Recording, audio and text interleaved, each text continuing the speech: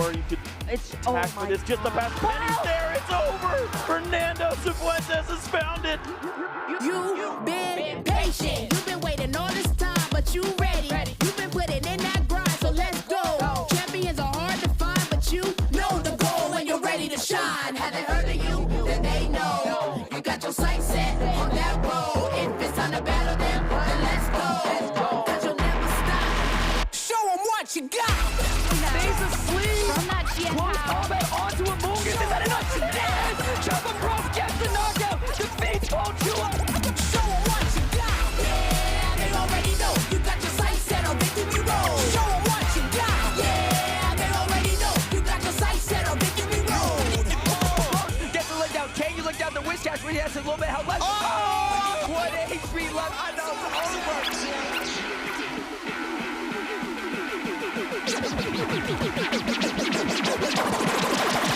Show them what you got. Yeah, they already know. You got your sights set on victory road. Show them what you got. Yeah, they already know. You got your sights set on victory road. Put your hands. Welcome back, trainers.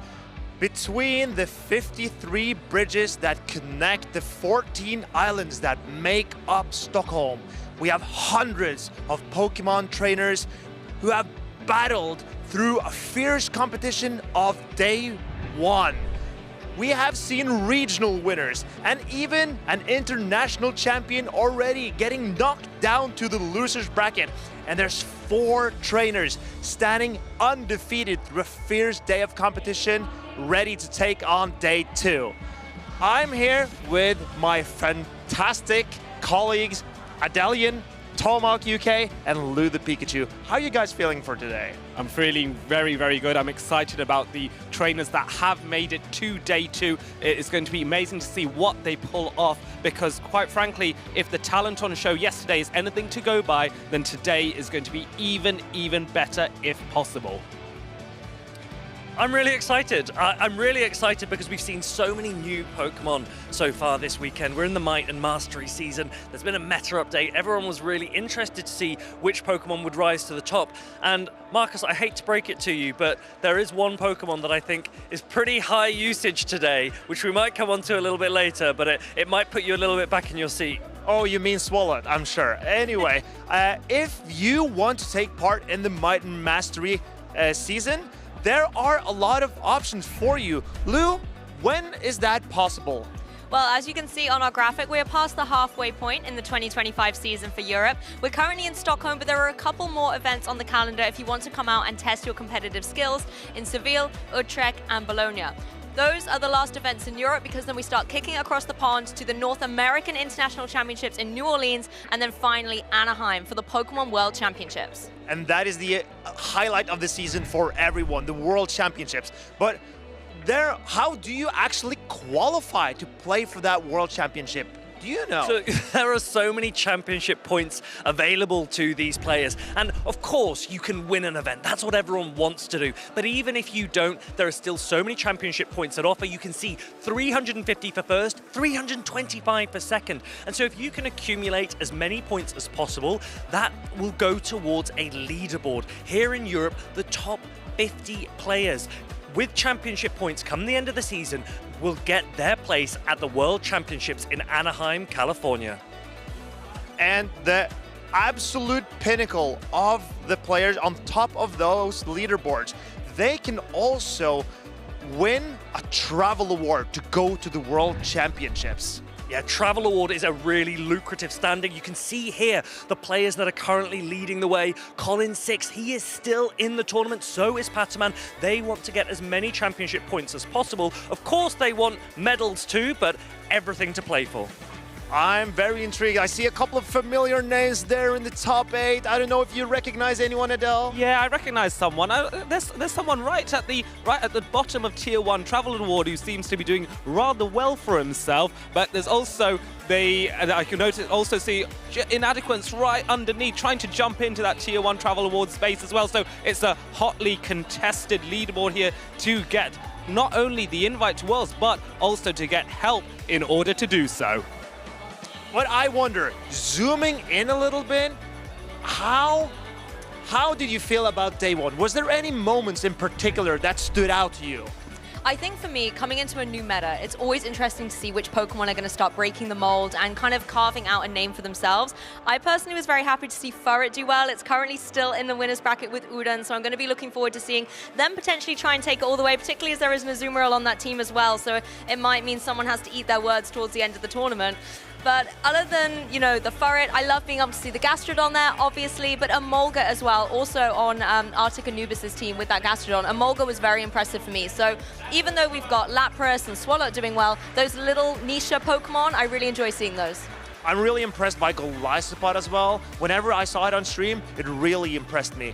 But we still haven't cemented our top cut entirely. There's still a losers finals from the groups that will have to be played before we finalize our top cut. We see Colin 6, the #1 ranked player on the EU leaderboard. He even lost a game yesterday. That's why he's in the loser bracket, but he still is in the competition. We're in one of those crazy situations where those players that are still on the winner's side, they know they have an advantage. They haven't dropped a game. We're in a double elimination format. That means you need to lose 2 matches in order to be knocked out. The problem is, once you lose one, look at the caliber of players that you still have to overcome in the loser's side. Yes, there's three trainers at least who have won regional championships or some kind of premier event. Colin 6, Pataman, Galaxkobolten, those 3 stand out as previous medal owners, but not to take anything away from the other 5 trainers, including Withered, who is only 14 years old, doing so well to get into this stage. I was so impressed by all of these trainers yesterday. Withered with his Swallow play, C. Leonardo with Shadow Pidgeot. The amount of Pokemon that is viable in the Might Mastery series, insane. I am enjoying the competition here so much. And we had a feeling some of these players were going to do well before this tournament. And I gotta say, one of the players that I had my eye on, he's still undefeated, and that's DanneWWW. But let's take a look at the Fantasy Caster Draft. Yeah, the Fantasy Draft is a really fun exercise that we always take part in at these regional events. We snake around one by one, picking the players that we think can do really well. And we're in a great position here where all of us still have a player in the race. But Adelian, I think you're leading the way. Yes, it's a rarity because normally, whenever I pick my 3, they seem to jinx them a little bit. But here I can see PvP David is still in the winner's side of the bracket, but also C. Leonardo on the loser's side, which I'm very pleased to see. But the other contenders, Danny, still in the winner's bracket as well. So Marcus has a good amount of potential there. And of course, let's take nothing away from Colin 6 and Pataman, because those 2 picks by both of you fabulous people, those trainers have already won so many accolades already. Take nothing away from them, they can pull it off. I believe you actually have all 3 of your caster picks still in the tournament, yes, with I do, Galaxkobolten also in the loser's bracket. Indeed. So you outdone yourself this time. Yeah, I don't know how I managed to pull this off, but thanks, folks. That was all on me, right? All on you. But what I want you viewers to be aware of is that if you want to follow all of the action, you go to Pokemon.com/broadcast and where you can follow everything that's going on. And just click on this link. This is not a link, is it? No, you can't click on this link, but try. If you have it available, try click this link, or else type it in manually and you can see everything that's going on with Pokemon. Now, we have so many things we want to show you from day one, so please take a look at this video.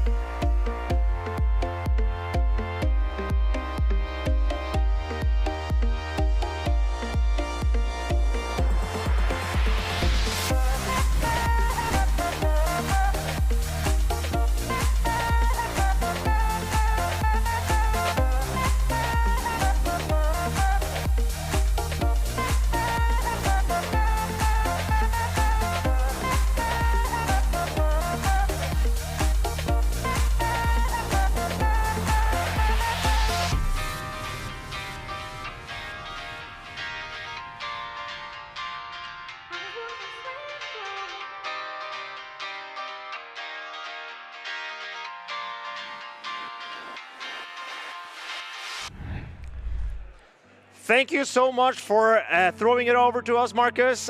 I'm Marcus, and this is Adele, and we're super happy to be here casting your first battles. Yes, I can't wait to see what these trainers will do. Bear in mind that there's going to be 4 trainers that are in the... Sorry, 8 pairs. Let's start again. 4 pairs, 8 trainers in the losers bracket that are going to be fighting their way into the top 8, and they're going to face off against some of the trainers from the winners bracket as well. So plenty of matches here, but we will end up crowning one regional champion today, later on today. So stay tuned because it is going to be amazing. I believe that the match we have coming up is an incredible one. First, let's take a look at the winners bracket, where Uden is facing off against Nickname. This German player Uden, he built a team together with Zweiles. Yes. UIC runner-up. And Zweiles has a tendency to do quite well. He is a master when it comes to team building, to get advice from your fellow trainers, especially a trainer of Zweiles' caliber, means that you are destined for success, I'm sure. The team is one thing, the trainer's the other, so take nothing away from Uden either. In my opinion, running a team of Zweiles is incredibly hard, but Uden, I believe he's ready for it. But also with the other matchup that we have here, we have PvP David versus DanneWWW. Yes. I'm going to just call him Danne from now, because the W's, they mess You can with just my assume stuff. that he'll get wins, right? Absolutely. He's done nothing else so far. Exactly. But that means we will definitely have a Swede in the winners finals of this tournament, because in winners semis, Danne against PvP David, both are Swedes. And that's amazing for those that are supporting local talent here. We love to see local trainers coming in and doing well at their home championships. So for Sweden, this is about pride. This is about doing well in your own city. Let's have a look at the Pokemon that were used in the tournament, because that gives us a feel of what is now hot and trending in Stockholm. So we can see that Cradilly is #1 in day 1, the most popular pick and a relatively new grass type. We didn't see much of it in the previous meta, but now Cradilly is the source. I have to correct you. It was the most popular pick in day 1. And I was surprised to see Azumarill be this popular in day 1, because I haven't seen Azumarill as one of the top contenders in this meta, but clearly... Do you not think... I'm sure, did you tweet No, did you say anything about I'm that? pretty sure Azumarill was not supposed to do well in this Oh, really? one. Oh, okay. But if we move on to look at day 2, I'm sure that Cradilly has dropped a little bit, and now there's only 4 out of the 12 teams in day 2 that actually has Cradilly. Yeah, that's still a respectable amount, but we can see that if we take away the most obvious pick, because Marcus isn't too keen on highlighting that for questionable reasons. I'm just going to say I'm fuming looking at Azumarill outperforming its day 1 usage. But I do want to highlight that the second most popular pick is a favorite of mine. This is the Shadow Sableye. This has come back into meta. I remember when Sableye was so popular, particularly in its purified format with Return as a second charge route. But now, thanks to the buff in Dazzling Gleam, giving Shadow Sableye some fairy-type coverage against opposing dark types, I can understand why it is so popular. Is there any other Pokemon that really stand out to you, Marcus, in your analysis? Obviously, Swalot, as my caster prediction to do well, is now on 5 out of 12 teams. So, and whenever we saw it on stream yesterday, it really impressed us. But so between Sableye, Swalot, and Cradilly, the absolutely new Pokemon, they are seeming to do very, very well. And I also want to highlight Adelian. Please. Because Sableye did not see that much usage in day 1. Yeah. But we see half of the teams in day 2 actually have the Sableye. Yes. So does that mean that Sableye could be incredible if it's piloted by very good trainers? Does that mean Sableye is hard to run, but if you run it, the potential is incredible? Yes, no, I can agree with that. I also think that Shadow Sableye is a Pokemon that can be quite challenging to get hold of if you don't have one ready to go, or you can't easily access one via a Team Go Rocket Grunt or a Team Go Rocket Leader. But for those that have had Shadow Sableye in the back, now is the time to get that out. If you don't have one, go and hunt them down from those Team Go Rocket Grunts or Leaders. Grab one. Use Foul Play and Dazzling Gleam to make it amazing, because I think this Pokemon is one to have. Absolutely, you're so right on that one. I also want to mention Lapras because it did not have that performance I expected from it. Like a third of the teams have it on day 2. Yeah, well, but I think Lapras will still be a Pokemon that we have to be wary of. You have to have some kind of guard against it, and certainly for Colin 6, he will have to do that because he is facing off against StrangehToP's Lapras here. Lapras looking pretty decent against a good amount of Colin's team as well, against the Swallow and the Talonflame. But Colin is the final boss, one of the strongest trainers in Europe. Rank 1 on the championship point leaderboard. Amazing team as well. Anything stand out to you that you like? Obviously the Swallow. I can talk all day about the Swallow. And I guess Azumarill does, like, it's a thick bunny and it does thick bunny things. Azumarill does some Azumarill things. Got it. Right, exactly. I'm noting this down. Yeah, just take all the notes so you can take this with you into your next tournament. Then we see Azumarill on the other side as well. I guess I'm gonna have to let my Swallow favorite go. No, you know what? It doesn't matter to me who wins this. But let me ask a question. So looking at a Pokemon I want to highlight right now on StrangehToP's side is Jumpluff, or it's the Shadow Jumpluff. But notice it's not running Energy Ball, which is in the past what Jumpluff would typically run. Now it's running the double flying type moveset with Aerial Ace and Acrobatics. And there's no other grass-type coverage on StrangehToP's team. I'm curious as to why that is, but we'll find out very soon if there is an advantage here as Clodsire from StrangehToP's side takes off against Cradilly on Colin 6's side. This is typically a winning matchup for Clodsire, and you see Colin swapping immediately. That would lead StrangehToP to believe Colin has a better answer to the Clodsire in the back, and StrangehToP answers the Azumarill with his own Lapras. Yes, I like the fact that StrangehToP used Clodsire to get a few poison stings off, get the energy as well as weaken Azumarill, which does take super effective damage from poison type attacks, and now bringing the Lapras, which while it will not be able to threaten all that much with its charge attacks, Psywave is an intensely powerful fast attack in terms of dealing damage, and is going to chip away at this Azumarill along with the Sparkling Aria. Colin responding with a Play Rough to try and weaken Lapras back. I wonder if StrangehToP thinks that he doesn't need switch advantage, or if he doesn't care about switch advantage. Is he just planning to expend his Lapras against this Azumarill so that it doesn't have to face up against Cradilly? Yeah, that would make sense because Lapras, with now running Psywave rather than Ice Shard in the past, it means that it's going to have less utility. But, oh, there's a lovely catch here. Cradilly is able to take the Sparkling Aria, but Sparkling Aria is going to do neutral damage to this Grass and Rock type. Well, this energy is more valuable into the Rock and Grass type Cradilly than into the Azumarill, but Colin decides that the energy on the Azumarill is more valuable than the health points on the Cradilly. Yeah, so now Colin 6 has to take an Earthquake, which deals neutral damage to the Grass and Rock type Cradilly. Cradilly now responding with a Grass Knot here again, with Clodsire being a poison and a ground type Pokemon. Grass type attacks are going to do neutral damage back, but Clodsire's bulk is so respectable, it can take a Grass Knot easily. I'm curious as to what StrangehToP's plan here is, because I can see there is a Shadow Sableye in the back for StrangehToP, and there's a Guzzlord in the back for Colin 6. If StrangehToP does not manage to strip away the shields of Colin, that Guzzlord looks incredible in the back. Yes, and neither trainer knows what those final Pokemon are, so it's going to be down to a prediction game. Now StrangehToP knows that Guzzlord is there, but this is problematic because Guzzlord is able to Dragon Tail down Shadow Sableye here. StrangehToP needs to try and bait and tease those shields away from Colin 6 as soon as possible. Going for the first foul play in order to draw a shield does get a successful bait here.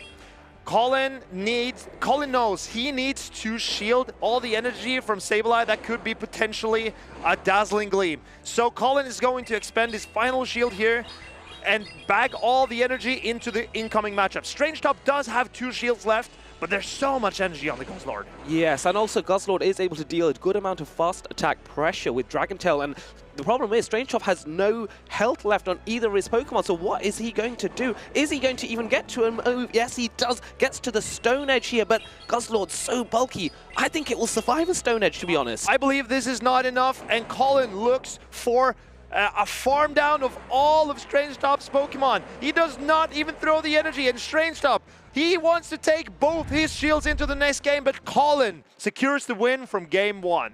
Very impressive, and it goes to show for those of you watching at home or in the stands at the moment that shields and managing your shield usage is a real skill here, but there is a risk if you are too conservative with not using your shields enough. You may get into a situation where you are pressured by a Pokemon that has a high damage fast type attack, like the Guzzlord with Dragon Tail, where your shields are suddenly not going to do very much. You're just going to get farmed down. So I think that's what happened with StrangehToP here, and he has to be more careful and use his shields a bit more. I think that the strategy from StrangehToP was to use the shields on his most fragile Pokemon, the Sableye. Yes. But in the end, Sableye was so fragile that it didn't even have a chance to use the shields because it got farmed down by the Guzzlord. So maybe if you're StrangehToP, if you shield the Lapras or if you shield the Clodsire, maybe you get more out of those Pokemon because... And then you maybe get to threaten the shields from Colin. And yes, that is what is needed. Yeah, because Azumarill on Colin's side did land a play rough onto StrangehToP's Lapras, which did a respectable amount of damage. That would have been something worth shielding there. So you are right. And the Cradily also landed a Grass Knot on the Clodsire, making so that the Clodsire could not get to 2 charge attacks against the Guzzlord. Yes. Because if Clodsire could have gotten to more charge attacks against the Guzzlord, yes, then he would be able to take it out. So yes, preserving health on your bulky Pokemon is also sometimes a way to success. Yes, agreed. Absolutely agreed here. And so StrangehToP now has to rejig, rethink, because bear in mind that these trainers are both in the losers bracket. So if one of them does lose, and unfortunately one will have to, they will get knocked out of the tournament at this stage. And it's a bit of a shame because both these trainers are so talented, such lovely people, and so skilled that it's a shame to see either one of them go. So they're both going for it. Now, Azumarill from Colin 6 faces off against Lapras from StrangehToP.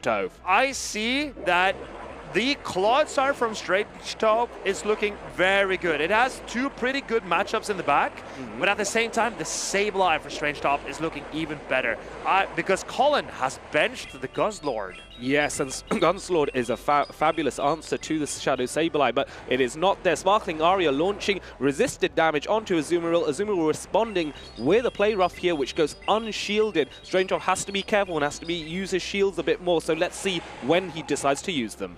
In my opinion, the way you play this as the Lapras is you build up a lot of energy, you allow the Azumarill to throw another play rough, and then you bag the energy on, you bag a lot of energy on the Lapras, and then you swap into your Sableye, in my opinion. And then you save your shields for the Sableye in this occasion. Yes, I like this idea. Because at this range as well, with Azumarill being relatively low on health, even though Shadow Sableye has a type disadvantage against Azumarill and the play rough threatens, at this point, the Shadow Sableye would be able to use Shadow Claws in order to take out Azumarill. So let's see what StrangehToP does. Is he going to just weaken this Azumarill a bit more and then let Lapras go? Let's see what the next play is. Oh no, another Sparkling Aria comes through instead. StrangehToP wants switch advantage, but is this the play that he should go for? Maybe. I think StrangehToP wants Sableye in a good position, but what is a good position here? Can he come in Sableye into this Cradily? I think not. Yeah, considering Cradily has just had 2 Bullet Seeds worth of energy, whereas I think StrangehToP was hoping to only have 1 Bullet Seed before his Lapras got knocked out. This is not ideal. Bringing the Sableye in anyway, hoping to use the fact that Foul Play paces so quickly compared to Cradily's Rock Tomb that will prove an advantage. But the Rock Tomb is now coming in, and this is guaranteed debuff. No shield on Sableye! I believe StrangehToP is expecting another Guzzlord in the back, and that's why he decided to come in with Sableye into the Cradily instead of going in with a Clodsire. Yes, but this is actually going to work out, hopefully, because Clodsire does have an advantageous matchup against the opponent, against Colin 6's Swalot. Swalot has the ability to threaten with an Ice Beam, but Clodsire is so bulky that here comes the Swalot, and now when is StrangehToP going to go for the Clodsire? Farms up and now brings in Clodsire here. This is looking pretty good for StrangehToP right now. In my opinion, it's deviously looking good because Colin 6's Swalot has a better better time against the Clodsire than you'd believe. Look at the Ice Beams. It does a lot of damage, and Swalot is throwing super effective mud shots. Yeah, and that chip damage is going to help add to things, because that means now 2 Ice Beams plus the mud shot chip damage from Swalot is threatening the knockout on the Clodsire. Shield coming out, Colin 6 making the right call to use his shield to protect against that Earthquake here. This is looking tricky now. Ice Beam is threatening, and StrangehToP is going to have to use his final shield. Let me tell you, Clodsire does not make 2 Earthquakes against Swalot in the zero shield scenario. So it's a great decision for Colin. Oh, and we get a catch! Amazing catch, and that Earthquake is mitigated onto the Cradilly now. Cradilly is able to tank this, especially with it being the undercharge, but a really good undercharge, again some extra farm on the Clodsire here. But what is StrangehToP going to do? Is he going to swap the save? Yes, he does, going for the foul play here. Is Colin 6 going to shield, because Swalot does survive this? Colin knows that he needs to save his shield for a potential Earthquake, but he does not. He has lost track of Sableye energy. He needs to shield this. Colin needs to take out the Sableye and Ice Beam the Clodsire before he can get to an Earthquake. Can he get there? It's going to be so difficult to do that. It's so close. Going for the Sludge One. We're hoping that Sludge One will be enough to knock out. And then is there enough energy on Swalot to land the Ice Beam straight away? It's going to be close. Has Colin made the calculations? Has he shaking his head. Colin is getting to the Ice Beam. Will this be enough to take out the Clodsire? Clodsire, one of the bulkiest Pokemon, but it is a super effective attack. Enough. It is enough. Clodsire goes down. Swalot is the victor, and Colin 6 is able to advance into this tournament. Incredible display by both of these trainers. I wonder how Colin planned after watching his Guzzlord winning the game in Game 1. What was he thinking Game 2, putting it on the bench? It turned out to be the winning play, even though it won him the game in Game 1. Leave it on the bench Game 2 and put the pressure on with a Swalot. Yes, he did very well. It just goes to show Colin is the final boss. He always finds a way to win. He is such a good trainer and is very worthy that he is ranked 1 on the European Championship point leaderboard currently. We saw this from Colin yesterday as well. Colin is an expert at using his entire team. We saw him yesterday. When he won Game 1, he swapped out 2 of those Pokemon that won him the game in Game 1. So he's just using his entire team in all games. Yes, and this unpredictability is quite a nice thing for Colin 6, because it means that trainers that are facing him are less likely to be able to guess what his team is going to be. And sometimes, as long as you have multiple ways to build a team of 3 within your team of 6, and they all have some kind of tactical mastery in play, then this is something that, in my view, separates good trainers from great trainers, where they're able to do this and sort of bamboozle their opponents a little bit. I'm very impressed to see Colin 6's play. I have seen from the games I've seen from Colin, he's brought all 5 out of his 6 Pokemon. I have not seen him run the Malamar just yet. Yeah, maybe Malamar was not apt here against StrangehToP with the Sableye and Shadow Drapion here, but this was a fabulous catch here on the Azumarill. You can see StrangehToP nodding, thinking, yeah, that was a really good play. I also love how the camaraderie between these 2 trainers, they were taking a selfie before they started their battle, because it's a momentous occasion. You're playing 2 great trainers playing against each other. You're facing the final boss. StrangehToP, no stranger to these kinds of tournaments, playing so well, and it's a credit to him to get so far. I know many in his community will be very proud of how far he has come. I know StrangehToP is itching to get that top cup placement. He has gone to several regionals and he's finished just outside so many times, but he had a great run in Worlds in Hawaii, and I believe that StrangehToP, all he needs to do is put in that consistency. If he gets that consistency, he has some great top performances, and then sadly sometimes he misses out. I think Pokemon is a mental game. You need to be prepared and calm and collected, and make sure that your preparations are optimal. And I believe StrangehToP will eventually get that top cut. Yes, practice makes perfect. He's a fantastic trainer. I played against him in the European International Championships only last month in London. Sadly, that did not go very well for me, but it went very well for StrangehToP, and he is a great individual, a great human being, and a trainer that I would love to see get even more success. And I'll see him on day 2, a one-time tournament in the future, maybe one day a medal to his name. Talking about day 2 players, we see Pokémon facing off against IbiQer. Yes, this is battle. Pokémon, the defending EUIC champion, only last month winning a trophy and having the accolades of not just, it's not a regional, it's an international champion, a titan in the scene and a young talent as well. He has demonstrated his talent from a very youthful age, and he's still got so much to show to the play Pokemon scene. Teams here, your Swalot is still in there. Swalot is making waves here in Stockholm. And I gotta say, I think that this throwdown, this battle between these two players, I think IbiQer is also from Spain. I could be wrong about that.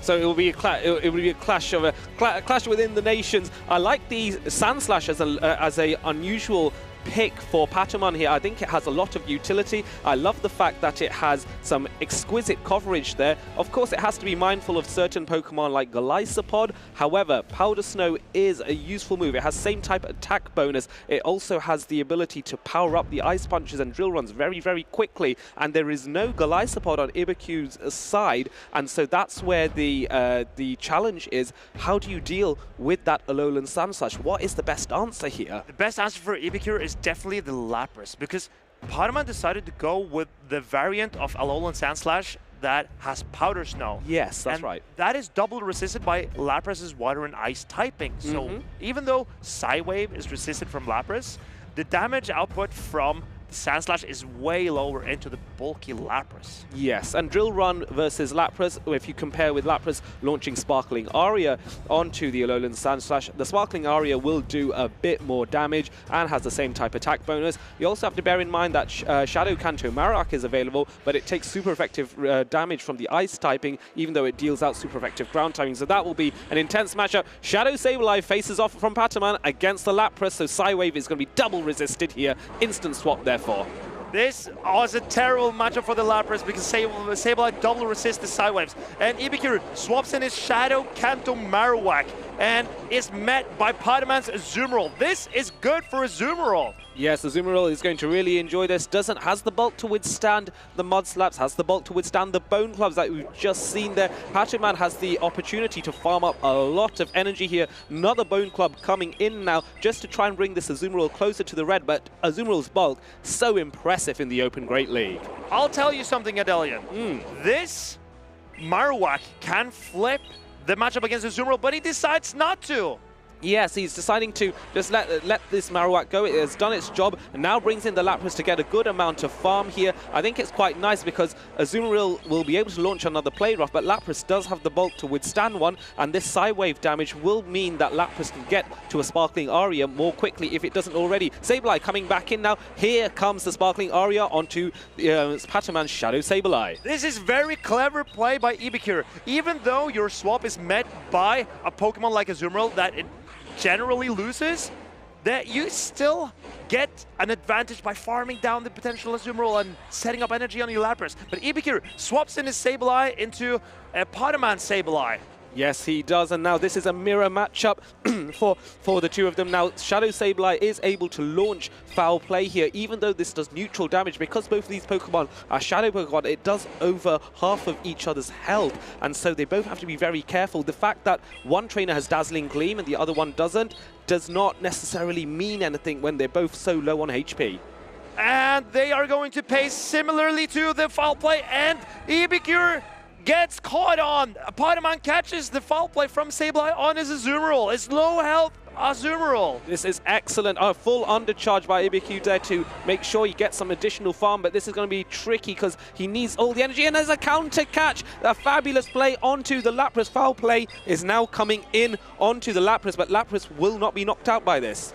But is this better for IbiQer though? Because the Psywaves are not doing enough. Sableye will get the farm down and IbiQer does not reach the Sparkling Aria. Yeah, that's going to be so tricky. Unfortunately, Patamon, the catch, while it was a clever idea and had to be done, Patamon recognized that and goes, all right, I'm just going to farm on your Lapras then, no problem at all, and gets the knockout, which means Patamon takes the first game against IbiQ here. In my opinion, I believe IbiQer should have saved his Lapras. Of course, he didn't know what was in the back. Patamon won this game even without showing the Shadow, the Final Pokemon. yeah, the Alolan Sandslash. Yes. It wasn't even shown. And that's Spider-Man won this game just off of Azumarill and Shadow Sableye. I mean, he is the EUIC champion for a reason. He does have the talent to do exactly that, but it is problematic for IbiQ now because IbiQ won't be able to think what were the 3 Pokemon that my opponent used because he doesn't know that third Pokemon's information. It's harder to build patterns going into Game 2 without that knowledge now. So this is going to be an uphill struggle against one of the best trainers in Europe. I want to see IbiQer bring that Swalot. Spider-Man leaning onto the Azumarill. Please, just let us see the Swalot. Take out the Azumarill. That is what we want here, trainers. Is it not? Well, Swalot does have play here, but I think the problem for IbiQ is that he is fearful of the Alolan Sandslash. He is also fearful of the Shadow Sableye because Sableye, being a ghost type, resists the poison type damage of Sludge, and that means Swalot would have to rely on Ice Beam. That is going to be so tricky. So it's a risk. It might be worth the risk, but nonetheless, it is still a risk. Very interesting to see IbiQer play the Shadow Kanto Marowak as a safe swap, but I guess it makes sense. Spider-Man does not have the clearest response to the Kanto Marowak outside of the Jump Bluff. Yes, but then there's 2 water types on Pataman's team now. Sorry, not water types, there's an ice and water type, and that's the concern. Going now for the Shadow Kanto in the lead, which is quite nicely because it's going to do respectable fast attack pressure onto the Shadow Sableye. I believe that the Kanto Marowak needs to start shielding eventually here. Yes, absolutely. Shielding is absolutely necessary because those foul plays do come quickly, they do high damage, and they are boosted by Shadow Sableye's Shadow boosted power, quite frankly. Now going for another Mudslap. Excellent timing on IbiQ to get the first Bone Club off, which will mean a shield is now lost on Pataman's side as well. Both of these trainers are down a shield already. And this will be very interesting to see if IbiQ decides to shield his Shadow Kanto Marowak here, because he has a Shadow Sableye of his own. Yes, I believe that saving this shield is the correct play for IbiQ. Will Spider-Man double shield his Shadow Sableye? He can get a juicy farm down here. It will get a really lovely farm down, but there is a risk there. If you do go 2 shields down early on, you might need that shield later on. 1 bubble comes in from Pataman's Azumarill, which gives a little bit of extra energy. Facing off against the Lapras now, which is looking good for Lapras here. Psywave putting a lot of pressure onto the Azumarill over time. In my opinion, this is what Spider-Man wants to see, because he wants to keep his Sandslash away from this Lapras. And IbiQ needs to... I don't know what he needs to do, because this Sandslash is looking very safe for Spider-Man if this Lapras gets whittled low. I think the play here would be for Lapras to weaken this Azumarill sufficiently that it could potentially get a farm down with Sableye and get enough energy to always be ahead on energy than Pataman's Alolan Sandslash. So I think that might be the potential play here. IbiQ letting the second play rough go through, but now really the Lapras is really low. Sparkling Aria coming in to weaken this Azumarill. At what point will IbiQ switch? That's the question. I hope he switches now. This is what we want to see. Sableye swap from... Oh, and Spider-Man reads into the switch, but IbiQ stays in. Yes, he stays in because he wants to get that Sparkling Aria off and weaken the Alolan Sandslash. And now you bring in your Sableye and use Shadow Claw and Foul Play to take it down. But this is an uphill battle because Sandslash has energy now and will be able to get a drill run off first. And IbiQ has to respect the damage that it does to a Shadow Sableye. Yes, Shadow Sableye is very fragile, but it took that damage pretty well. I believe that Sableye is looking poised to actually farm this Sandslash down. Yes, I mean, this foul play is going to take out the final shield of Pataman if Pato chooses to use it. No, choosing to let it go and putting it all on his final Pokemon, which is the Azumarill. I do like this play because Azumarill does have the bulk to withstand the damage from Shadow Sableye a little bit more, but it's so low that now foul play, resisted though it is enough to potentially knock out. Can IbiQ make another foul play? I believe he can, and this foul play will win the game for IbiQ against Pataman. What a amazing display here to bounce back with limited information in Game 1. IbiQ, though, able to fight back against Pataman here and win a matchup against the defending EUIC champion. That is impressive in itself. Incredible play by IbiQ. He trusted in the Sableye, Pokémon read into the play that I wanted IbiQer to make. And if IbiQer actually followed my advice, I think he loses that game. He stays in with the Lapras. And gets gets the Sparkling Aria onto the on the Sandslash, and that weakens Sandslash enough that the foul plays and the Shadow Claws from Shadow Sableye were starting to be more threatening at that point. So yeah, fantastic play here. IbiQ, the pride of all the trainers that are watching in the stands, that are rooting from the stands and from Poland, and then Patuman has the Spanish backing him. They're so excited to see all these trainers do so well. This is a closely fought battle. One of these trainers sadly is going to be knocked out of the competition. Patuman wants even more championship points. He wants that accolade to be the next. Imagine winning a regional after winning an IC as well. How crazy would that be to have back-to-back victories at high levels of competition? I spoke to Patuman yesterday. He said, I'm going to go out quick from this tournament.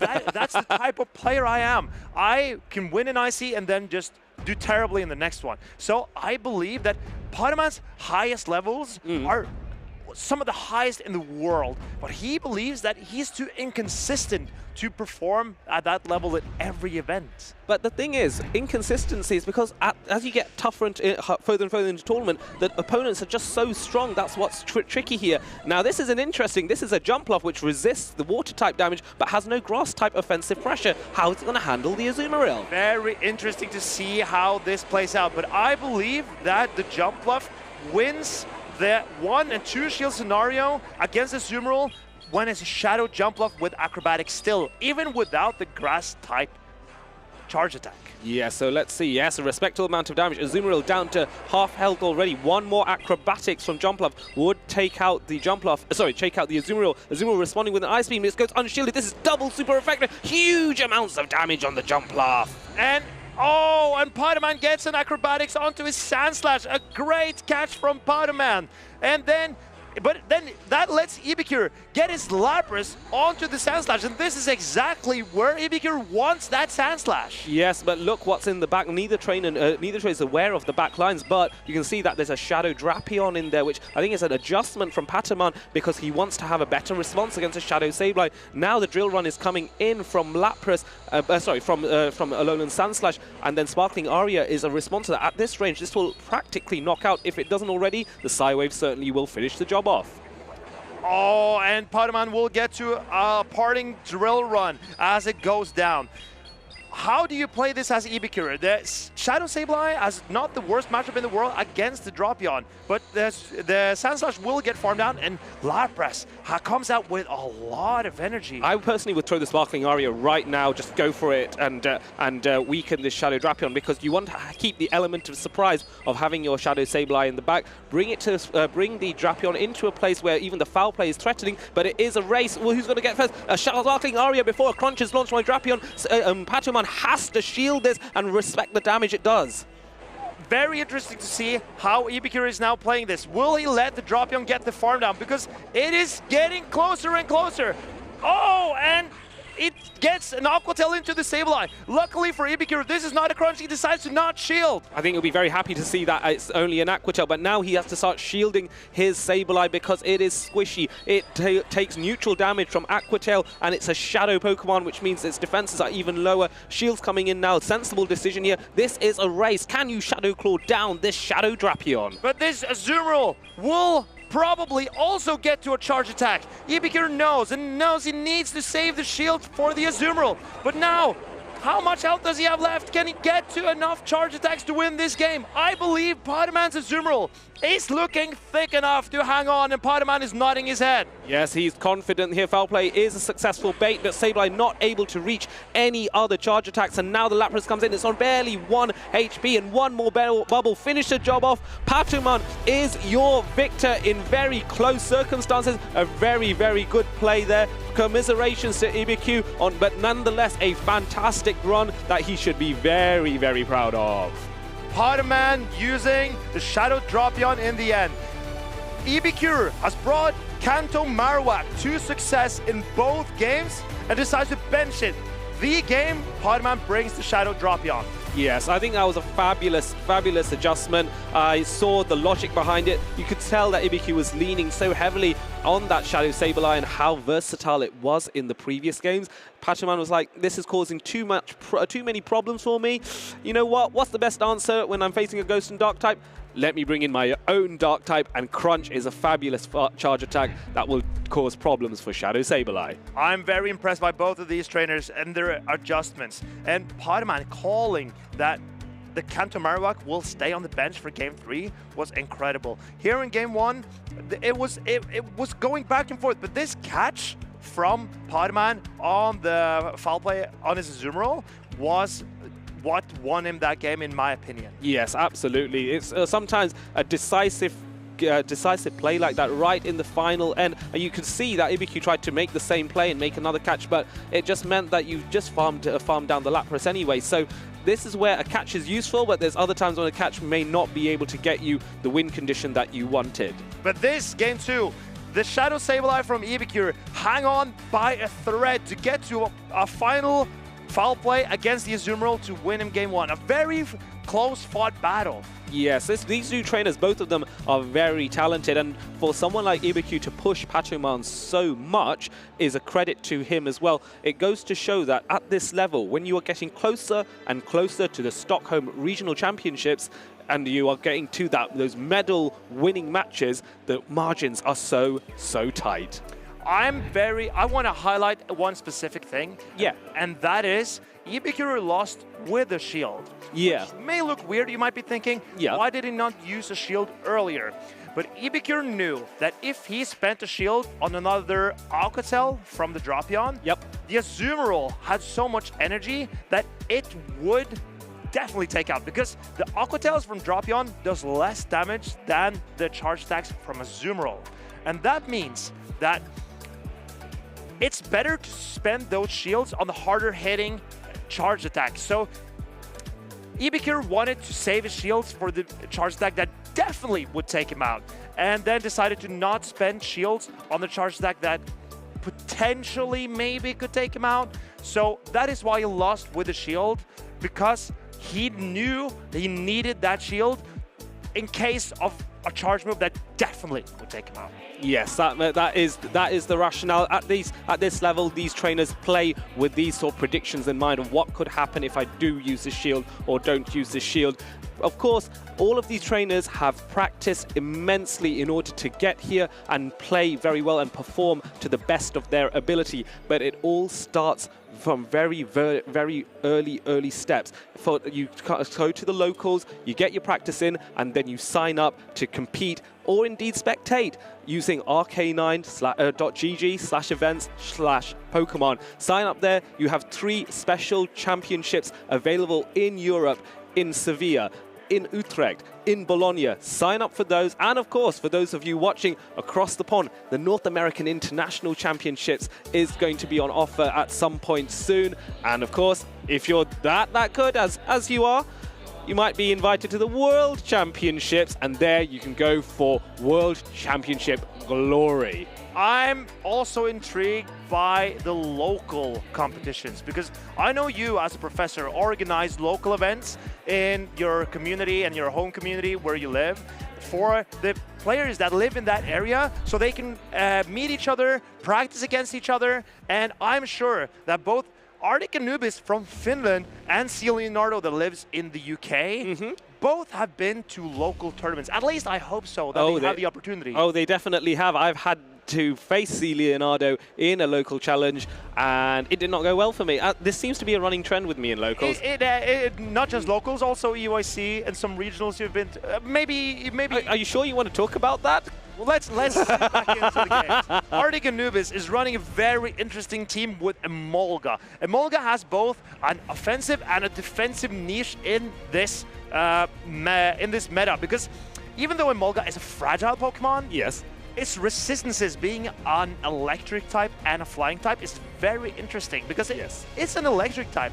that resists ground type damage, and that is very rare in Pokemon. Oh yes, that means that there's no weakness that can be garnered from its electric typing, which means if you are facing against an Emolga, you must target its flying type weaknesses. It has a weakness to ice and rock and takes neutral damage from electric types, but as you said, Marcus, Emolga is a little bit on the frail side. Its defenses are not the best, and that's where it struggles against high fast attack pressure. And on the side of C. Leonardo, there are Pokemon that can generate some fast attack pressure. The Spiritomb with Sucker Punch, fantastic fast attack. Pidgeot with Gust does a lot of damage, but doesn't really like electric type attack, so maybe not the one against the Emolga. Emolga will be able to completely wall off that energy from Pidgeot, but as we mentioned, Emolga is a little bit frail. So a Brave Bird from Shadow Pidgeot, I believe, will still chunk the Emolga very hard. Oh yes, if you are in a pinch and you're in a no-shield scenario and you see Emolga versus Pidgeot, still the Brave Bird is going to be problematic. But the Shadow Pidgeot is an unusual Pokemon. I think the last time we saw it on a regional stream was perhaps Dunebug piloting it to success in the last season, unless I've missed a regional where someone else played with it. But Shadow Pidgeot is a fabulous Pokemon, very spicy, very different, but gives some fabulous coverage. And I think C. Leonardo's team is very unique. He has the Registeel. That was my caster prediction to do well. Yeah. And with a moveset that I prefer on Registeel in this meta with double cannons, Flash Cannon and Zap Cannon. Why no more Focus Blast? Because I thought it was the staple for a while. Why do we not want to use it? What targets do you have for Focus Blast right now? Yes, it's the Sand Slash, and yes, it's the Guzzlord. But you usually win those matchups anyway. Yeah, and with Flash Cannon for sure, because Flash Cannon does neutral damage on Alolan Sand Slash and Guzzlord, and you might as well get to two and then knock that with those two Pokemon out. Is that the rationale you're going for? Yeah, but you know what? Sand Slash might be tougher for Registeel without the Focus Blast. I have to admit that. But we will see the superior from Arctic Anubis into the Shadow Pidgeot for C. Leonardo. This is not where you want to see the superior for Arctic Anubis. And here comes Clodsire in response to that, responding to with Claydol. Claydol is really, really strong into Clodsire. This is looking so good with C. Leonardo already. And this Claydol really wants to see this Clodsire. Claydol, it has the Ice Beam and it has the Rock Tomb. This energy goes everywhere into our Arctic Anubis' team. And I expect C. Leonardo to recognize that he will be able to farm this Clodsire quite a bit, going for the Rock Tomb here, which I think is clever, because what that's going to do is it's resisted damage, but it is going to lower the attack of Clodsire, which means the next Earthquake may not threaten Claydol quite as much. And that allows Claydol to build up more energy, and that energy it can take on into the incoming matchup to threaten the Pokemon coming in. Yes, that's absolutely right. And even more so, it means that his opponent doesn't get as much farm down as well. Arctic Anubis recognizing that he wants to give maximum farm to the Serperior and therefore does not attack with Clodsire, but Serperior has to take an Ice Beam here. Incredibly heads-up play by Arctic Anubis. He wants more farm on his Serperior to be able to... Oh, and he goes in with the Emolga. Can he get the farm down? He gets the farm down on Emolga on a ground type. That is incredible. What an amazing play to get some energy on Emolga here, but facing off against the Cradily, a Pokemon that is going to be an answer to Emolga, but Cradily has to respect the acrobatics. C. Leonardo makes the right call. In my opinion, Arctic Anubis should have baited the discharge here, because not getting debuffed yet, it's an obvious shield for C. Leonardo. And, this is looking tough for Arctic Anubis. The Emolga has to pull this out for him. Can Emolga do that? Yes, it's going to be close. Another Rock Tomb coming in. This time C. Leonardo throwing on bad timing, but that's because he's so confident that giving an extra Thunder Shock to Emolga isn't going to be crucial here. Second debuff on the attack. Now the acrobatics coming too, but Cradily can survive this. No shield. C. Leonardo is so confident right now. Double debuffed acrobatics doesn't even do half health to the Cradily. This is the amazing thing with Rock Tomb and the debuffs here. Now a discharge coming in because Arctic Anubis recognizing that Emolga may get knocked out very soon. Discharge, and no shield. No shields. And there will be a Rock Tomb. Arctic Anubis, he can tell that this was not what he wanted from this play.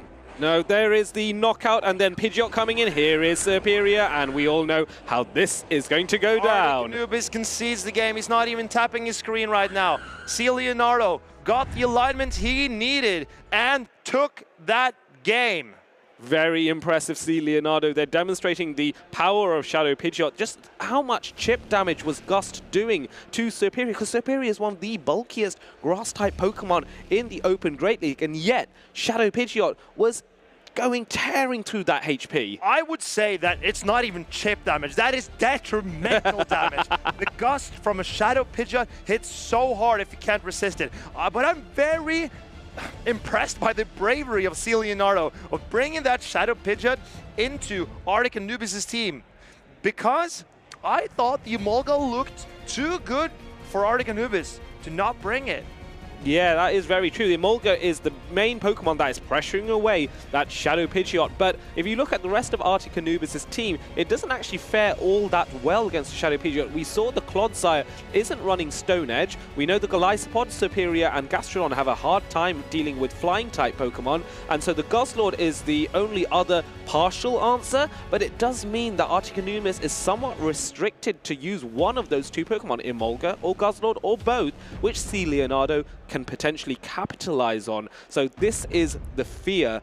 Arctic Anubis is in a tricky situation. I think Arctic Anubis should lean into the Guzzlord. You need to take a risk now. Yes, it's not the best, obviously, into Azumarill or Registeel, but the Emolga is pretty good into both of those two. So if you can pair the Emolga and the Guzzlord together, then I believe that Arctic Anubis has a better shot at winning this game. And this is the demonstration for those of you watching at home of what Marcus is talking about. This is a core of 2 Pokemon out of your 6 that have excellent or good coverage against the opposing Pokemon's team of 6 if played correctly. So let's see, Pidgeot coming in now. Serperior once again. Arctic Anubis is not happy to see this. This is twice in a row now. And both players are going for the same strategy in each game. C. Leonardo has only one real answer to the Serperior. It is the Shadow Pidgeot, and he gets it on Arctic Anubis' Serperior.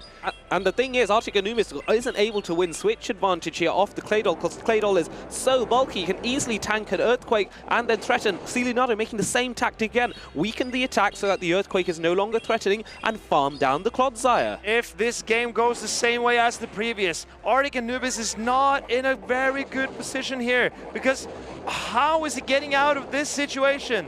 Oh, it's going to be so tough. Oh, he has to try and do something differently, but what? This is a classic example of team reads being made excellently well by C. Leonardo, a titan in the grassroots circuit, demonstrating how good he is here in Pokemon as well, knowing what his opponent's going to run. Rock Tomb coming in, which at this range does knock out the Clodsire. And Arctic Anubis decides to try to farm down the ground-type Claydol with the electric-type Emolga. What is going on here? Well, he has to get farmed somehow, so I appreciate the attempt here to get that tactic, but now you need to spend a shield on this Rock Tomb. Yes, and that was the not less than ideal scenario, because now there's a debuff. I suppose the only thing that Emolga can do is swap out at this point in order to clear the debuffs. No, going for the acrobatics. Let's use a bit of energy, because Emolga was already on maximum energy here. A shield to respect the, albeit debuffed, acrobatics. I'm very interested to see how Arctic Anubis plays this, because C. Leonardo does not have fast attack pressure into this Emolga. No. So relying on this Emolga up shields to do well for him is how I would play this as well. And he managed to catch the Rock Tomb. Incredible play by Arctic Anubis, and C. Leonardo shaking his head. Yes, I saw that Arctic Anubis was going to make a try for that. That seemed like the play, but now Pidgeot can potentially come in, but Cradilly is going to get another Rock Tomb ready, and then now he's going to swap into the Pidgeot, which can farm down the Serperior here. Serperior is going to respond with Aerial Ace, but this does neutral damage to Shadow Pidgeot. I'm very curious to see how C. Leonardo decides to play this endgame, because this is a debuffed Serperior. He's going to farm down the Serperior with his Pidgeot. I'm not sure whether this was the right idea to do some more damage with the Frenzy Plant, because it would have given, if Pidgeot had more health, that's more farm for the... Oh, and now Emolga swapping in to try and get the farm down here. C. Leonardo responding, recognizing this might happen, goes for the Brave Bird, I believe. And this Brave Bird is knocking out the Emolga, and that's a good game for C. Leonardo. And Arctic Anubis, he is knocked out of the tournament.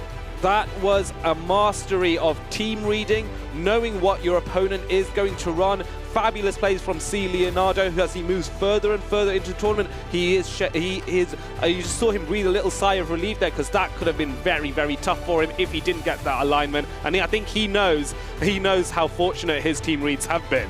But I think that Arctic Anubis could have made it closer if he decides to throw the discharge immediately into the Pidgeot, because that would have taken out all the energy from that Pidgeot. But at the same time, the Cradley built up so much energy that if Emolga did not leave Pidgeot, that Pidgeot matchup, and go into the Cradley with some amount of energy already, it would get outpaced. Yeah, I mean, there are some matchups that you can try and wiggle your way out of if you're a particularly good player, but I think when you're playing against C. Leonardo and he has the perfect alignment, Pidgeot into Serperior, Claydol into Clodsire, and has the knowledge to know that he can go for the Rock Tomb and get additional farm as well, I think everything that C. Leonardo did was a tactical mastery and demonstration of just how much thought can go into these battles.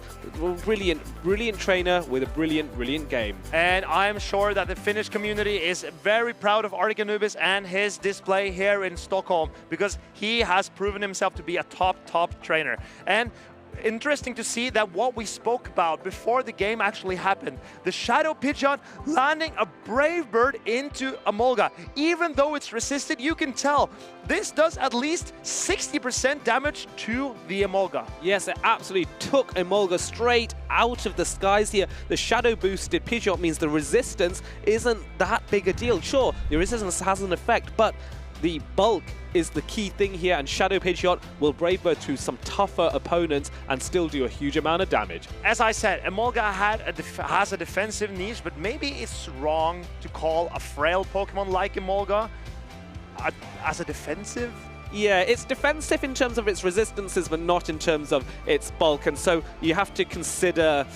yeah, exactly. Like, maybe a Mud Bomb. Maybe you can handle a Mud Bomb out push. Maybe, but not a Brave Bird from a Shadow Pidgeot. Definitely that not. Move hits so hard, no matter what it goes in. Yes, I'm not looking forward to that. You know what Arctic Anubis could have done? He could have borrowed C. Leonardo's Registeel for that one.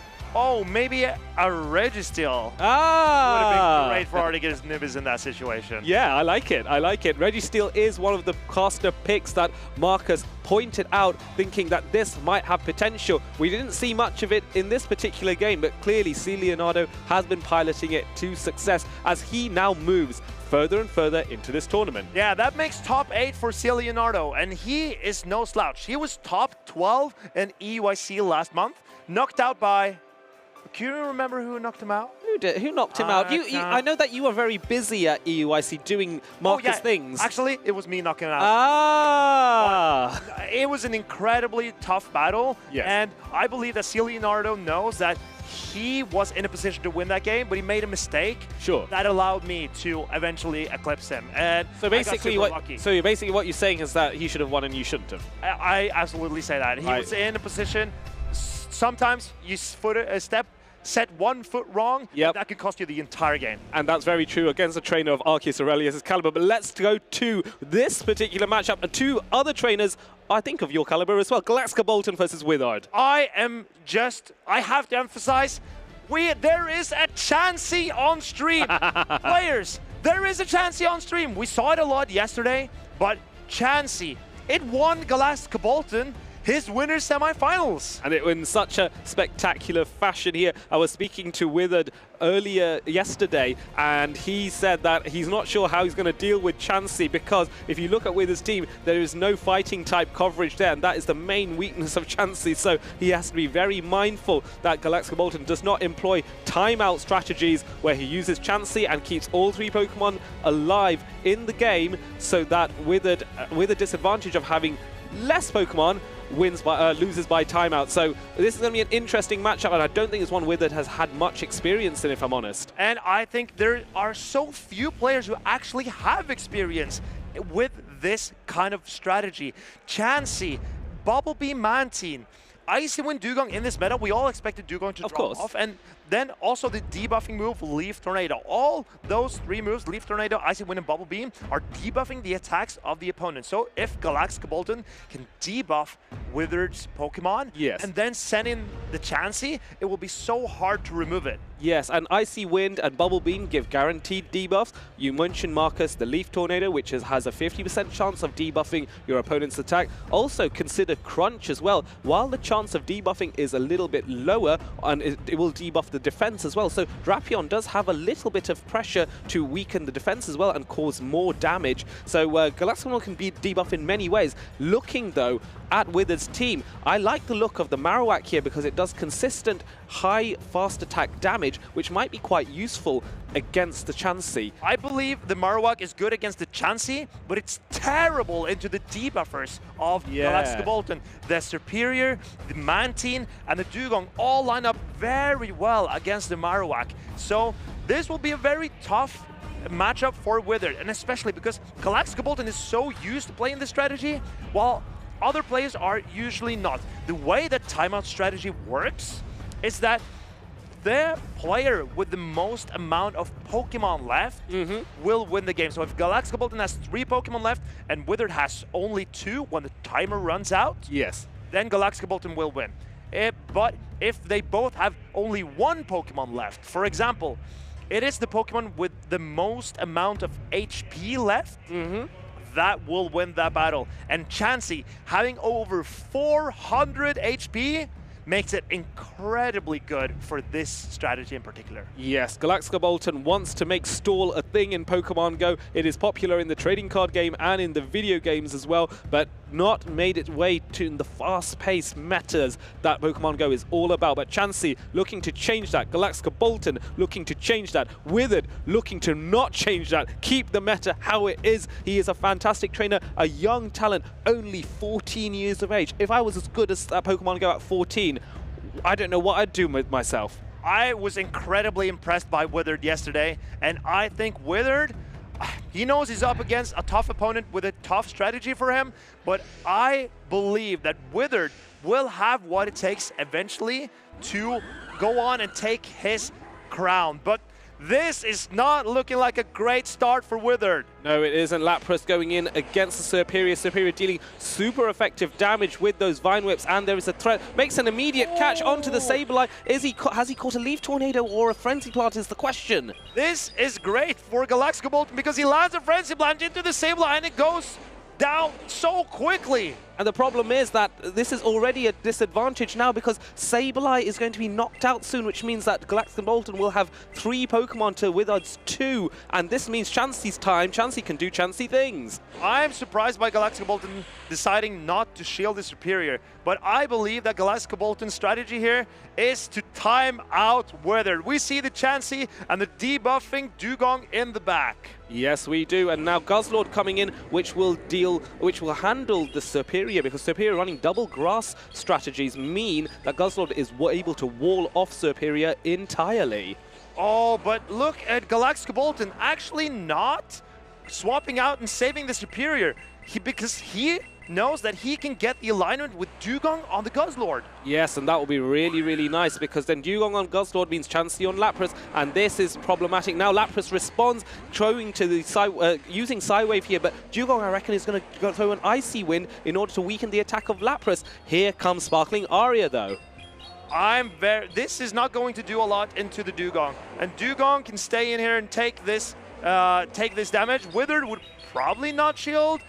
No, he won't. And this damage sets up Chansey to just come in and do what it does best. Tank moves just last all day. Just look at how little damage Chansey is taking from those Psywaves. Let's take a look at Sparkling Aria. It is an improved attack that Lapras has. Just barely bounces off the pink of Chansey. Chansey unfazed. Another Sparkling Aria coming in now. Let's try weaken this Chansey even more, but it's going to take several Sparkling Aria to take out this Chansey. And what has been an incredible improvement, an unlikely improvement for Chansey, is it's the new and improved Dazzling Gleam, because it got cheaper and it still hits double super effective against the Guzzlord.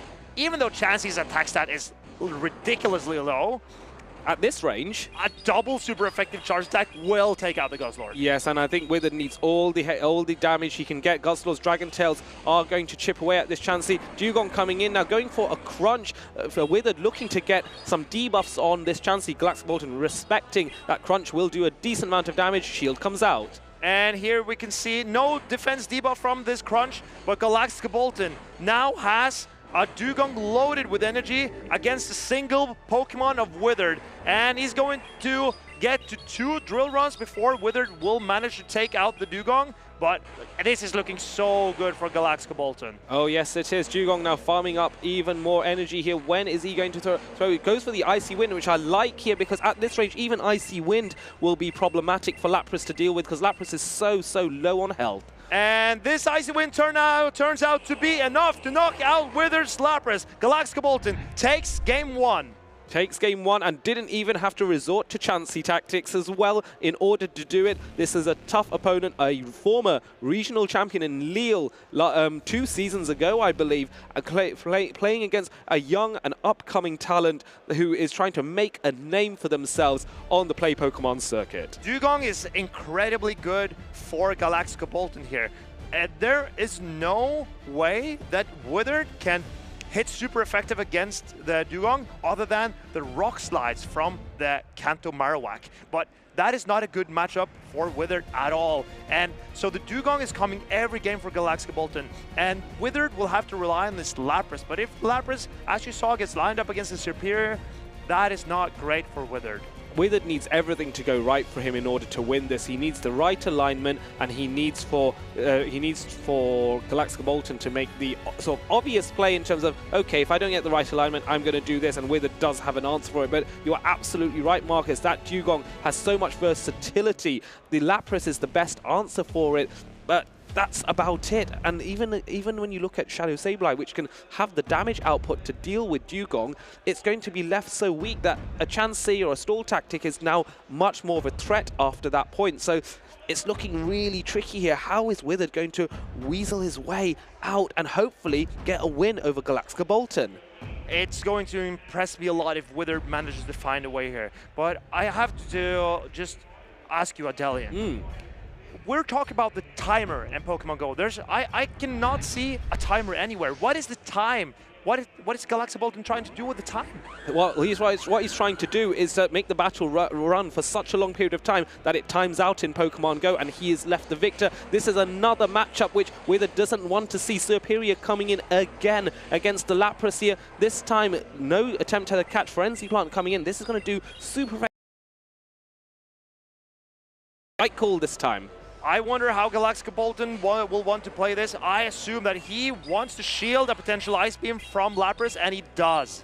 Yeah, this was an interesting... I was hoping that perhaps a bait would have been attempted here, because this seems like the logical thing to do. A Shadow Shiny Sableye coming in. Now another Frenzy Plant. So Galaxkobolten looking to weaken the damage. Is there going to be 2 shields early on? But I think this might be the play. Oh, a Leaf Tornado from Galaxkobolten, and it does not get the debuff. Well, that is going to be useful. Apologies, thought that was a Frenzy Plant. There is a Charge Attack priority event going for the Power Gem here to try and knock out the Superior. Galaxkobolten now shielding in order to keep his Superior preserved. This was not how Galaxkobolten wanted this game to go. I believe Withered maybe lets this Sableye go down. It's a risk though, because Sableye just about survives and now gets a debuff, but that's fine because the Sableye is knocked out anyway. Down 1 Pokemon, Chansey is at an advantage here, but Withered does have a shield, Galaxkobolten does not. What does Withered do? Brings in that Guzzlord. But now Galaxkobolten has the alignment that he wanted. He has the Dugong on the Guzzlord, and that is a very good matchup for the Dugong. It is indeed. Guzzlord is going to have to be swapped out after this, taking the Frenzy Plant, resisted damage, but still does a respectable amount. There is a lot of energy on this Guzzlord. Dugong coming in, immediate crunch. Let's see if Withered can get a bit of luck and get this debuff onto the Dugong, because that would be very useful here. But now after this Frenzy Plant, the and it gets the defense debuff. Yeah, and that's going to be useful. That Psy-Wave damage is now going to rack up a little bit more. Dugong now going for the Drill Run. Not before Withered, though, launches a Sparkling Aria, and this is against a defense debuffed Dugong. How much does this do? Oh, it does quite a lot. And I can tell from Galaxkobolten's face, even though he had the strategy, this is not going as well as he was hoping.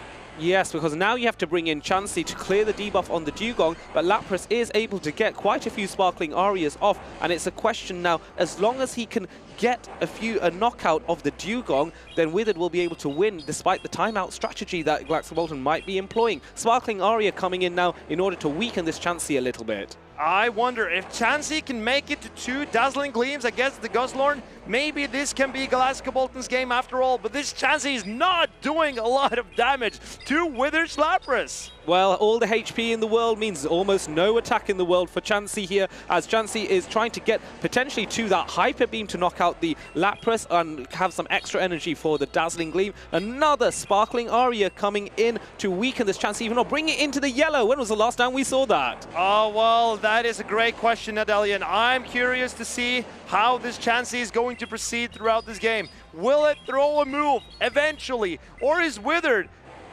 is managing to wiggle this Chansey low? This is going to be so amusing. This is another this time a Dazzling Gleam comes from the Chansey. At this range, it would knock out no shield, but Withered has to be considering the timer here, has to be careful, keeps one shield to protect against the next Dazzling Gleam. Oh, a fast attack does go through, which is useful. So Dazzling Gleam is now being shielded. Sensible decision here. I wonder, what is Galaxkobolten's win condition here? Because this crunch is so threatening. He knows he looked to win this game, but Withered has managed to find a way through the thick Chansey. And now it's just Chansey left in the red. Guzzlord is in the yellow here. Chansey has to get to that Dazzling Gleam. It's the only win condition, but a crunch is going to come through first. Dark type damage on the normal type Pokemon. A risk of a debuff at this range. Chansey is going to be felt. 400 HP has been eliminated from this battle. Withered gets that win. And Galaxkobolten realizes what a game Withered played and tells him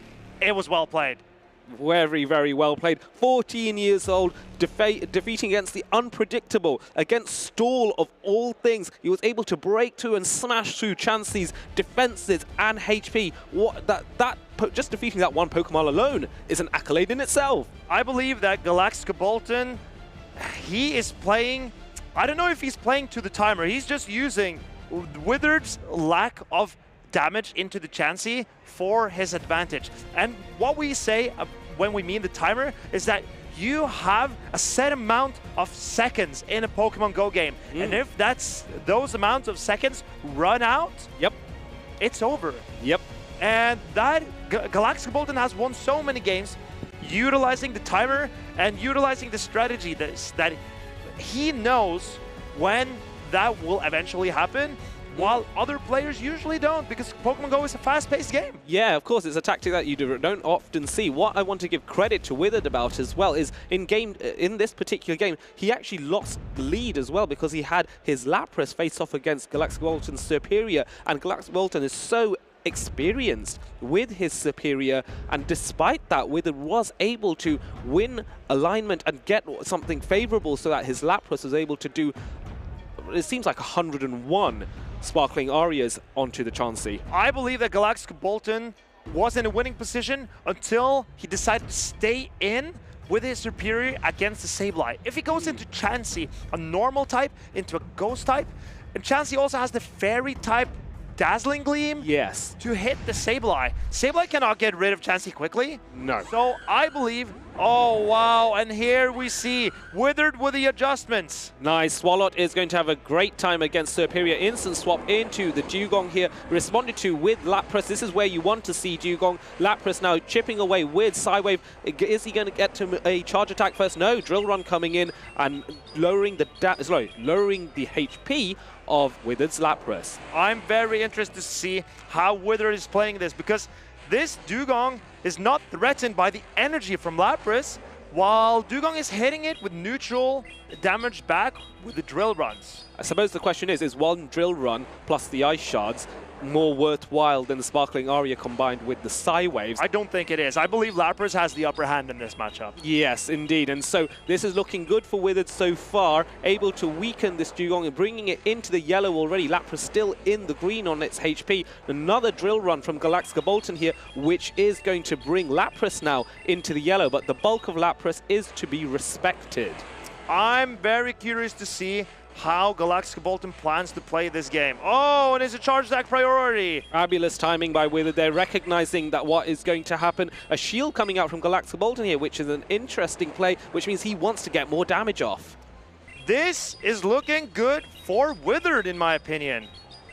I think Withered did not even need to shield that move. But here comes the Guzzlord, and Mantine is not running. It's Ice Beam. It's running Bubble Beam. Yeah, and that's going to be a bit more frustrating for Galaxkobolten because Ice Beam would deal super effective damage to Guzzlord, which is a Dragon-type Pokemon. Guzzlord is debuffed, though those Dragon Tails are not going to do as much, but Withered has the chance to fight back because, okay, you're giving me an attack debuff. Let me see if I can give you a defense debuff. Here comes Crunch. Crunch still does significant damage to the Mantine, but this looks tough for the Mantine, even though the Guzzlord is debuffed. Yeah, it does. Now, Aerial Ace coming in to try and do some more damage this time onto the Guzzlord and bring it into the yellow, but Guzzlord does have a respectable amount of HP as well. Now Withered recognizing that he doesn't need to go for crunches anymore. Dragon Claw should be enough with the Dragon Tails to get the knockout. A shield coming in from Galaxkobolten. This time, no chancey to soak it all up, and so more Dragon Tails coming in. It's a race. Is Mantine going to drop the Aerial Ace? Now it does. I don't think Withered shields this Guzzlord.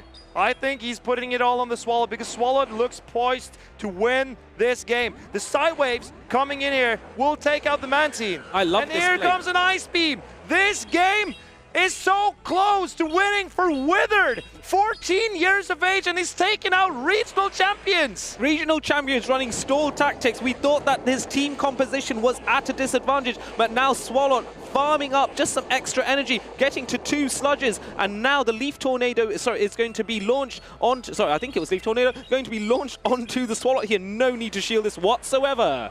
But can he get the debuff? No, he can't on the first one. Can he get the second debuff? Will this change anything for Galaxkobolten? I doubt it will. It's going to be very tricky, though. The sludge, if it does get debuff, there is that debuff. It is a charge attack priority event. At this range, though, super effective damage. Superior is bulky. Is it bulky enough with the debuff? It's going to be super close. Let's find out. It doesn't survive. And here comes the Dugong, and Withered can go for even an Ice Beam to take out this Dugong. But Galaxkobolten knows. He knew it was the second game that he could win this round, but he did not manage to, and Withered is taking the loser finals and moving through Group D. What an incredible trainer. That was a tough matchup, one of the toughest matchups I have seen a trainer overcome, because on paper that was so difficult. Withered demonstrating his talent as he moves further and further in this competition. I mean, I am glad we don't need to sit through more chancy matches, but at the same time, with such a unique strategy, I'm sad to see Galaxkobolten out. But I gotta say, Withered, you impressed me. Oh yes, and I think you impressed many trainers across the world watching, going, wow, he was able to beat Chansey Stall even without a fighting type Pokemon. Only 14 years of age, facing off against the former Lille regional champion and a master of talents, of running something unusual and spicy, that Leaf Tornado superior, bringing the Chansey. Now the question I have is, next time Galaxkobolten competes at a tournament, what will he bring next? What will this wild individual do? How can he top Chansey? Maybe he continues to lean into the Chansey. We'll see what the next tournament holds for him. But I know there's no player that does Chansey strategy better than Galaxkobolten. Yes, he truly is a jewel in the European roster of fabulous trainers. Galaxkobolten, so talented, a local trainer as well. Sadly, not making it all the way to the finals. However, he has done his country proud and has represented on his local stage and gone so close with a very wild team. I'm very interested to see Withered, and he brought the Swalot. I believe that if you bring Swalot into a game with Chansey, it's looking dire, because Swalot relies on charge attacks, and charge attacks takes a lot of time. Yes. Stalling out the timer, and Chansey is so tanky, you're going to need so many charge attacks to actually win that game. Yes. So if Galaxkobolten got Swalot on the Chansey, I think it looks bad. But Withered, he realized that Swalot if it gets on the Superior, it can do incredible things. And that is why Swalot is so popular here in Day 2 in Stockholm Regional. It was a fabulous prediction. Galaxkobolten withdrawing the Chansey, hoping that Withered wouldn't bring a counter. It would bring a counter rate, which would then be targeted by another Pokemon. And Withered was like, oh no, I'm going to change my team as well. Here comes my Swalot. I think you like Superior. Let me give a few more answers. The Guzzlord being there, the Swalot being there. I think it was a mastery of prediction. And again, we have seen a lot of trainers in this battle and in previous battles with C. Leonardo, for example, where they've made the right team reads, as top trainers would say, where they're predicting their opponent and what lines of tree they will bring. Remember, in these double elimination tournament, in these regional championships, in these special championships, what you get to see is your opponent's team of 6 as well as the moveset. So you can see that Galaxkobolten Superior is running 2 grass attacks, which means if you have a Guzzlord, you can bring that in and know that you're going to absolutely wall off the entirety of that Superior. And some players do this to a perfection. And I know that we have a video that will show some of those trainers. Take a look at the Birmingham Regionals. Sorry, does shoot it up. That is a catch. But there's an adaptation. Here to go. This Relegator is done. Final Aquatel. Absolutely masterful play by the But catching on the Dugo. That is so resistant. Trainers, my name's Adelian, and for those of you who missed it, I'm going to tell you about the first European regional in the 2025 calendar year, the Birmingham Regional Championships. With 185 competitors, this was the largest European regional so far this season. Fearsome competitors gathered amongst the crowd, like Tomahawk UK, the finalist last season in Liverpool, Out of Pocket, a titan of the NA Championship point leaderboard, and of course Tonton Batus, a trainer who had secured a top 8 minimum finish in every European regional to date this season. The meta was beginning to crystallize around some familiar faces of the Open Great League meta, with Shadow Drapion, Azumarill, Shadow Feraligatr, and Annihilate dominating teams. However, the rising star was the coral Pokemon Galarian Corsola, whose usage became so common that half of the players competing on Championship Sunday had one. From 185 on Saturday morning to 16 on Sunday morning, and then by the afternoon, 4 players remained on Victory Road. Icelandic Lapras faced off against Z-Swilus in the winners' final best of 5, forcing Z-Swilus into the losers' final. Meanwhile, Anicor's brave Unnovan Stunfisk saw no room to maneuver against Galaxkobolten's Leaf Tornado Superior in the losers' semi-finals, nonetheless earning the Brit a 4th place medal for his stellar performance. Galaxkobolten then faced Z-Swilus again in the losers' final, only for Z-Swilus to dish out another victory and take him back into a grand final showdown with Icelandic Lapras. Before the match, both trainers spoke of their mutual respect for each other and uncertainty of their victory, but talent, nerves, local support, and team reading mastery distilled beautifully in the arms of Icelandic Lapras as he demonstrated his power to become the Birmingham Regional Champion. Icelandic Lapras is your 2025 Birmingham Regional Champion! I'm fainting, my Another man. champion is making their way to Anaheim for the 2025 World Championships. Thanks for watching. Now let's find out who will be next.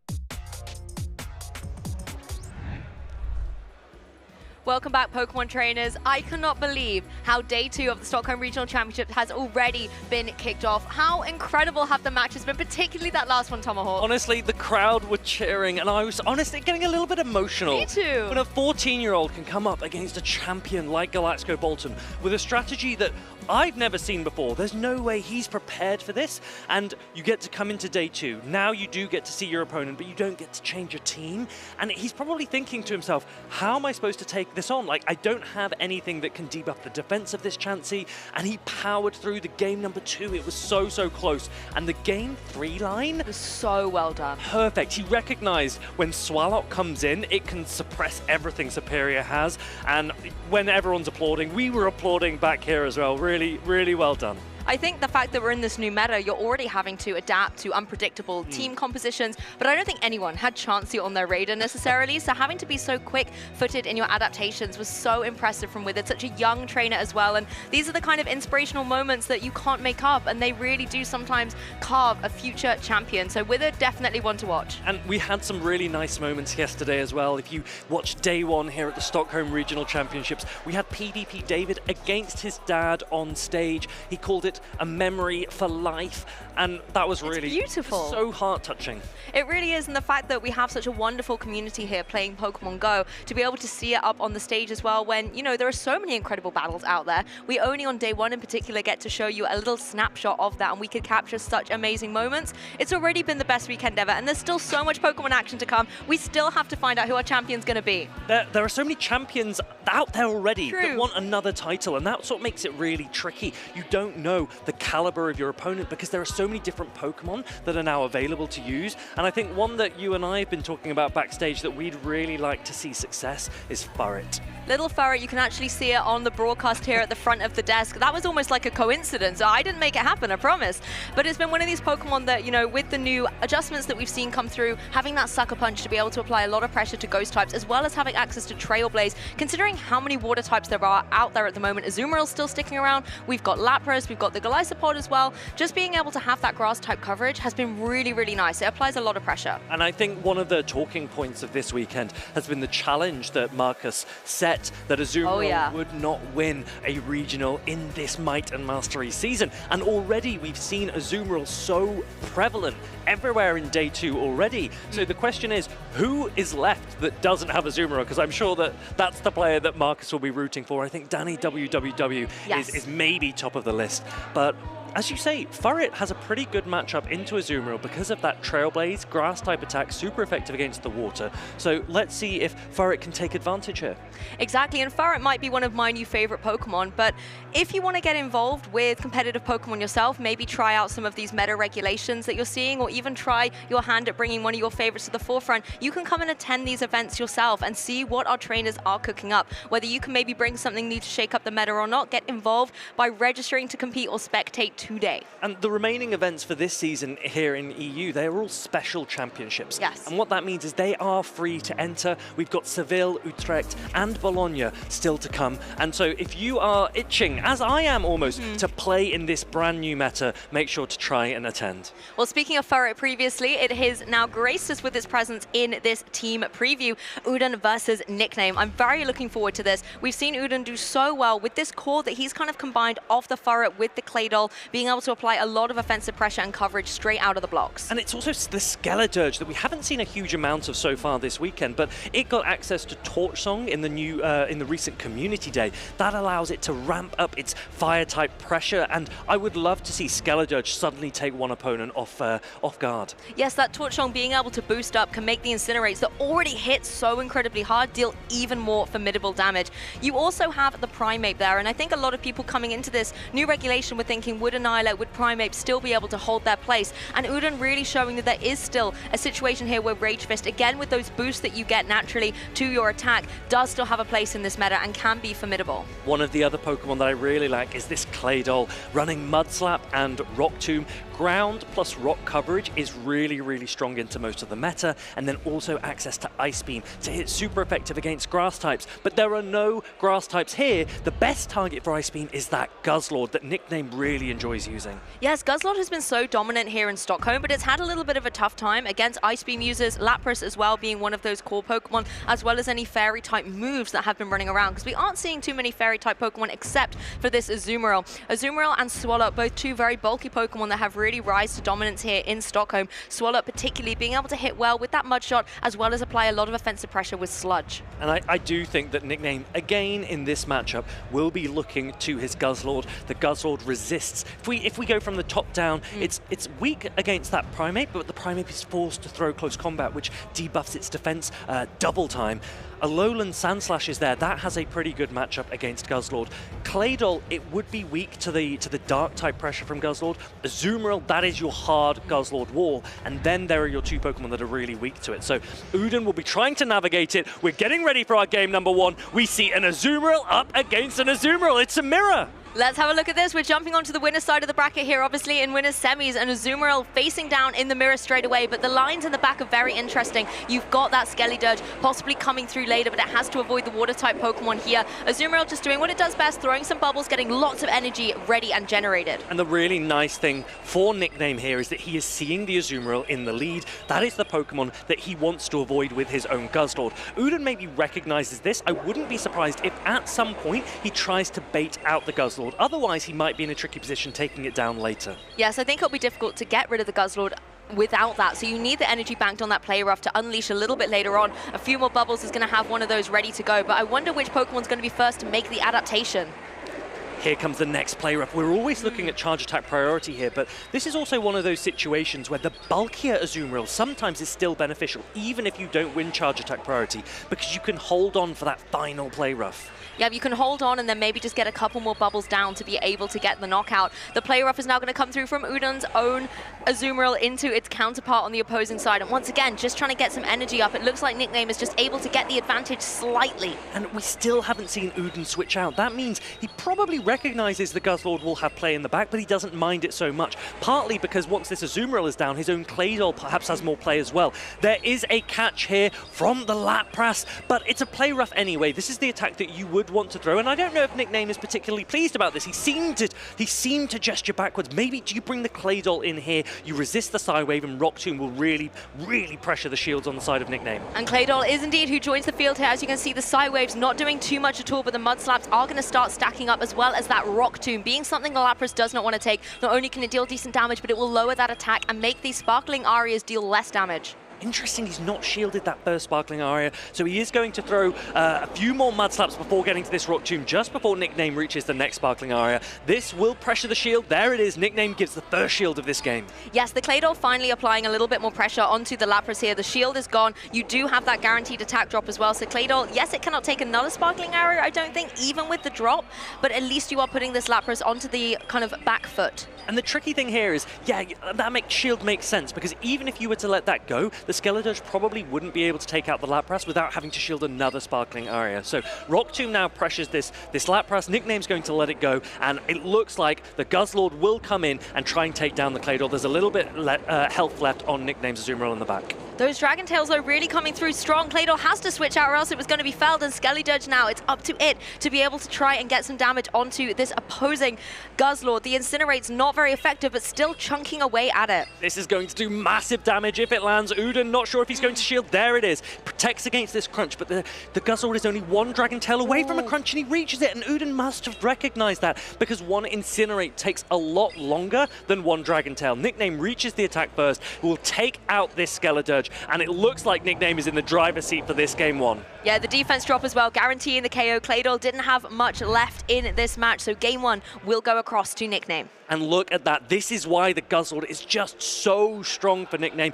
Yes, Uden has the Alolan Sandslash and the Azumarill. As we've mentioned, Primeape is good too, but it's the Furret, the Skeledirge, and the Claydol that have a lot of play into the rest of Nickname's team, and that's why Uden was trying to lean into them. You saw there, Skeledirge almost barely did anything on that field, didn't even get to throw a charge attack. So will Uden lean into it again, or will he recognize that it's a little bit tricky when Nickname has answers? I know slow and steady can sometimes win the race, and that's kind of what we saw happen with the Azumarills at the beginning, but Nickname was able to get the advantage, switching it out, making sure that you had dealt so much damage to the opposing Azumarill to allow your Guzzlord to have more breathing room on the field. Really did start setting up that win condition for the end of the match. I think going into game two, I would like to see Uden either preserve that Azumarill a little bit better so that it can apply pressure to the Guzzlord in the end game, but also, not just because I want to see it, but I think Furret does have some utility in this game. Sucker Punch isn't going to do too much to the Fairy of the Azumarill, but that Trailblaze can at least be applying a lot more threatening pressure than what the Azumarill did in that game one. So one of the best plays for Skeledirge is against that Swalot. It is a Fire Ghost type. Skeledirge is a Fire Ghost type. That means it resists the Poison type Sludge, and it resists the Ice type Ice Beam from the Swalot. And Guzzlord plus Swalot has seemed to be a pairing that we've seen quite a lot so far this weekend, and perhaps Uden was expecting Swalot to be paired with that Guzzlord and tried to find it. He failed in that first game. Will he try again in game two? I mean, I thought the Swalot was going to come to this match being able to apply pressure with Sludge onto the Azumarill and just, you know, really tank away at it, because otherwise, as we saw in that game one, it can can be such a bulky Pokemon and really difficult to deal with. Yes, you might worry about your Swallow finding its line against something like the Claydol, but you have Pokemon like the Azumarill that can kind of counteract that. So the question now for Uden is, how do you adjust?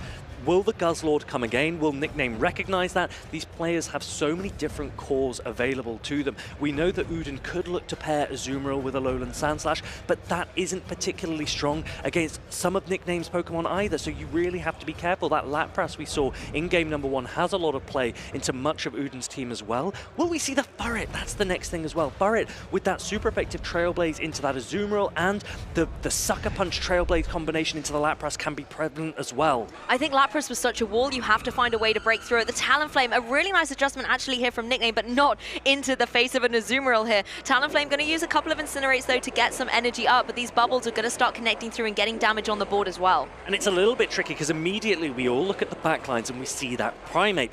But the Lapras, although it's weak to that fighting type damage, it does have access to Psywave that will shred through a Primate. Meanwhile, the Claydol doesn't really want to be up against the Azumarill. So what is the alignment that Uden really wants? It's not quite clear.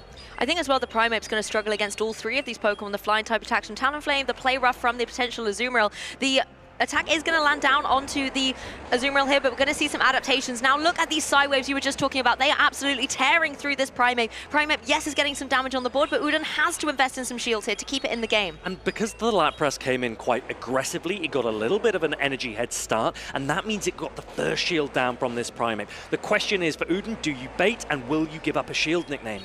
Udon's so close to a second close combat there, but instead going for these Rage Fists, and I think this is wise. You want to get the attack bust up as quickly as possible so that you're going to be able to deal more damage, but this Lapras gets so quickly to these Sparkling Arias, it's forcing another shield from Udon. And look at that, you've taken 2 shields down with your Primate is your counter to Lapras, says Uden, and yet I've given up 2 shields first. And I'm trying to Karate Chop it down. I'm failing to. I'm now having to give up the energy. And Nickname is probably in a really strong position here. You can sponge up any extra damage on the Azumarill. Well, you might have said that Primate was the counter to Lapras, but it looked like Lapras really countered into that opposing Primate here. It's able to go for another Rage Fist, so that shield is going to stop all this boosted damage from getting anything onto the Azumarill. It's only going to take a couple of bubbles to fell it. Nice adaptation here by Uden, bringing his Azumarill in from the back to take these bubbles, but it's already at such low HP. Now, the advantage for Uden there is he managed to get 1 shield back. He still has a full health Claydol, and Nickname is slowly getting his Azumarill chipped by the mirror. And you can't bubble this down. You will need to throw the energy. That's not really energy Nickname wanted to throw, but here comes this player up. This will comfortably enough to take down Uden's Azumarill. No shields left available for Uden, remember. Yes, the Azumarill will go down, but as you said, it's a nice way for Uden to try and use up some of the energy on the opposing side, give his Pokemon in the back a little bit more breathing room. Now the question is, bringing in Primate doesn't have enough energy to get some damage out on the board. There's still 1 shield left on Nickname's side. I think it's going to be coming down to Claydol to be able to try and get that shield utilized first so that Primate can unleash all its energy for damage. Now, this first Ice Beam will do more damage because there's no Rock Tomb that's managed to debuff yet, and the Azumarill already has an energy head start. Let's remember that not only does Claydol not have access to the same type attack bonus Scorching Sands, so it's going to throw the Rock Tomb, but in either case, Nickname has a shield available. It does lose that damage, but it does guarantee the debuff with that attack drop that will come through onto that Azumarill, even though it didn't take the damage. The second shield has gone through, but now we're going to see the Primate come in, but there's no charge attack thrown. The bubble just takes it down, and now the Azumarill can safely go for that Ice Beam to go into the Claydol and seal up the set. Really comfortably played by Nickname. He takes down the Claydol, he takes game number 2, and he progresses into the next round on the winner's side of the bracket. Really incredible play, seeing the way that Lapras was so strong, so powerful, those Psywaves absolutely going through the Primate, as well as the pressure of those Sparkling Arias. You can really see, showcased by Nickname here, why Lapras is one of the best new Pokemon in this metagame. Lapras just so strong with the Psywave pressure. And did you see the speed of those Sparkling Arias? The number of attacks it was managing to throw off. Primate often is used by players as the spammy Pokemon. You want to get shields down first so that you can give yourself an advantage. And yet Uden was in a position where he says, hold on a minute, I've counter-swapped to Lapras and I'm constantly giving up shields first. Nickname made a really good call by no shielding the first Rage Fist. And the Guzzlord in game 1, baiting out the Azumarill Primate for game 2, and Lapras just went right through them. And I like the Talonflame adaptation as well from Nickname. It applied a lot of pressure straight away, even though it was against an Azumarill, and you might think, hey, it's a little bit dicey here for the Talonflame. Talonflame's job was to whittle away at that Azumarill and just make sure it didn't have a lot of play left in the rest of the match, and that's exactly what it was able to do. I really liked how Lapras, not running Skull Bash here, not many players have been running Skull Bash on their Lapras, but by having the Surf, the Sparkling Aria and the Ice Beam, you don't necessarily want to go into a full health Azumarill because you know that you're throwing resisted charge attacks into it. So as you say, by dealing damage with the Talonflame first and then coming in with Lapras, suddenly that Azumarill thinks, am I about to get Psy-Waved down? Because I really do not want that to happen. Particularly with the low HP it had remaining, and you can see here in game one that Guzzlord, once that Azumarill had gone down, was actually just singing the songs of the party there and was able to do so well. The adaptation going into game two, Nickname left the Guzzlord at home and brought that Talonflame that I think caught us all a little bit by surprise. Towards this endgame though, once the Primate had been dealt with, there really wasn't a lot of room for the Claydol to maneuver, and that Ice Beam sealed the knockout. Yeah, really, really well played by Nickname. He has been a player that has been around for a very, very long time, but hasn't necessarily had the success in more recent years that he's wanted. However, in the last few events, actually Nickname's name has been popping up quite a lot. It has. It's definitely a player to keep an eye on as they advance continually through the winners bracket. Udon will be dropping down to the losers bracket, but of course, we will be able to showcase how their rest of their tournament is going to go. They're not out of it yet. Furret is still in the game. Though there are some really fierce competitors still in that losers bracket. We saw Colin and Patterman succeeding, Withered with some brilliant play, and also he's a player that no one has really played against, so you don't necessarily know his play style, and that can be quite tricky. This was something we were actually talking about a lot yesterday, where yes, you have your 6 Pokemon, you bring 3 of them to the match, and you have to adapt to obviously what the alignments are and how the Pokemon are playing, but you also have to adapt to how your opponent is going to play and try and get into their mindset, particularly in a best of 3 situation, because if you know they're going to make the risky plays or they're going to call the switches and the catches, then you can adapt that into your own strategy. But if you don't have that information, if you make yourself very hard to read, it can actually throw your opponent off their game. And Nickname is very good at making himself hard to read. He often can drop a game 1 but still come back and take game 2 and game 3. Here he didn't need to do that. He was very, very dominant from the beginning. I think we need to hear a little bit from Nickname. He's available for an interview right now. Take it away. Thank you, Lou and Farid, and I'm here with Nickname. Tell me, how happy are you right now? I'm so happy. I'm out of words, basically. Like, this match was probably the most important one today, simply because it just gives me, it already gives me a medal, so like that's very, very, very cool, and yeah, I'm just incredibly happy. Did you look at the matchup last night before you were coming here today? I did. I played a lot of scrims. It was kind of hard to find the scrim partners because of Odin's very unconventional team with like Skeledirge, with Torch Song, with Claydol, with Ice Beam. Not everyone had the TMs to do that. So, but I managed to find some people. I played a little bit of scrims, and yeah, I also like thought about possible lines I could run, and it worked out. Yeah, I think you're a very brave man to run the Guzzlord, because the Guzzlord looked very risky into Udin's team, and I guess that's why you leaned into the Skeledirge. Yes, exactly. I knew the Skeledirge was coming because with energy, it has play into even the water types, which is Lapras and Azumarill, because Azumarill doesn't have any charge move pressure, and Lapras doesn't have a lot of fast move pressure, so Skeledirge can do fine in these 2 matchups, and it's very fine against the rest of my team. Let me ask you, we're zooming out a little bit.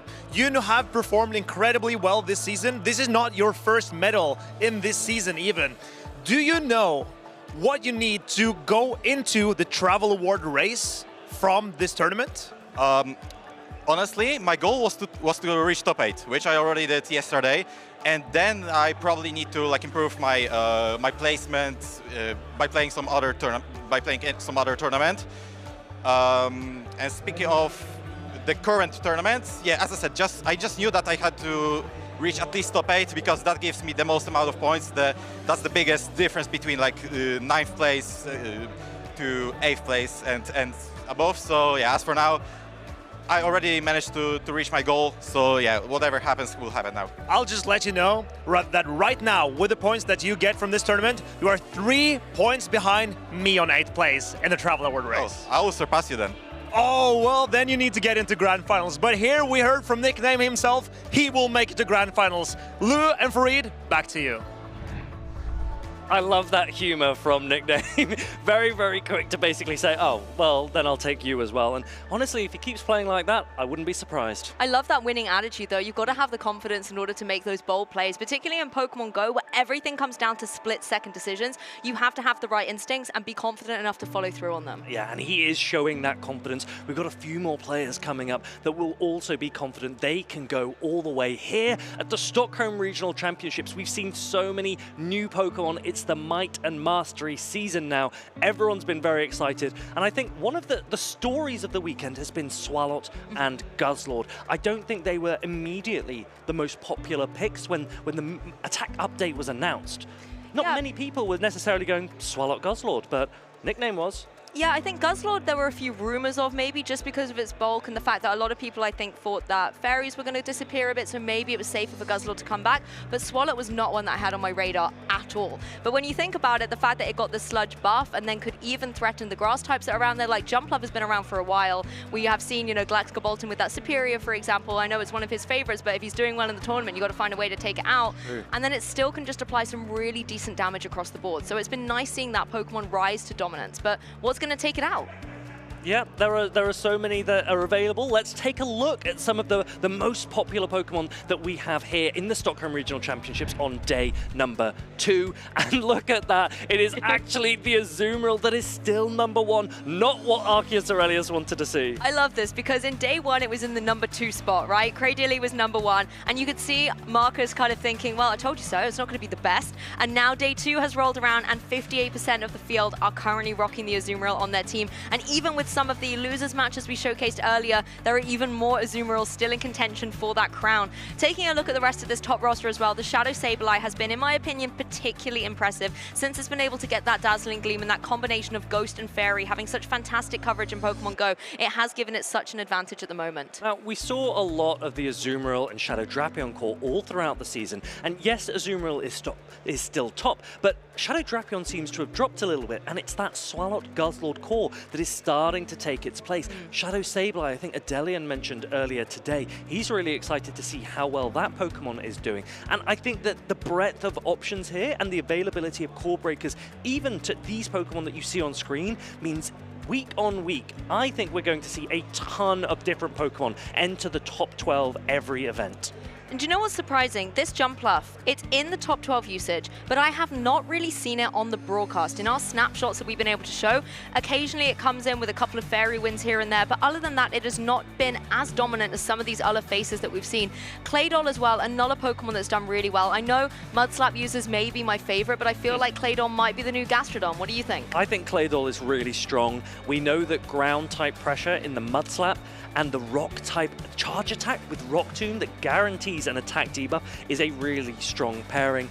I like the Ice Beam that many players are running, particularly. It's good coverage. I mean, arguably it is a core breaker of sorts to Swalot Guzzlord because it really has a dominant matchup against Swalot and it can hit back against Guzzlord if it needs to. So I would love to see more players lean into that. But I remember at the beginning of this season, a lot of players asked, they said, okay, well, when judging the impact of this meta update, how many of the top 12 Pokemon will change from last season? Will we see 2 or 3 new entrants? 3 or 4 maybe? No, I think we're seeing like 7, if not more, Pokemon coming in that weren't really in the top 12, and that is massive for this game. Azumarill and Drapion are really the old favorites that are still here. We did see a little bit of Talonflame, and obviously we've seen Sableye a lot in the past as well as Alolan Sandslash, but Pokemon like Corsola, nowhere to be found. Diggersby, nowhere to be found, and I think that is showing the shift in the meta that is already happening very early on. Now, the meta is shifting differently all across the world. And we are very, very lucky this weekend to also have the usage of a qualifier tournament that took place in India last week. This is a graphic of the top 16 across 2 qualifiers combined, right? So 32 players from 2 different top 16s and their usage across both of them. And look at the differences we see here. We've got Pangoro and Mandibuzz making the top 12 in this combined India qualifiers usage. Shadow Drapion still on top. And I guess that highlights that Azumarill Shadow Drapion core, it's still not gone away. But in India, they're still leaning more into the Drapion. Here in Europe, we've still got a lot of Azumarill. We see this as well competitively, you know, with our NA counterparts as well. They might have a slightly different metagame going on. But this India qualifiers is such an interesting comparison. Yes, you've got Pokemon like the Drapion, the Cradily, and the Lapras still really doing well at the top, but Blastoise. And I know it was a Pokemon that at the beginning of yesterday, I think everyone was celebrating seeing Blastoise have its moment in the spotlight, but it has been underwhelming since in Stockholm. But in India, it was able to make this top 12 graphic, and I think it's really lovely to see. Blastoise, my love, I think you are so good Pangoro into is this listening, meta. you know. I don't get me wrong, I still do love Pangoro, and perhaps if we had a Pangoro up on screen earlier instead of a Primeape, it would have had a much better matchup into that Psywave Lapras. I agree with you. Remember that Pangoro, because of that dark typing, it resists Psywave instead of being weak to it like Primeape is. But I really do think Blastoise is being slept on. I think it's going to rise later this season. I wouldn't be surprised as well. It's definitely been a Pokemon that's had ups and downs, and I think the ups have often been championed by trainers like yourself, but a lot of people are cottoning on to how effective it can be. A Pokemon, however, that I think gives Pangoro a hard time that was on that graphic was Wigglytuff. Yes. It's a Pokemon that's done well, but right now it's not in Stockholm, and that could be because of Swalot. And so when Wigglytuff isn't around, what can shine? Pangoro. Yes. Pangoro is here. PvP David, he has brought the Pangoro, and he will be looking to get further in this tournament against his Swedish counterpart, DanneWWW. Really like having a look at these teams. PvP David, we got to see yesterday in winners semis against his own father as well. So such a beautiful storyline already being carved out. But if we take a look at DanneWWW, and we have coined that these W stand for wins here in Stockholm, is running a really unique team. We've got these new faces like Cradily and Galaxkobolten being able to hit really hard with that new Aqua Jet and get that same type attack bonus, extra damage on the field, as well as apply that X-Scissor pressure into Pokemon like Cradily that we are seeing all around. But the Charger Bug's the talking point. I think Charger Bug is really good. Let's remember that bug typing, it resists fighting. So whilst Pangoro had a ton of play into most of Danny's team, both bugs, Galaxkobolten and Charger Bug, are definitely something that David needs to be mindful of. He does have a Talonflame, but annoyingly, both of the bugs actually are able to hit back against the Talonflame. Charger Bug, it's got electric typing as well. That means it's not fully weak to the flying pressure of Talonflame. And we know that Galaxkobolten with that Aqua Jet water type attack can do a ton of damage as well. The alignment of these teams and where you're going to have the energy banked and switching at the right time is going to be critical. Like you said, Talonflame has a lot of offensive pressure with those Incinerates into Charger Bug, also into the Alolan Sandslash. Galaxkobolten doesn't want to take them either, but both those Pokemon have a rock type move or a water type move, respectively, to be able to deal damage back, but they've got to get the energy up first. Let's dive into the second winners semis from our winners side of the bracket. Charger Bug is on the field versus Drapion. And this is a really nice thing about Charger Bug and Galaxkobolten. Even though they share a typing, they can be paired together. And so Danny is playing ABA strong against the Pangoro. That means his lead Pokemon and one of the Pokemon in the back are really good against it, and he wants to protect that Alolan Sandslash, which cannot afford to be up against the fighting type Pangoro. It gives him a good line of defense in this matchup, and now the Charger Bug is able to go for this X-Scissor. Does manage to connect down and do a significant amount of damage, but that Aqua Tail is primed for retaliation. And I really like this from PvP David. Knows that the Aqua Tail will put pressure on a shield. Danny doesn't want to shield up the Charger Bug, so it goes down. Is this Drapion in a position where it can be farmed down by a Galaxkobolten? I'm not really sure. So you have to come in with the Alolan Sandslash. But even then, a crunch is going to come, and this can still do a ton of damage. Danny may be worried as well that there could be that Talonflame in the back, and you need those shields for Pokemon like your Alolan Sandslash. But right now, you have to contend with this crunch. It still does an overwhelming amount of damage and gets the defense drop as well. So the Alolan Sandslash in a bit of a tough spot, but thankfully, it has lots of energy banked for later. Ooh, now this is an interesting situation because, as we've said yesterday, Galaxkobolten is almost the new Shadow for Alligator. It runs Shadow Claw, it paces very, very quickly, 5 to both of its attacks actually, Aqua Jet and X-Scissor, and it actually has a pretty good matchup into Azumarill, particularly when both shields are in play, even though its charge attacks are resisted. Looks like Danny's trying to bait out a shield here, but no, not coming through the Aqua Jet. Instead, is going to connect down, do a little bit of damage to that Azumarill, but as you can see, Galaxkobolten using these Shadow Claws to farm up so much energy that it's going to be relentless charge attacks coming through. And it puts the Galaxkobolten in a little bit of a tricky position because PvP David knows that Galaxkobolten has a strong matchup against both Azumarill and Pangoro. Azumarill when shields are up, Pangoro even when shields are down. So Danny has got this almost perfectly. Using his shields where he needs them will slowly take down this Azumarill, but that Alolan Sandslash does still have energy in the back, so David can't afford to forget that. You have to get through this Azumarill in order to go for those X-Scissors onto the Pangoro when it comes back onto the field. So you've got to get rid of Azumarill, you've got to get rid of the shields. Aqua Jet will come through, of course not going to be dealing too much damage, but now Pangoro is on the field and the Galaxkobolten has those X-Scissors and Aqua Jet's ready. I really like how David has preserved the shields for the Pangoro, because Aqua Jet would do a ton of damage. It wouldn't be enough to take out the Pangoro, but Pangoro's Night Slash won't be enough to take out the Galaxkobolten from this range either.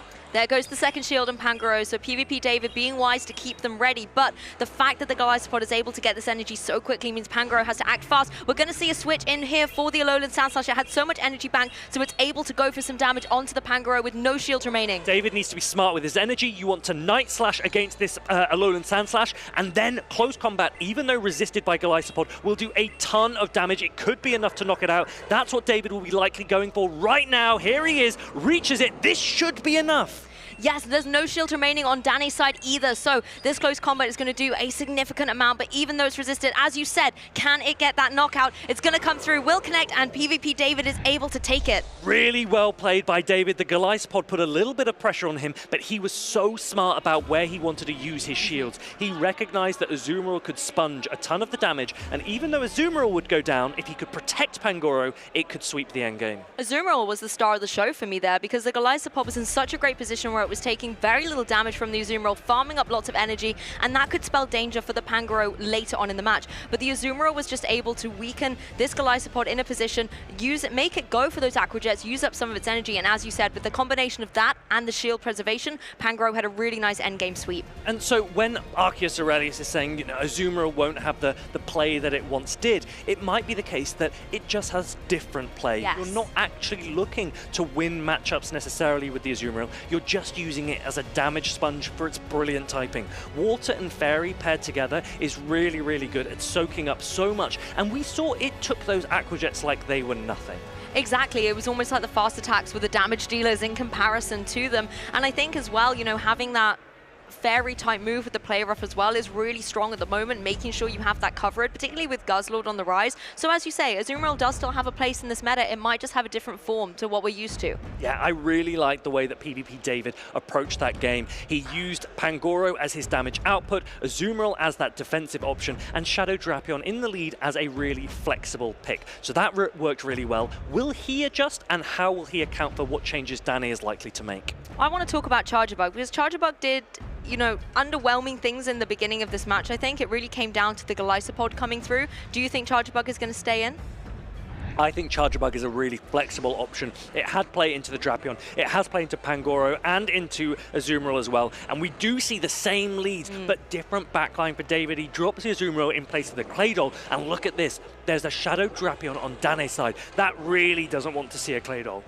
Well, the Shadow Drapion on David's side is going to go first with this crunch going unshielded. We know that Charjabug has the bulk to be able to hang on here. It's just whether that defense drop is going to come into play, but not today. Instead, the X-Scissor is primed. This is going to be able to come through. Now, again, the Galaxkobolten in the back looks brilliant against PvP David's backline. So the question for David is he going to use his shields as effectively in this match as he did before? Okay, watch this. The Claydol can come in and counter-swap the Shadow Drapion. If you wanted to, you could one-shield and near full farm this down. So this is a great situation for David. He's going to let this first crunch go. The Mud Slap's coming through thick and fast as well into this Drapion. It's a super effective crunch coming through, but as you said, this is going to be okay in the long run. We're going to see, again, the Aqua Tail coming through. PvP David actually letting this go, really valuing those shields in the end game. This is a really surprising play in my mind. I thought he might want to shield and full Mud Slap down. Instead, he's going to invest into his Pangoro. I'm not 100% sure this is as efficient as he maybe could have been, because I do think the Claydol Rock Tomb pressure coming out of the Drapion matchup would have gone a long way. Yeah, I thought he was going to angle for that Rock Tomb and try and put pressure onto the Drapion, but no, instead it's the Pangoro that cleans that up. Charjabug comes into the field now with all of that energy and can go for the X's, forcing one of those precious shields to come through from David.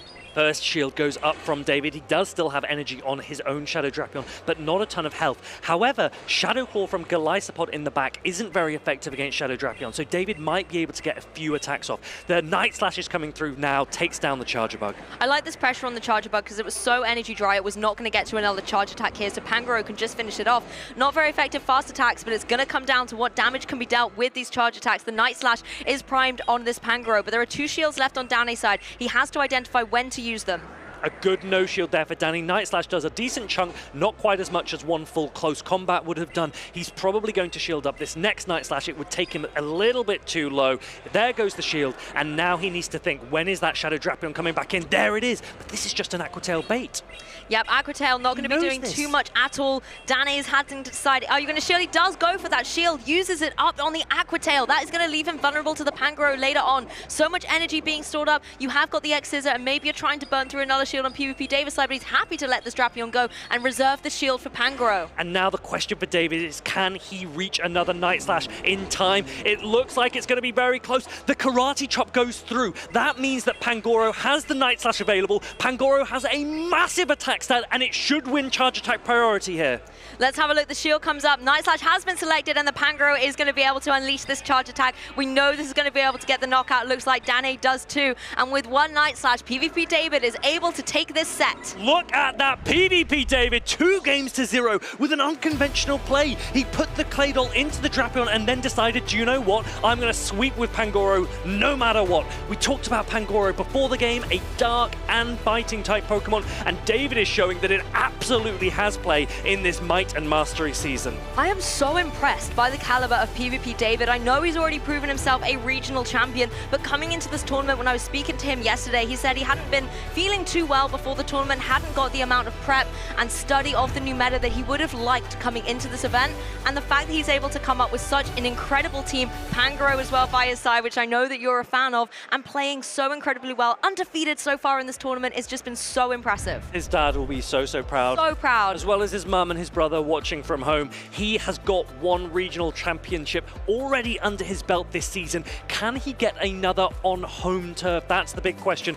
Regardless, he has done so well to get this far already. I feel like this whole set came down to these 2 Pokemon in this replay right now. The Galaxkobolten had so much energy, really wanted to make sure that it could unleash them onto the Pangoro, but time and time again, Pokemon like the Clay Doll, plays like preserving the shields on David's side, just enabled that Pangoro to be safe, as well as those switches bringing in the Drapion to eat up the energy on Galaxkobolten's side so that Pangoro could come back in safely. So we've now seen that both PvP David, he's gone forward to this now top 4. He will be there getting a medal alongside Nickname. They are now through the furthest competitors so far in this event, but there are so many players still in the running. So they are still there down in the losers bracket. We will take a look very shortly at which players are still to come, but they are still such fierce competition.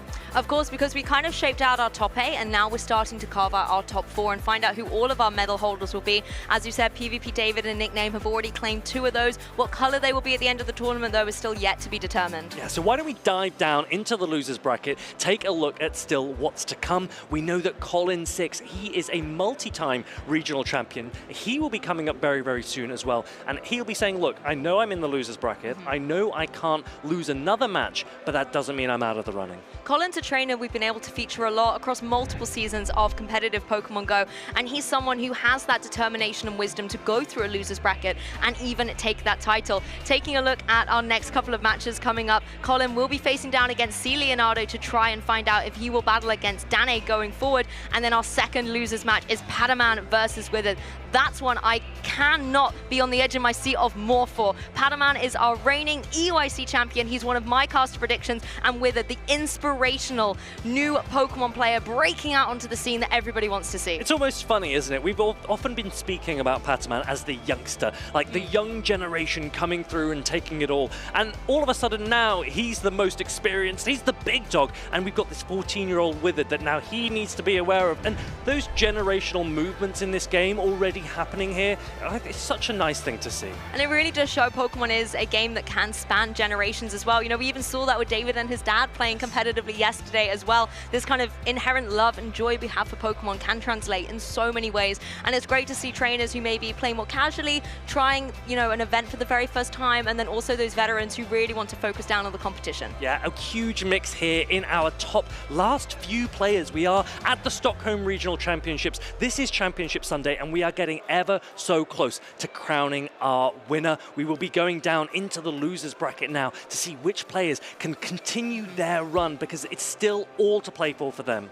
I mean, C. Leonardo is one of the trainers that we are going to be showcasing, and it's a Pokemon, there's Pokemon on C. Leonardo's team that have been very interesting. Some we've spoken about as well, and if we take a little bit of a deeper dive here at his matchup versus Colin, Spiritomb was a Pokemon that you were talking about. It does have access to that Sucker Punch, just like Furret, and also that Rock Tomb that we've seen be really good at debuffing opponents. But why are we only seeing C. Leonardo running it? Why is it not popping off more? It's a little bit of a different strategy to the Shadow Sableye. Both Shadow Sableye and Spiritomb share the same typing. They are Ghost and Dark. That means their only weakness is Fairy. Shadow Sableye is about pacing. It is really quick to reach its charge attacks, whereas Spiritomb is more about fast attack pressure. It has same type attack bonus on that Sucker Punch, and when it can lock onto a target that it really likes, it can be painful for opponents because it will also come out with a Rock Tomb. It doesn't actually look like Colin has too many Pokemon that are weak to Spiritomb. Swalot might be an example as a target, and maybe Malamar as well, because Spiritomb resists those Psy Waves. That's what I was thinking. Malamar versus the Spiritomb could be a nice combination there, but overall there doesn't seem to be any prime targets that Spiritomb wants to get its kind of wisps of energy into, I suppose. Taking a deeper dive though at Colin's team, again, a veteran of the competition, multiple regional champion himself. We have got Pokemon like that Cradilly that have been so offensively pressuring, particularly into Pokemon like Pidgeot if you can get that Rock Tomb down. But Pidgeot, the Shadow Pidgeot, has been a superstar this tournament. I really like Shadow Pidgeot, and C. Leonardo has actually paired it with a double cannon Registeel. This was one of the Pokemon that I know Marcus put on his Pokemon predictions right at the beginning of the weekend, and it is able to sponge all damage from opposing Cradilly and hit them back for super effective with the Steel-type Flash Cannon. Yes, it's a really nice way to kind of neutralize Cradilly, and obviously that's a Pokemon that is on Colin's side of the field. You have to watch out, I guess, for some potential Incinerates coming through from the Talonflame, but a lot of these Talonflames are only running Flying-type moves as their charge attack, and that means that you're not going to have that full offensive pressure coming through. I think we might see some Registeel here, because it has decent play into Guzzlord, Azumarill, Swalot, Cradilly, and then can also do reasonably well into the Malamar as well. It resists the Psy Wave, it doesn't really want to eat up Superpower, and it actually resists both of Talonflame's charged attacks as well. So that's something to think about. I really wouldn't be surprised if it's paired with an Azumarill, because Azumarill also has play into the Malamar and Talonflame, which are the better options for Colin there. Yes, I almost wonder if the Swalot has some play here as well. You have to watch out for something like the Claydol, though, with those Mud Slaps, but it could potentially just be in a position where it could do well into that opposing Azumarill. We've seen how Sludge has been so strong as a utility for that. I really, really want to see this Pidgeot come to play, though. You, again, have to watch out for things like the, you know, coming through from the Cradilly with the Rock Tomb, for example, but I feel like if you can get the momentum going on it, it's going to be able to sweep through with all of that energy and all of those charge attacks. I'm unsure in this matchup specifically whether Pidgeot is the play. You think it's going to be hard to place? It's more that I really think that Registeel can be polarizing for Colin. That's fair. And C. Leonardo might want to invest more resources in ensuring that Registeel is in the right place, rather than necessarily needing to shield the Shadow Pidgeot. Now, I could be wrong, because that could be exactly what Colin is expecting, and as you say, C. Leonardo might go the complete other way and try for a different strategy, where he's like, okay then, you can keep your shields, thinking that Registeel is in the back and that you need to be able to shield a Registeel, and I will just fast attack my way through you with either Sucker Punch or that Shadow Pidgeot Gust. Yes, I think the Registeel is a prime candidate here. As you said, Flash Cannon has so much coverage. I always underestimate it because of that fast attack lock-on. It's not doing any damage, but it is racking up that energy nice and quick to give the charge attacks the power and utility that they need to allow Registeel to shine. But sometimes, a lot in these early metas, I feel like the fast attack pressure can be the difference between a KO or not. So possibly, if you're not able to get to those charge attacks enough, or Colin is able to preserve the shields well so that they're not able to do any damage and all your efforts are for naught, then it could be difficult for the Registeel to carve out a way in this match. But if it is supported well enough, it definitely has the potential to go through a lot of Colin's team. I think C. Leonardo will want to get shields down. Once shields are down, Registeel can sweep. Yes. Even that Talonflame, it will go down to a Zap Cannon. Oh, yes. So C. Leonardo needs to work out, how do I get shields down as quickly as possible? Azumarill is not necessarily the best at doing that because it's a little bit slow. However, Azumarill does also really put pressure on the Malamar and Talonflame, as we've said. And so if you can take a shield from them, you could be comfortable losing that matchup and really investing in your Registeel. Azumarill and Registeel, in my mind, look really strong, but that means Colin knows that as well. And if Colin knows that, then Leonardo knows that, and the mind games begin. I think the mind game's begun a long time ago in this tournament. These trainers coming in not only with their own prowess, but also with this new meta, trying to figure out exactly what they're doing. This is our next match here in the Stockholm Regional Championships. One trainer will be going home, the other will be advancing. Cradily versus Claydol. We look immediately to those backlines. There's the Registeel as we expected, but no Azumarill. Claydol is now staying in, because if you were to switch out into your own Claydol, you're just going to be rock-tombed. Oh, he's actually made a catch. This is an amazing catch. He's not been rock-tombed because he has caught this grass knot. It will still do decent neutral damage, but that is a good position for Leonardo because he can bank that energy from the Claydol. However, Colin says, do you know what? I don't mind because it means my Swallow can avoid you. Yes, you can take the damage, but you don't have to take that attack drop. The same cannot be said for the Swallow, though, as the Rock Tomb is going to be returned by the Cradily. A little chunk of damage and attack drop as well, so these Mud Slaps are not going to be doing as much damage, but that Ice Beam is primed and ready to go. Ice Beam, super effective, but let's remember that it has been debuffed. The question is, when this lands, are you in mud shot range? Swallow doesn't have a hugely high attack, and so these mud shots, whilst they add up, the Cradily could still reach more attacks. I think if one attack debuff was already enough, the second one is going to seal the deal here that these Mud Slaps are not going to be able to do too much to the opposing Cradily. It's going to be able to sit a little pretty, a little safe on the field and get this energy up. Swallow is going to be forced to go for a charge attack if it wanted to get damage on the board, but now this Registeel is in play, going for these lock-ons, farming up all that energy. It wants to zap cannon this Talonflame and force a shield from Colin. Yes, I really like that. The Swallow kept using Mudshot to get that little bit of extra energy, but it's going to use that energy in the backline where there is a Claydol. Ice Beam super effective. Shield going up against this Talonflame. He does get the attack drop. Let's remember that Zap Cannon was adjusted. It's a chance of attack drop was lowered. However, C. Leonardo was very, very fortunate there to still get it, and he's able to tank that Brave Bird like it's nothing. Everything is going in the favor of this Registeel. It was able to break through a shield. It's got another Zap Cannon ready to try and force the second one through from Colin's Talonflame here. Now Colin has to decide, would I rather sacrifice my Talonflame or my shield? Says the Talonflame is important. I need to keep it. Both shields are gone. Gets another attack drop. Colin will be wondering, how is this happening? He might look to bank this energy. However, let's bear in mind that Claydol, with two shields, could put a ton of pressure. I don't know if you really need to shield this. Leonardo might choose to just because he goes, well, I've got them available. But you do have the drops on that Talonflame, so you can breathe a little easier, but that still did a significant amount of damage. Swallow comes in, has all that energy primed, so this Sludge is going to be able to come through as a charge attack. The shield goes up onto that Claydol. He does shield the Sludge bait. The Mud Slap goes through. Now is the Ice Beam. Leonardo doesn't want to risk it. This Ice Beam would do heavy damage. Leonardo now has a ton of energy on this Claydol, and he's running Ice Beam as well. That will hit the Cradily for super effective if it comes in. Here it is. The Cradily is still 3 bullet seeds away from the Grass Knot that it needs to take out the Claydol. Colin is not a player that wants to let his attacks get caught, so let's see if he's able to make the adjustments at the right time. Well, Claydol's also pacing straight for that Ice Beam, but the Grass Knot is already in play. There's going to be a switch. Registeel comes in, a fantastic catch for C. Leonardo. That is a massive moment. We just said that Colin did not want the catch to happen, but he wasn't really given a choice because the Claydol had the attack ready, and he now recognizes that Claydol can mud slap down. This is why you run Ice Beam on Claydol. In the end game, you can pull that kind of play off. Rock Tomb's coming in, Talonflame is going down, and C. Leonardo takes game number 1. This was exactly the strategy we were talking about beforehand. Get the shields down on Colin's side so that things like Ice Beam, so that things like Rock Tomb and Zap Cannon can come through and connect. Really beautiful play in the endgame. The offensive pressure from C. Leonardo was perfection. That was really solid play. Cradily trying to do as much as it could, but twice Colin got a Cradily attack caught by C. Leonardo.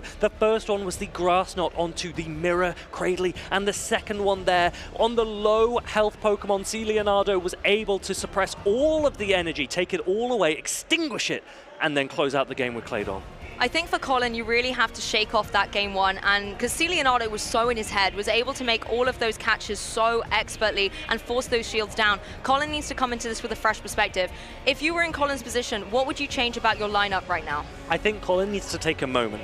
He needs to realize how much pressure that Registeel puts on, because even though the Talonflame with Incinerate is really strong, he has to shield the Zap Cannons, and that can be a little bit frustrating to do.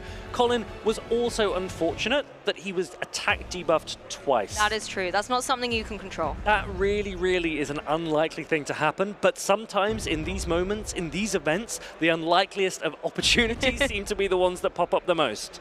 That's, I guess, why we do play a best-of-3 set, because if you do have maybe a little bit of misfortune in a game, you can always try and readjust coming into the next one and hope those dice do not roll that way for you. However, for C. Leonardo, it was an absolutely perfect play. Not only were you getting the shield, but you were also neutralizing the offensive threat of that Talonflame. The Incinerates can hit really hard, but as you've said, they are slow to connect. They take a lot of turns between those fast attacks. Will we see a transition to Malamar here? Because Malamar has play into Claydol, it has play into Cradley, it has play into Registeel. Colin might recognize that as a more flexible option. I wouldn't be surprised if he leans into Malamar, but at the same time, Leonardo might anticipate that, and now we might see the Azumarill, which is able to sponge the pressure of Malamar. It has super effective bubble into Talonflame and Ice Beam to pressure it, and a really good matchup into Guzzlord as well. Guzzlord is an option for Colin because that Registeel isn't running Focus Blast. That could be a Pokemon that he picks. We do see the Malamar, like we said, up against this Claydol now. Swalot and Talonflame in the back for Colin. There's the Registeel and Cradley. Same team for Leonardo. Yes, no Azumarill on either side, but this Malamar putting in some work with the Psywaves. However, the Mudslaps are also doing a dent in return. We are going to see the Malamar go for its charge attack here. A shield coming up straight away from C. Leonardo, not wanting to take this foul play. Leonardo immediately indicating, hey look, I'm going to shield because I'm going to debuff you. Colin doesn't really have an option, because once this Rock Tomb comes through and Malamar is debuffed, some players might look to switch out, but he can't really do that. Swalot and Talonflame, both very vulnerable. Leonardo's starting to recognize that the Claydol might have more play, so now he comes in with his Cradley. He'll probably let this debuffed superpower go. That's the thing, even if the damage doesn't come through, the debuff still bypasses those shields. The close combat is able to come through. We are going to switch out that Malamar in the face of this Swalot that can go for these Mudslaps, but the Rock Tombs are coming through relentlessly from C. Leonardo's side, so this is going to be another attack drop onto the Swalot here. Now, we did see that Colin was playing what we would call ABA weak to Azumarill. His lead Pokemon and one of the Pokemon in the back were soft to Azumarill. He has decided that that is fine because I'm maybe not expecting it. I'm more worried about this Registeel. And he gets that call right. There is no Azumarill here. Instead, the Cradily having to take that Ice Beam, but now that Registeel, the thorn in Colin's side in that game one, is now on the field. We are going to see the Sludge come through. Obviously, this isn't going to go too much into the opposing Registeel, but Registeel able to keep going for lock-on after lock-on and get all of that energy up. It might be the case that Colin is just trying to expire his switch timer. He really doesn't want to be in this matchup. Swalot is pretty tanky. It should be able to hold on, and I think that Colin will then aggressively swap into a different Pokemon as soon as this lands. I think it's worth this. You're able to hang on, like you've said, but you've eaten up all that energy on that Registeel. But Registeel is no more. It's instead going to be this Claydol, the Talonflame in a prime position here, not worrying too much about the Mudslaps coming through, but this Rock Tomb, it is going to worry about that. Colin has to go for a shield to keep it in the game. So Colin gives up a shield. The first Rock Tomb comes through. That debuffs the attack of this Talonflame. Colin recognizes that and is going to go for a Brave Bird. C. Leonardo protects against it. That is a great shield for Leonardo. That's the thing, when your attack is down, you have to invest into your heavier hitting move, but now your defense is also severely weakened and things are looking so detrimental for this Talonflame. A Rock Tomb is already ready on that Claydol. There are no shields on Colin's side. This is going to connect. It is going to get the KO. That is a massive amount of damage. This is Claydol's world and Colin is just living in it. He's going up, charging as much energy as possible, and now reaching this foul play, which will do super effective damage. Dark type against the Psychic type Claydol. It's nice to see foul play still so dominant. Yes, it took an attack drop in damage, but it also has better pacing now as well, meaning it is still viable. You're able to get to the superpower. This is something nice into that opposing Registeel, but it still has so much HP remaining. This is a great position potentially for Colin because that superpower lands. You can, if you want to, just throw the next one. This will still do a ton of damage. Really nicely played by Colin. That's why Malamar was such a flexible pick for him. He recognizes, he says GG, it's 1-1. Honestly, that Malamar, a great adjustment here. I didn't quite see the second close combat already stacked up, and that really swung the momentum for Colin. Malamar coming in right at the end, getting all that energy up and dealing with the Registeel in quite awesome fashion. So do you know what I really like there? Colin recognized that the Mudslaps were coming through and really chipping away at the Malamar. You saw Malamar's health go down deep into the red, but he also thought, well, hold on a minute. You only have a Registeel in the back. You can't fast attack me down. If I can get as much energy as possible, use my first foul play to take out the Claydol, I will reach 2 superpower before you can take me down. That's exactly what he did. He ties up the score, and now it is all to play for in this best of 3. The next game means everything to these players because they will be knocked out here in Stockholm if they do not win. And this is what I was saying about the Registeel. Its charge attacks are so great coverage, but the fast attacks do nothing. And in that exact situation, Malamar was able to capitalize on that, knew with the fast attacks it was no threat. So if another Pokemon like the Swalot could eat up that charge attack, Malamar was able to come through.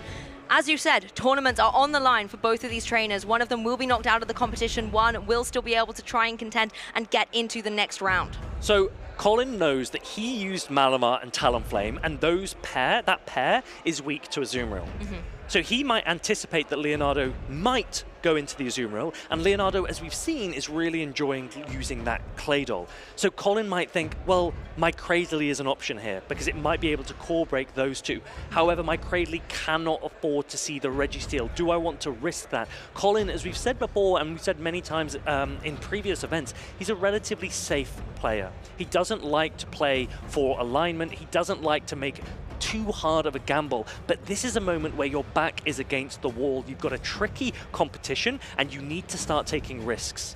And we said how in that last game, Colin led 2 Pokemon weak to Azumarill, really deciding Azumarill wasn't coming to this match. If C. Leonardo brings it to this next match, maybe to try and provide a little bit of counter to something like the Malamar, then Colin has to make sure that he makes that call. And the Cradily, like you were saying, could have some good contention in this match and could also deal well with that Azumarill if C. Leonardo does decide to bring it this time. What adjustments will C. Leonardo make? He has so many other Pokemon available. He ran the same team back in game number 2. Here comes the Registeel. That is a great lead for it up against this Azumarill. Yes, very happy to see this. Azumarill can do nothing to the Registeel, so it gets out of there. But we're seeing adjustments left, right, and center. Cradily now in play. Yes, these Bullet Seeds doing nothing, but these Rock Tombs so threatening. C. Leonardo could get the shields out early. What a world we live in. The fire and flying type Pokemon comes out, and Leonardo responds with a grass type Pokemon. That is the power of Rock Tomb. The Talonflame has to shield this, but these attacks will still do a massive amount of damage to the Cradily if they go unshielded. The Incinerates are coming through, but that Rock typing really helping out the Cradily to have longevity on the field. A shield comes through, but Talonflame is already at another one here. Cradily, however, gets the edge, goes for that Rock Tomb. Colin forced to go for the shield. Now, Colin is banking up so much energy, he might be able to reach 2 attacks before the Cradily can reach its next one. The question is, how much damage will it do when he's double debuffed? Is Leonardo going to give up a shield here? We'll have to see. Cradily is staying without a shield in play. Brave Bird will connect, not enough to be able to get the KO, but of course Talonflame now defensively severely weak.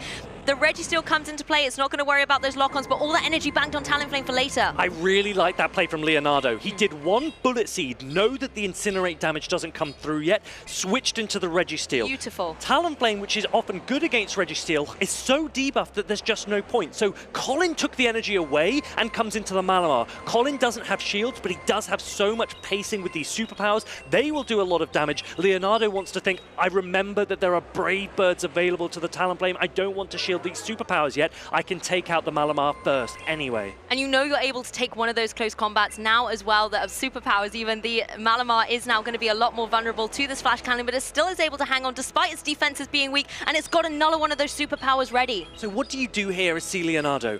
You're letting your Registeel go down. You get a tiny bit of farm on your Spiritomb. It's not really enough to make a massive amount of difference, but that Talonflame has so much energy.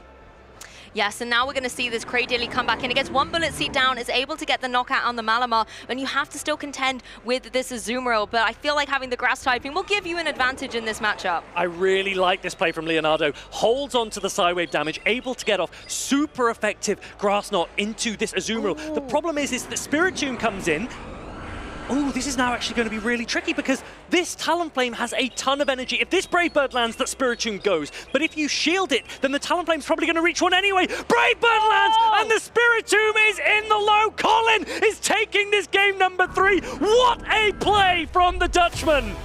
Talonflame getting its revenge. It avoided the Rock Tombs. It came in, Brave Birded that Spiritomb. We only saw Spiritomb for a second and it was gone. That was superb from Colin, and he breathes a sigh of relief because that was not an easy matchup. see Leonardo, it looked like he'd read him at every turn, and Colin powers through. He progresses. Leonardo drops out of the tournament, but Colin is absolutely over the moon with that play. Commiserations to Leonardo, because what a thriller of a set that we were just entertained by. You can take a look at this replay here. See, Leonardo played so well with that Registeel, but the secret was that Malamar, being able to apply so much pressure with these superpowers. And I think both trainers really were trying to utilize getting their opponent's shields down very early on so that they were vulnerable in those end games. It was tricky for Leonardo because he really needed that Registeel up against the Azumarill. It would have been an absolutely dominant matchup if he'd been able to maintain that alignment. The problem is that when he counter-swapped the Talonflame with his Crazily, he took both shields from Colin, but he put himself in a position where, in the two-shield scenario, i.e. when both players used two shields, he would have lost, and he didn't want to lose. So he switched out, and he gave up alignment anyway. Well, this is in game 2 where you can see the Malamar getting some revenge onto this opposing Registeel, taking it down and evening the score. But it was this Talonflame that came through as the champion for Colin 6. Being able to land this Brave Bird, there was a shield on C. Leonardo's side, and if he had gone for the shield, we could have seen a slightly different end game, but that decision was in Colin's favor. Talonflame was able to clean up the set.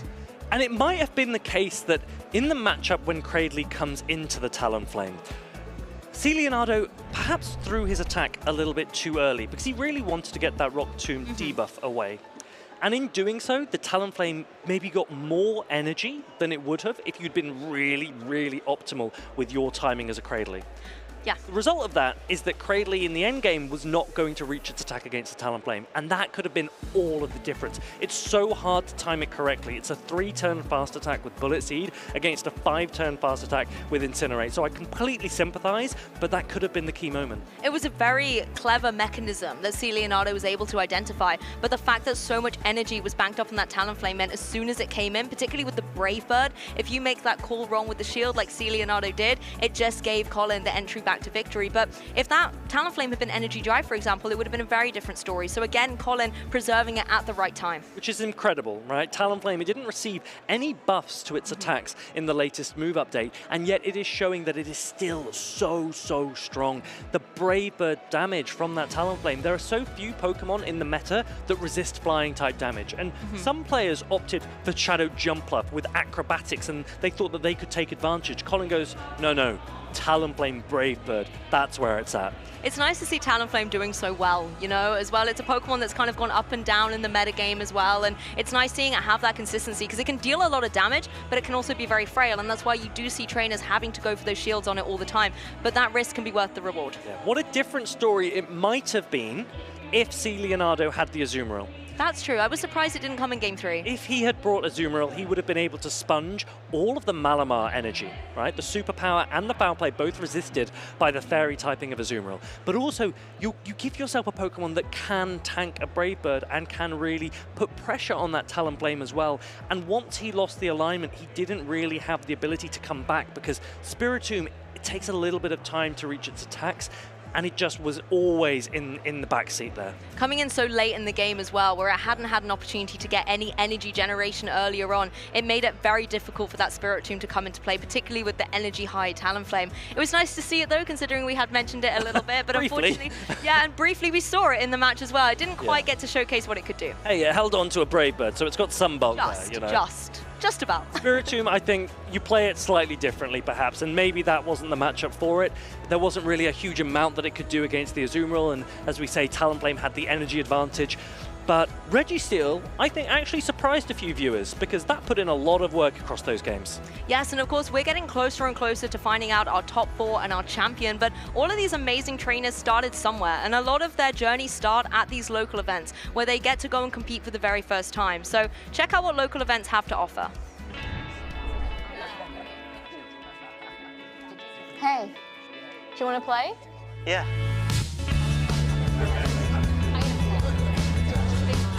Nice. One shot? Wait, that card, yeah.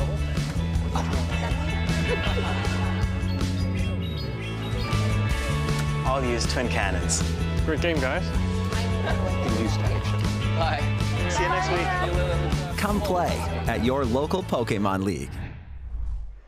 It's always a joy to see trainers maybe battling for the first time, whether it's Pokemon Go, the Pokemon trading card game, or Pokemon video game. If you have a love of Pokemon and want to try it in a competitive way, you can scan this QR code and find a location near you where you can test your skills or learn something from trainers who maybe will help teach you new mechanics, new metas, and basically find a new way to enjoy Pokemon. You have to start somewhere, and also this gives you a really good opportunity to meet other players in the game. And most of the time, the people to learn from are those around you. Yes. We see so many friendships across these events. People, you know, it's no secret that I am close with many of these players because we practice together, we play together, but also we just hang out. And I think that that is a massively important part of it, to just be able to create that social environment. It's how you can learn the game. You know, I obviously came from a Pokemon video game background, and when I jumped into Pokemon Go, I needed the wisdom of my competitive friends and fellow casters to be able to guide me into this new world, because the Pokemon metas are different as well. There's Pokemon that you'll see in Pokemon Go that you won't see in the trading card game, for example. So it's nice to be able to see how maybe your favorite Pokemon is doing in a different game. Yeah, and especially when you come to these events, when you progress from locals to regionals, you hang out all the time, in the evenings as well, don't you? You know, whether it's going for a cup of tea or eating a slice of pizza, there's so much that you can do with your friends. So I really encourage you to get involved at the local stage and then join us at these regionals as soon as you can. And even if you're not ready to compete yourself, come along to these events as a spectator, come and support your friends or soak up that energy. There's incredible side events and activities to do here as well, but we're going to bring it right back to the main action. Padaman versus Withered. I am so excited. I did say earlier I'd be on the edge of my seat for this one, and I'm just going to get off my seat to, you know, safety first, because Padaman are reigning EUIC champion with such an awesome team. I really like seeing the Jumpluff in play here against Withered, our newcomer, breaking out onto the scene. Yeah, and both of these players actually have quite similar teams, so try and get a snapshot here of what you're seeing. There's a lot of purple and blue. That's something that Lou mentioned to me earlier in this The aesthetic is great, okay? Yeah, we really like this, but Shadow Sableye, Shadow Drapion, two very spammy, very flexible picks, and then you've got Swalot and Azumarill, super bulky. You can just look at them and see how thick they are.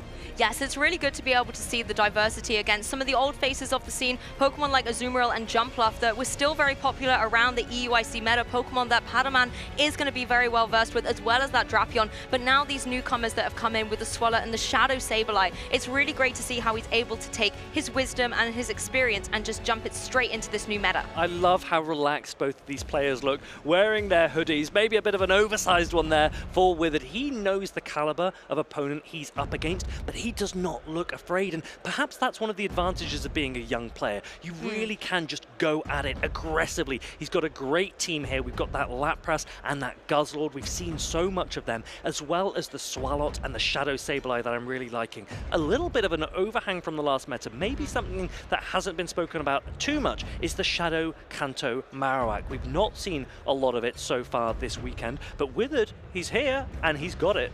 Considering as well, though, we've got Swalot popping around the meta, having that kind of ground attack user is really nice. It does give you a lot of coverage, and Swalot is coming up against the Jumpluff here. Jumpluff is not going to be happy to take any poison-type damage from the Sludges, so it gets out of there, and Sableye joins the fray. And look at this, immediately looking to counter-swap the Sableye with the Shadow Jumpluff. Maybe a couple of fast attacks went through first, so not quite as instant as Withered might have liked, but this Shadow Sableye, it's not running Power Gem, so it's going to run, it's going to throw Power Play first into the Shadow Jumpluff, comfortable for Withered to take, and now here comes a hard-hitting attack. Is Padaman going to shield it?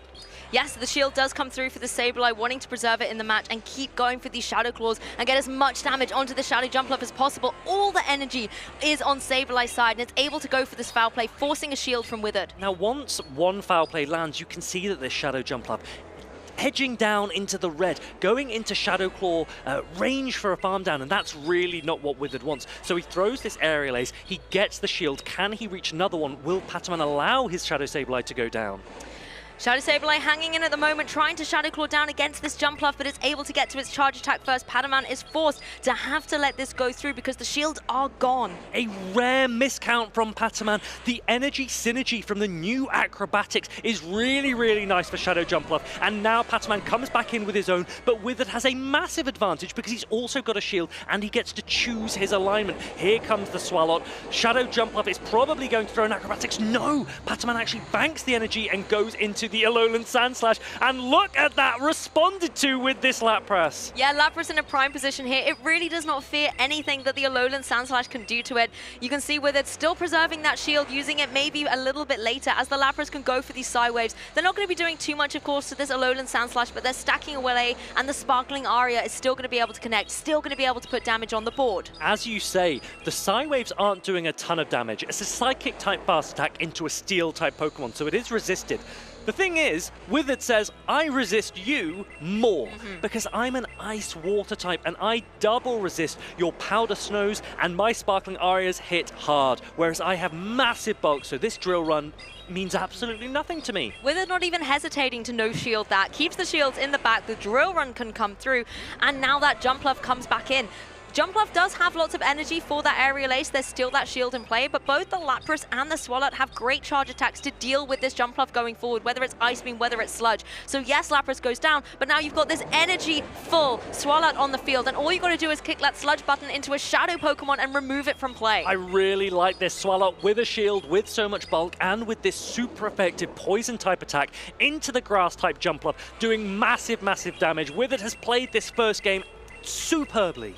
Really beautiful, making sure that this Swalot is in the position to be able to get the damage down that it wants to be able to. Lapras as well being so tanky and dealing so beautifully with that Alolan Sandslash, I thought was beautiful play. Really outplaying the Pokemon that Padaman brought to this match. Look at this. Withered is staring at his opponent. Oh. He is looking to outpsych him. Can you outpsych the EUIC champion? But Withered's played that meticulously. He has done his maths homework. His counts are on point. It's always so impressive seeing how all of our veteran trainers are able to make those counts, not only of their own Pokemon and their energy generation, but also of their opponent, because you have to be cognizant of when the charge attacks could start coming through. And Withered seems to be in complete composure of this, able to really read Padaman so incredibly well.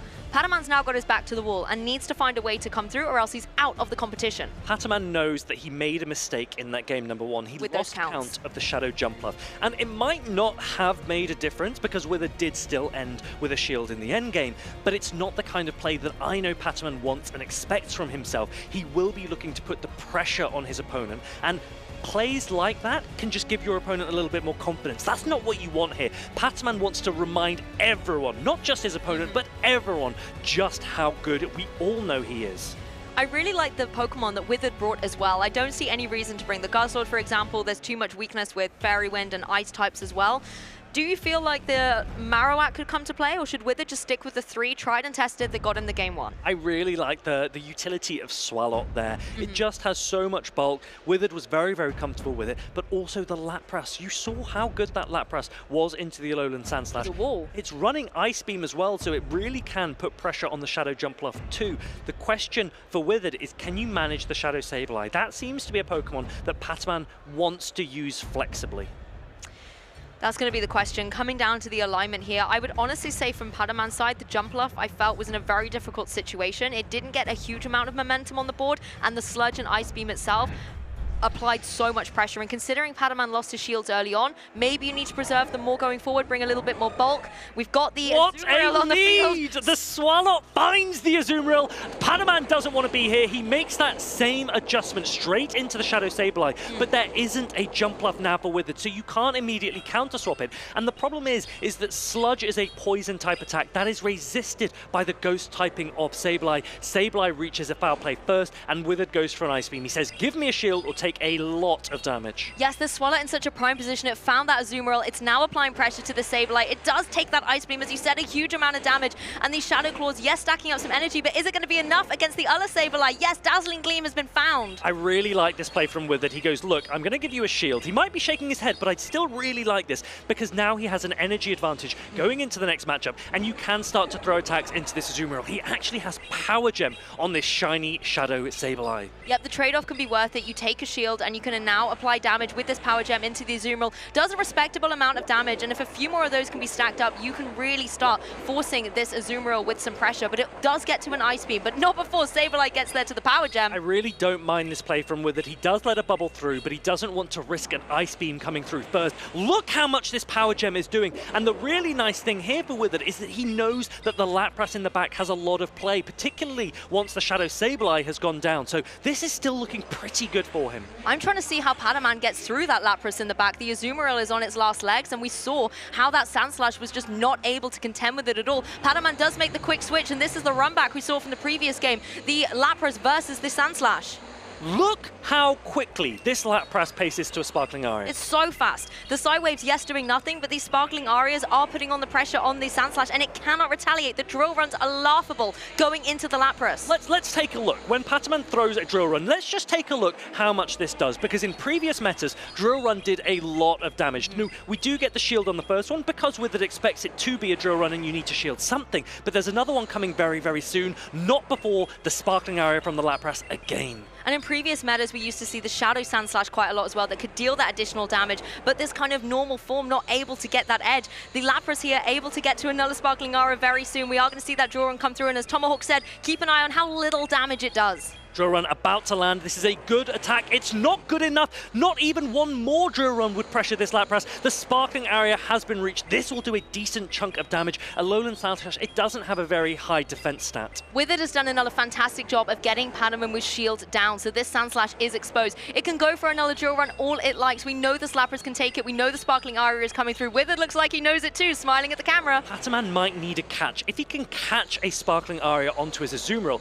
that could be a key pivot in this game. It's about to come. There it is. Withered knows. He just knows. That is so well played by the young 14-year-old. Tried to go for the catch, but Withered one step ahead, bringing the Swalot in to take this Ice Beam instead. The Azumarill uses up its energy and doesn't even get the knockout where the Swalot can start going back. But Withered, the play from Withered, he recognizes if I let my Swalot beat the Azumarill, I will be farmed down by the Alolan Sand Slash, and then the Alolan Sand Slash will take down my Lapras. Withered said, you know what? I'm not going to allow that to happen. I will let the switch timer go up. The difficulty is that Padaman switched out first, which means his switch timer will come up first. Withered knows that. He's shaking his head. The difficulty as well is this game, you need to be pressing a button. So now that the switch timer is up, look at this from Withered. He knows that he can immediately click into his Lapras and try and throw the Sparkling Aria straight away. He's pressing it. He's pressing it. Look at that play from Withered. He is superb for his age, but also he is superb against anyone. He is about to take down the EUIC champion. He progresses in this losers round. You need to stand and applaud this young man. oh my goodness, Withered, the absolute standout, taking down the European International Champion. Padaman has got to be impressed by that match. Commiserations to him, but Withered advancing on at the Stockholm Regional Championships. That was breathtaking, breathtakingly sublime from Withered. He recognized that I'm now in a position where if I throw my sludge, by the time it is landed, my switch clock will be up. I can then get a zero-turn swap, a swap for free into my Lapras, which I already banked my Sparkling Aria on, whereas I know that the Alolan Sand Slash needs to do one more Powder Snow. That is a level of play that so many players, the 99% of players, I would not expect it from. Well, it's on maths level 100. You're not only keeping the counts on your side of the field, but you're keeping the eye on the clock as well and being so self-aware of all these different little mechanisms. When this sludge came through, really, really impressive. Seeing that Azumarill go down, I mean, I know Marcus Aurelius would be happy to see Azumarill drop as well, but for us, seeing Withered really making their mark in this competition has been such a privilege to have this front row seat too. I am still somewhat lost for words. And I don't know if it's just because he's so young. It must be a large part of that. But even if we had seen that from one of the most experienced players, we would be taking a step back and saying, like, you need to be watching this. This is a level of play that is so high. And I'm not over-exaggerating. I'm not losing the plot here. That was such a high level of play from Withered to just put the phone down and sit there and say, I need to watch my timer. There we go, let's play now. But I think his youth does make it that little bit extra inspirational, because we've all been that age before, maybe playing competitive, maybe not, but we've been able to look up at other trainers, and now he's not only competing amongst them, but he's taking them down. For someone so young, but showing so much experience and intuition, you just know that regardless of how this event goes, this kid has a career in Pokemon, you know? They are going to be someone who you need to watch out for time and time again. At grassroots level, many players, they band together into teams, and we compete against each other team. A little bit of rivalry agree. I know every team captain out there is going, is Withered Eyes available? on Withered, yeah. Is Withered available? Because we need to get him in quickly. And honestly, I don't blame you. This kid, he's got it. This could be the Ash of Pokemon Go right here. And it's very hard to see anyone taking him down, even though he's in the losers bracket. This could be his tournament. We often talk post-event of like perfect plays and moments, and that is definitely one that is going to be memorable for a very long time. Not something you get to see every day. Yeah, Martine will be at home writing the script Taking already. notes. He's like, we need to make a video of this for the broadcast because that really was superb. Well done with it. He progresses through. Pataman, EUIC champion, goes down, but honestly, I think he recognizes that his opponent really played well and deserved the win there. I have to say as well, commiserations to Pataman on my caster prediction list. I believe that was my last one, so I'm out of the caster fantasy draft. But what a valiant effort, particularly against an opponent that was harder to read, being a little bit newer and just outplaying every second of the game. Yeah, so good. And we still have a few top quality players still in, so Withered will need to show that he can take on the best of the best, continue to take on the best of the best. We've seen Colin win, we've seen Withered go forward as well. So stay tuned, don't go anywhere, watch this little video and we'll be right back. Trainers, Sweden has a lot of traditional dishes, but I wonder, has the players come from abroad tried these dishes? I'm standing here with Jill, Jamie, Ventuski, Matthias Brex. So we have 4 people here looking to try some Swedish treats, and we move over to Lynn Sophie. Nice to see you. Thank you. Nice to see you too. So we have our foreign trainers here. This is blueberry soup, punch rolls, liver pate, meatballs, caviar, and a lot of Swedish treats. What are you most excited to try? The sweets. I know all of the meatballs, the rest is such a potluck. The caviar. Caviar as well, and then also the shot there. I'm not sure. Oh, so Matthias is going straight for the blueberry soup. All of them are. Initial reaction. That's really good. It's thicker and creamier than I expected. Yeah, exactly. Let's move on to the food. And Mauricio helps himself to the eggs and caviar on the polar cake. Let's go with Jamie. Yeah, the pate was really good. I'm not much of a gherkin person, but the pate really did hit home. I didn't expect the bread to be quite as crunchy, so I nearly lost some, but I would definitely recommend that. And Jill, what do you think about your meatballs and beetroot salad? Oh, I would definitely recommend that too. And Mauricio?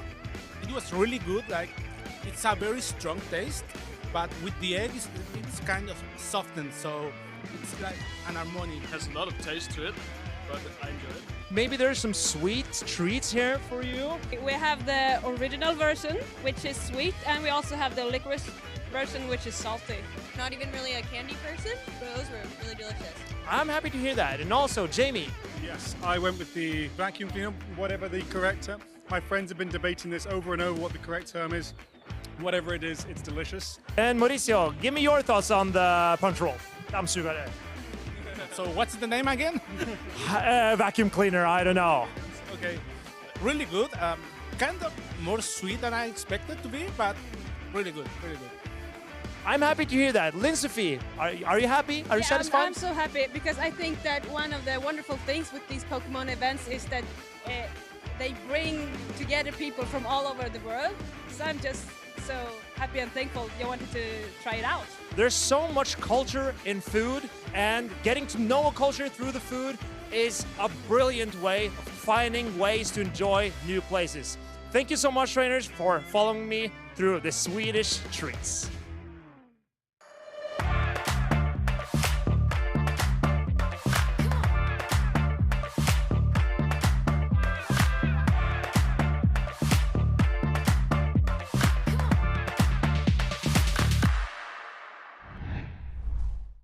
How lovely do you have to be as a person to set up a snack bar just for traveling Pokemon players? I'm incredibly impressed by Lynn Sophie and the effort that she put in to showing every visitor here her country and what it has to offer. This is one of the best things about traveling for regionals. It's so exciting, all the people that you see, all the kindness shown at these events. This is why you come. You come here to celebrate playing Pokemon with your friends, with your community, and seeing champions crowned. We are in Stockholm for the Regional Championships. And I just gotta say, if someone offers me a snack, a little treat, well, the gluttony in me will maybe consider. If I had a Pokemon ability, Gluttony would be the one. maybe it's gluttony. Okay, so there are quite a few Pokemon in the video game circuit that have Gluttony as their ability.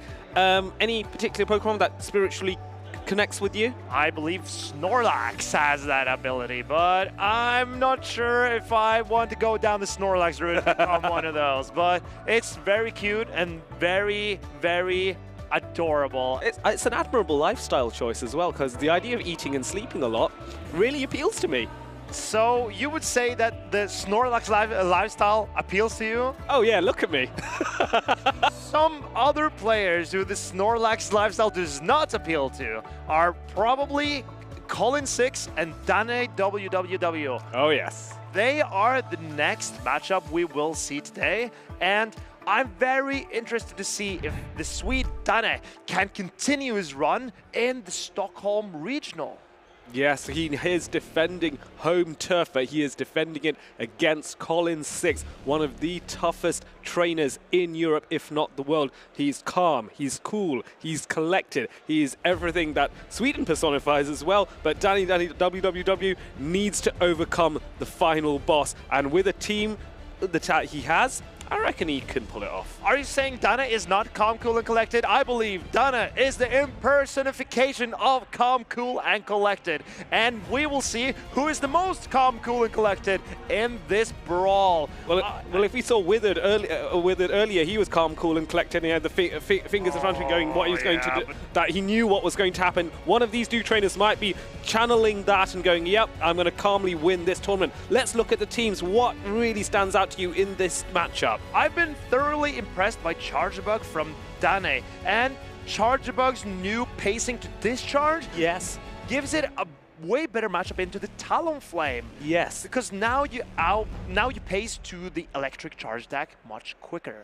Yes, and of course Volt Switch is still doing a good amount of fast attack pressure on top of that, which means Volt Switch plus a discharge should be enough to bring Talonflame into the red at a minimum, and then of course you can potentially farm down. I of course very fond of the Galaxkobolten on Danne's side. I do think it has some utility here. Has to be careful of the Guzzlord if in shielded scenarios, but that X-Scissor will do a good amount of damage to Guzzlord as well. So a lot of things going on here, and Malamar really doesn't like an X-Scissor either. Exactly, and that is why I really enjoy the Charjabug here for Danne, because Charjabug can hit 5 out of the 6 Pokemon on Colin's side for super effective damage. It's got electric coverage for Azumarill and the Talonflame, and it's got X-Scissor for Cradley, Guzzlord, and the Malamar. It's just Swalot that has a very safe matchup into Charjabug, and even there, Charjabug is fine. Yeah, I would say it's relatively even, because of course the electric attacks on Charjabug are dealing neutral damage to the Swalot as well. You also have to consider Cradilly does have access to Rock Tomb, as you see in the bottom right on Colin's side. Rock Tomb does deal super effective damage to the Charjabug, and therefore Cradilly is also a threat, generally speaking, to Charjabug, but Charjabug can bug bite back, shall we say, with X-Scissor. I wonder how much a Rock Tomb does to a Charjabug. I don't think is enough to take it out. So I think Cradley will have to hit 2 charge attacks to take out the Charjabug. I'm confident the Charjabug is coming in this matchup. Oh yes, indeed it is. Charjabug lands it and it feasts onto Azumarill. Colin will have to jump out of this matchup very quickly. And Colin, this is not looking great for the Ice Colin staying. Is Danne staying in here? I can understand why, though, because you want to weaken the Swalot and the safe swap that Colin has gone for, and then potentially make a swap into the Alolan Sandslash. So this is, in my view, the correct play. Now this Alolan Sandslash is going to have a much easier time dealing with Colin 6. Swalot completely walled off here as well. Yeah, the energy from Swalot will do nothing to this Sandslash. My question is, if Danne is planning on how to deal with a potential Cradley in the back, because this is what Colin wanted. He wanted to lure out the Sandslash from Danne's side. Yes, he did, and Cradilly has a positive matchup against Galaxkobolten. Neither trainer knows that in the backwatch Pokemon that each other has, but let's see, this Drill Run will now go unshielded, which means super effective damage onto the Poison-type Swalot. And here, Danne, how are you going to play this, Danne? Are you going to save the Sand Slash, or are you letting it go to keep alignment with your Charge Bug? Yeah, it's tricky here because Danny doesn't know how valuable his Alolan Sand Slash is. So he's just going to weaken it. And now brings in the Galaxkobolten here. What is the response from Colin 6? Play Rough coming in, which is going to deal neutral damage, but it does hit hard here. Danny does realize Colin is the ABA champion. He knows, Danny knows Colin's playstyle. Colin's trying to play it safe, but Danny reads what he's trying to do. Yes, and they're both farming up so much here, going for the Aqua Jet now after getting a huge amount of energy on this Galaxkobolten. Aqua Jet resisted here, but is still a good attack to go to use on the Azumarill. In my opinion, I think Danny should shield this Galaxkobolten and take that energy into the final Pokemon, whatever it is. Yes, because Galaxkobolten is so versatile here, there may be play here. So let's see, does Danny decide to use a shield here and keep that energy? There is a lot going, but then we've got going to an underfarm by Colin 6 as well. That's looking to farm up some more. This X-Scissor is going to put on so much pressure on this Cradily, and Danny still has all 3 of his Pokemon left. Yes, and so now is the time to bring in that Alolan Sand Slash. It's got a lot of energy. One shield is already out from Colin 6's side, so he now needs to decide to use the other one or not. This doesn't knock out, but it does a lot of damage. This looks so potent for Danny. He's just 3 Powder Snows away from another Ice Punch. Will it throw it? When does it come out? He's throwing the Rock Tomb, Colin 6 throwing the Rock Tomb now, which is going to deal neutral damage here, but at this range, the debuff is the other concern. How much will Ice Punch do after this debuff? I'm very surprised Danny did not decide to throw the Ice Punch before the Rock Tomb debuff came through, because then the Ice Punch would have done more damage. You're quite right. However, there's a potential that he was trying to get extra energy so he can reach the second Ice Punch, and 2 debuffed Ice Punches will still be enough to take out Cradily. So the Rock Tomb becomes an inconsequential play here. Cradily now eliminated, making Charge Bug a lot more safe here, and Azumarill is now able to come back in, only to be taken out by 1 Volt Switch. Incredible game by Danny. He leaves this matchup with 3 Pokemon remaining.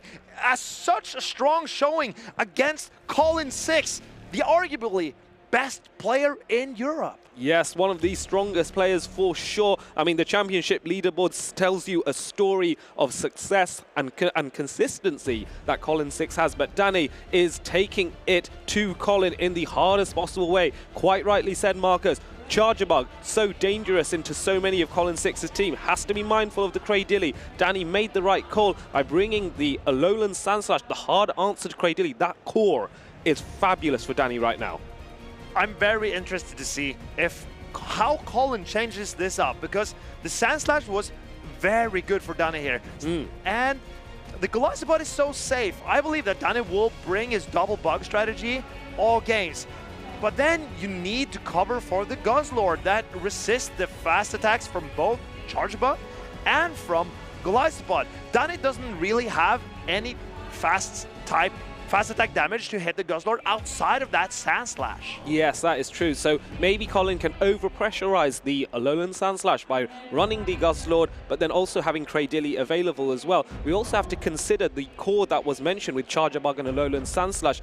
If you notice, the 3 Pokemon used on Danny's side, all 3 are slightly weak to Talonflame as well. I know Galaxkobolten has some coverage with Aqua Jet, but Talonflame is a problem. I believe that Colin will now lead Guzzlord, safe swap the Azumarill to potentially draw out a Cradily, and then have Talonflame in the back. I believe that will be Colin's game plan, because there's no Azumarill to core break the Guzzlord and Talonflame on Danny's side. So, and if you get out the Cradily with the Azumarill, I know Azumarill can take Cradily slightly low, and that will leave Talonflame without having to worry about a potential Rock Tomb from a Cradily in the back. Yes, and so therefore Danny may not want to lead with Charger Bug in order to counter that. Going for the Galaxkobolten here into the Cradily. This is quite nice though, because if Charger Bug's in the back, it is safe for now against the Cradily here. Galaxkobolten now facing off against this potential Rock Tomb that will come. And I'm very interested to see how this Charger Bug lines up, because it looks incredible into Colin 6's team. It has the X-Scissors to hit Cradley, Azumarill, and Malamar. Yes, it does, and so I think Colin was hoping to see Charjabug lead, but no, another X's are coming through. Danny looking to pressure and get that first shield early. Colin 6 now recognizing he needs to get that Rock Tomb off ASAP. It's a charge attack priority event. Galaxkobolten's attack so high, gets it first. Danne let it go, Danne let it go, and farm down with the Drapion. Yes, and it's just survives on 1 HP and taken out, but now Cradilly does have another charge attack ready to go. Colin looking like he's considering a switch here. What is going to come in? Surely it's the Drapion. And Colin throws the Rock Tomb into the Drapion. He knows he will be at risk of getting farmed down, but he has an Azumarill to stomach all the energy from the Drapion in the back. I do like this though, because this Azumarill coming in means that the Charjabug is kept away from the Malamar in the back, so the tactic that Colin is looking to employ might be working here. Play Rough coming through now to deal a respectable amount of neutral damage onto this electric and bug type Charjabug. And Danne realizes the value of his Charjabug. He decides to protect it, but Danne, you have to throw your energy. Yes, at one point you certainly need to use it. Discharge coming in, it is so spammy, dealing super effective damage to the water and fairy type Azumarill here, and it's not going to knock it out because of the bulk, but another discharge may just do that job. Danne, are you not throwing your energy? Are you going to shield again? He wants to farm up more. That must be the rationale. Is he going to shield? Yes, he does. He wants to put everything on this Charjabug. This is prediction 101. Oh. This is going to be even a farm down. Yeah, he will get it. He will get the farm down. And the X-Scissors now threaten all the back Pokemon of Colin. How many of these attacks can you take? But the other thing is Colin 6 has got the potential to make a catch here, so Danny needs to be very careful. When is he going to do that? No! Oh, and the Malamar, it gets hit by a double super effective X-Scissor. Danne, will this be enough? Surely it'll be enough. Oh, it just about survives. Double super effective, but no, not enough. Danne, he is looking so good right now. Danne swipes the floor with Colin 6. He went 2-0 against Spider-Man, the EOIC champion. Now he's 2-0 against Colin, the #1 leaderboard player in Europe. Danne, he takes this game.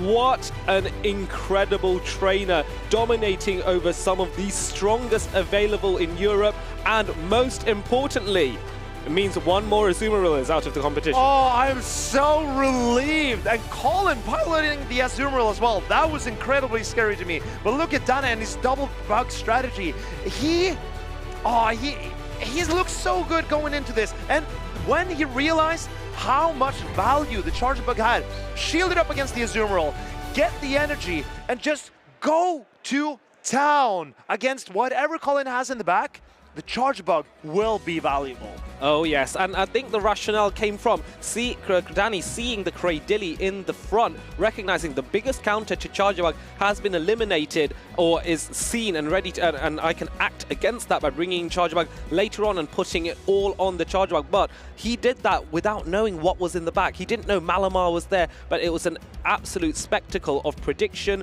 team reading, and team reading against one of the best trainers in Colin 6 against the final boss. I'm super impressed how Danne piloted his Pokemon here. And the double bugs and then either Drapion or Sandslash really impressed me. And Colin made a slight misplay in the lead in Game 2 by throwing the Rock Tomb on Charge Attack priority against the Galaxkobot. And Galaxkobot will always win the Charge Attack priority against a Cradley. Yes, Galaxkobolten, one of the Pokemon in the Open Great League method that has quite a decent amount of attacks, certainly a lot more than Cradilly has, and so this is a concept for trainers watching at home. When you're having charge attack priority, you have to consider that Pokemon that are a little bit more frail will often make up for it by having a lot more attack power, and if so, that means that they will be able to win charge attack priority events that more often, and that means that's the difference between a win and a loss in some cases. So consider, there are many graphical makers all around the community that will give you lists of what beats what in charge attack priority. Bear those in mind, and that will make you a better battler.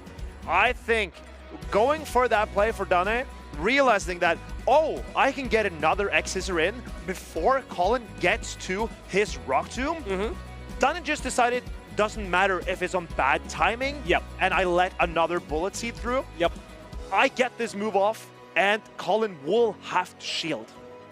And Colin decided to shield. The charge attack happened at the same time, and Danne use that to his advantage, and then the Charge Bug with all the energy farmed up could just threaten the rest of Colin's Pokemon. Yes, brilliant trainer, brilliant plays, brilliant team, and we look forward to seeing how far Danny makes it in this tournament. And of course, for those of you that are watching it at home and thinking, I want to take part in a tournament similar to this, there are 3 special championships taking place. So if you want to sign up, look down on the screen, register to compete or potentially spectate today. rk9.gg/events/Pokemon. Go there, sign up, compete. You might, if you're lucky, end up facing me. If you're really unlucky, you'll end up facing him and he might beat you. Or actually, no, I've beaten you, so it can't be that hard, right? That's years ago now. I'm going to hold on to it forever. I'm sure. Ever. I just got to say, in this tournament here, yeah, I do hope Danny goes all the way. Why would you say that, Marcus? There are 2 reasons why. 2 reasons, right, okay. We did a caster fantasy prediction of what trainers we expected to do well. I picked Danny. Yeah. And he's proving me right. And also, the second, well, maybe actually the most important reason is that Danny does not have Azumarill. And I made a bold prediction yesterday that Azumarill was not going to win another event in the Might and Mastery series. And I'm going to take a gallon of water over my head if Azumarill wins the event. And it's looking pretty dire for me because there's a lot of Azumarill and is still remaining in the tournament. It is the most popular Pokemon in Day 2 amongst the trainers that have made it this far, including from Uden, who is in the losers bracket, had an absolutely fantastic run so far. But look who he is playing against, the 14-year-old from Withered, who is going to be his opponent. Of course, Uden with the Azumarill that we have talked about, but the spicy, the something that's a little bit more unusual is the Skeledirge, and I really like this Pokemon because I think it has a lovely niche in the meta at the moment. I'm more intrigued by the Ferret and the Claydol. I think those 2 Pokemon make an excellent pairing, especially together. And Claydol with that moveset of Rock Tomb and Ice Beam, and also the Mud Slap, it's almost impossible to resist all of those 3 moves combined together. And Claydol is tanky. It takes even super effective hits. I saw it take an Ice Beam from Azumarill and did maybe like 50%. Yeah, that is right. In contrast, Withered is using Shadow Kanto Marowak as his ground-type user of choice. Now, that is a Pokemon that has been very popular, particularly in last season's meta, because it's able to Mud Slap down so many things just because of its sheer damage output with fast attacks. And Marowak hasn't changed at all, so it's still as potent as it was. I am very interested in Withered's team, especially because he doesn't have an Azumarill. So I might have a horse in this race. Oh yeah, and Swalot, but Swalot is there. I love that Swalot. Yeah, I know you like Swalot, and then the Shadow Sableye is there, and I'm a big fan of that. The Shadow Jumpluff, bearing in mind, not running Energy Ball at the moment, which means that it's not going to be able to threaten the Claydol and the Azumarill quite as well, but it does put a lot more pressure on Uden's Primeape, and so it's a risk if Uden's going to bring that Primeape tool, because it doesn't really have that many targets. The Lapras maybe and the Guzzlord. Only 2 out of 6? A bit risky, I think. No? I think it's also risky. And that is the thing with Primeape. It's a pretty risky Pokemon. I can imagine that we will see more Sandslash from Uden, because Withered has one solid response to the Sandslash, and that is the Lapras. Yes. But other than that, Sandslash hits alone the Kanto Marowak for super effective. It hits Guzzlord for super effective. It hits the Swallow for super effective as well. So I believe we will see a lot of Sandslash here. But what else can we expect from Uden? I see a Ferret. Oh, and this will be interesting because Ferret has access to Trailblaze, and Trailblaze will boost Sucker Punch's attack and deal super effective damage via doing so. So it's a race. Now, Sparkling Aria is also a fabulous water-type attack that Lapras is going to launch first. How well does Ferret take this? And look at Withered. He's staring his opponent down. I love that look on him. It feels like his eyes are boring into Uden there. He's reading, he's trying to sense and gauge what his opponent's trying to do. Trailblaze being the obvious play here. No shield from Withered because he knows Lapras can tank this first Trailblaze. I'm very impressed by this guy, this kid, because He's putting on so much pressure on Uden, and now he has got a shield advantage. Yes, he does now. He's managed to tease and the shield away from Furret. Furret looking to get a potential farm down, not allowing it. Sableye coming here. Interesting play, considering normal types are going to resist the Shadow Claw from Shadow Sableye, but the Trailblaze is also boosted here. I disagree with this play slightly, because the Shadow Sableye's Shadow Claws aren't doing anything to the Furret. I think Withered would have been better off staying in with the Lapras, taking the energy on the jump bluff, and then came in with Sableye with an energy advantage and shield advantage. Yes, the question is, would Lapras be able to pull that off? But Azumarill coming in now. Now, bear in mind, this Shadow Sableye is running Power Gem, which is more unusual. We often see Dazzling Gleam here, which is a new attack that came, but no, going for the Power Gem, which is going to do a respectable amount of neutral damage to the Azumarill. And Withered is shaking his head because he knows what he expects a certain Pokemon in the back, and that is the Alolan Sandslash. And he has brought Jump Bluff, a Pokemon that takes double super effective from Ice-type attacks in the back. Yes, and he's now luring out the Alolan Sandslash. He's going to see, and yeah, Withered predicting, recognizing that, yeah, this is Alolan Sandslash, this is going to be tricky. It is the Shadow Claw variant of Alolan Sandslash, so not dealing super effective damage with its fast attacks, but Ice Punch really will hurt here. It looks like, to me, that Withered is conceding this game. He knows he has 0 chances left of winning. This Sandslash looks poised to win this set for Uden. Yes, he does, and now Alolan Sandslash just going to farm down this Sableye. Withered trying to reconnect his thoughts and go, right, what can I do for game 2 here? Both of these Pokemon were really struggling, going to really struggle with this low health against the Alolan Sandslash here. So what do you do in this situation now? How do you recollect your thoughts after you've taken a Game 1 loss? I think Withered is already planning his Game 2. Yes. He needs to make sure that the Sandslash does not find itself in such a position as it did in Game 1. But Azumarill, together with the Sandslash, it's just such a good enabler, because that makes it harder to run the Kanto Marowak that can hit the Sandslash for super effective damage, because Azumarill is pretty good into that Kanto Marowak. Indeed. And also, Swallowed will be hard to run because the Sandslash is so good. So where is your Azumarill counter coming from? I think it has to be the Lapras. Lapras is Withered's most neutral Pokemon, and he needs to conserve it. So expending the Lapras against the Furret in the lead, that made it so hard to control the Sandslash in the back.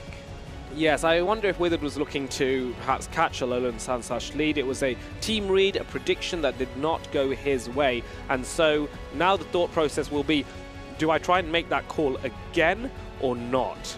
And I'm also curious to see, because Withered did not exactly have a clear Azumarill counter. Sableye takes a lot of damage from the charge attacks from Azumarill. Lapras cannot hit it back with any of its charge attacks, and Jump Bluff takes double super effective from the Ice Beams of Azumarill. Yeah, this is another team composition that Withered has his back up against the wall. However, we have seen Withered win from crazy positions where we're thinking this team that he's facing has the potential to beat Withered, and he has somehow pulled it out of the bag. Against Uden, he has chances because Withered is such a good trainer, but Uden has been getting stronger every time. Swallow coming in and unfortunately doesn't get the alignment against the Alolan Sandslash. This is what you don't want to see if you're Withered. I'm curious what Withered is planning to do here, because I know that Uden has a Sandslash that is invested to beat a Lapras, but Uden can swap in the Azumarill and tank all the energy from the Lapras. Lapras only has water and ice type charge attacks, and that is resisted by the other water type Azumarill. Yes, that is correct. One thing I do think there's some potential later on in the game is Withered has been able to lure out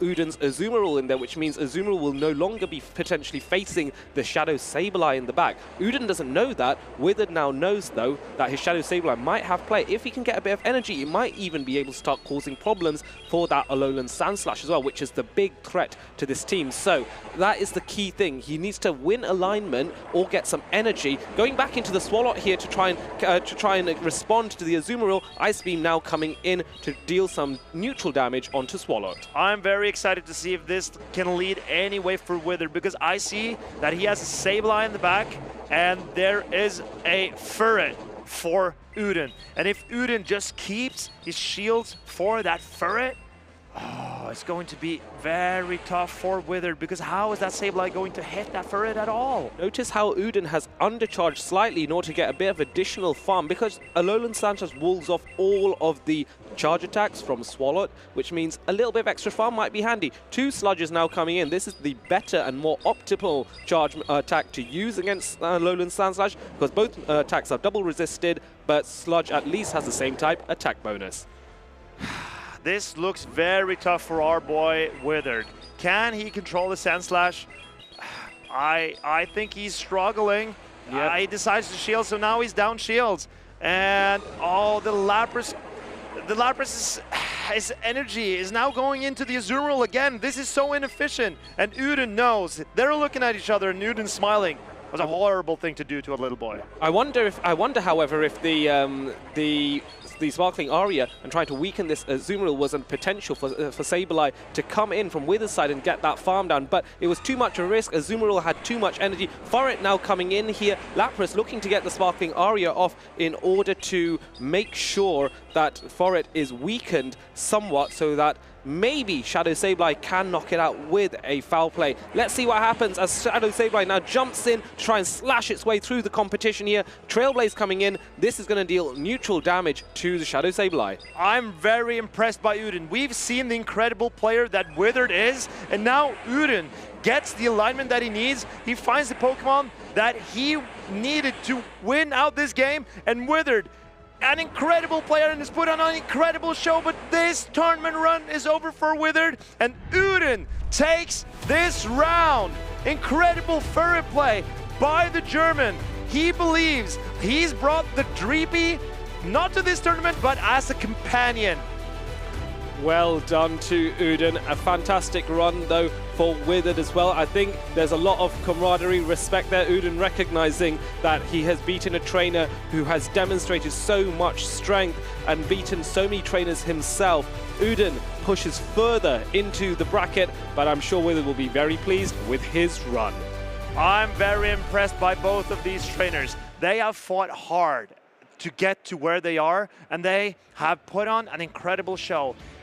Unfortunately for Withered, it wasn't enough this time, and I'm sad to say another Azumarill went through. Oh yeah, forgot about that. In all the festivities and watching these two fabulous trainers do well, I was excited to see how Withered would try and respond to Uden, and who had a team comp advantage because he did so well in so many previous tournaments here. Alignment is very much the name of the game with this particular matchup. It was very positive with Alolan Sandslash linking in against Swalot, and then not being able to wiggle out of that. That was the tricky thing here, and it does come down to reading those team compositions and getting those calls right. A little bit of luck sometimes goes a long way. The Guzzlord were so tough to bring for Withered, with Sandslash and Azumarill both looking so safe for Uden, and that meant also the Ferret was going to have a very good time. So I'm very impressed by Uden. He has put together a team that will be very hard to pick apart, and I'm very excited to see what these trainers have in store for us in the future. Yes, so am I. I know that I've heard from Withered that he will come to another event in Europe at some point. He's hoping to do so. So it'll be one of the special championships that take place in either Sevilla, Utrecht or Bologna. Uden, I'm sure, will want to come to another one of those because he loves competing. All of the trainers competing, they do it because they love the idea of battle, of connecting with their friends and seeing another champion be crowned here in Stockholm. But let us hear from Uden himself how much he loves competing. I know that Lou has a word with Uden ready. I believe that they're ready at least.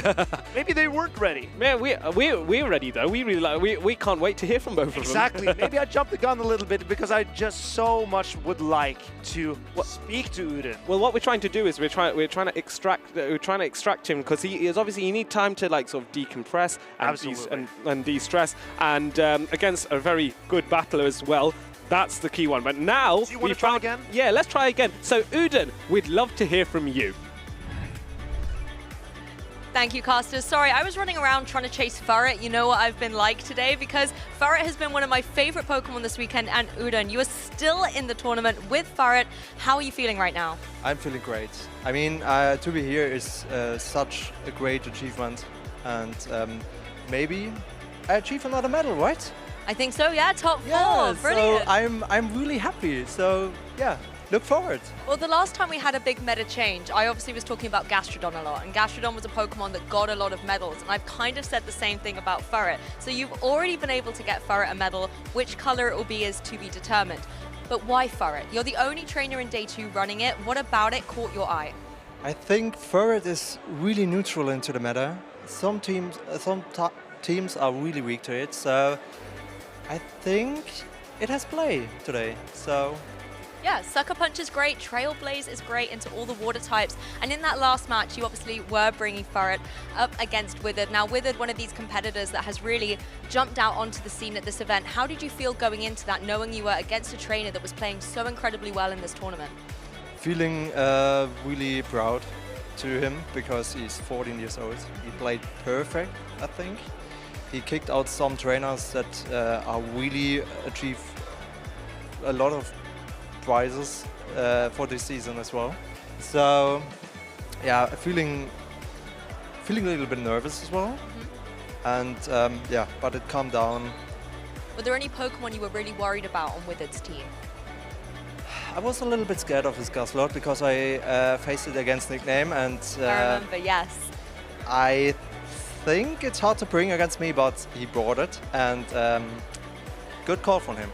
Well, that's why you have the trusty Azumarill. And one thing that Arceus Aurelius is going to be unhappy about is that one team, which was with us, that didn't have the Azumarill, is now out of the competition. So do you think Azumarill is going to go all the way?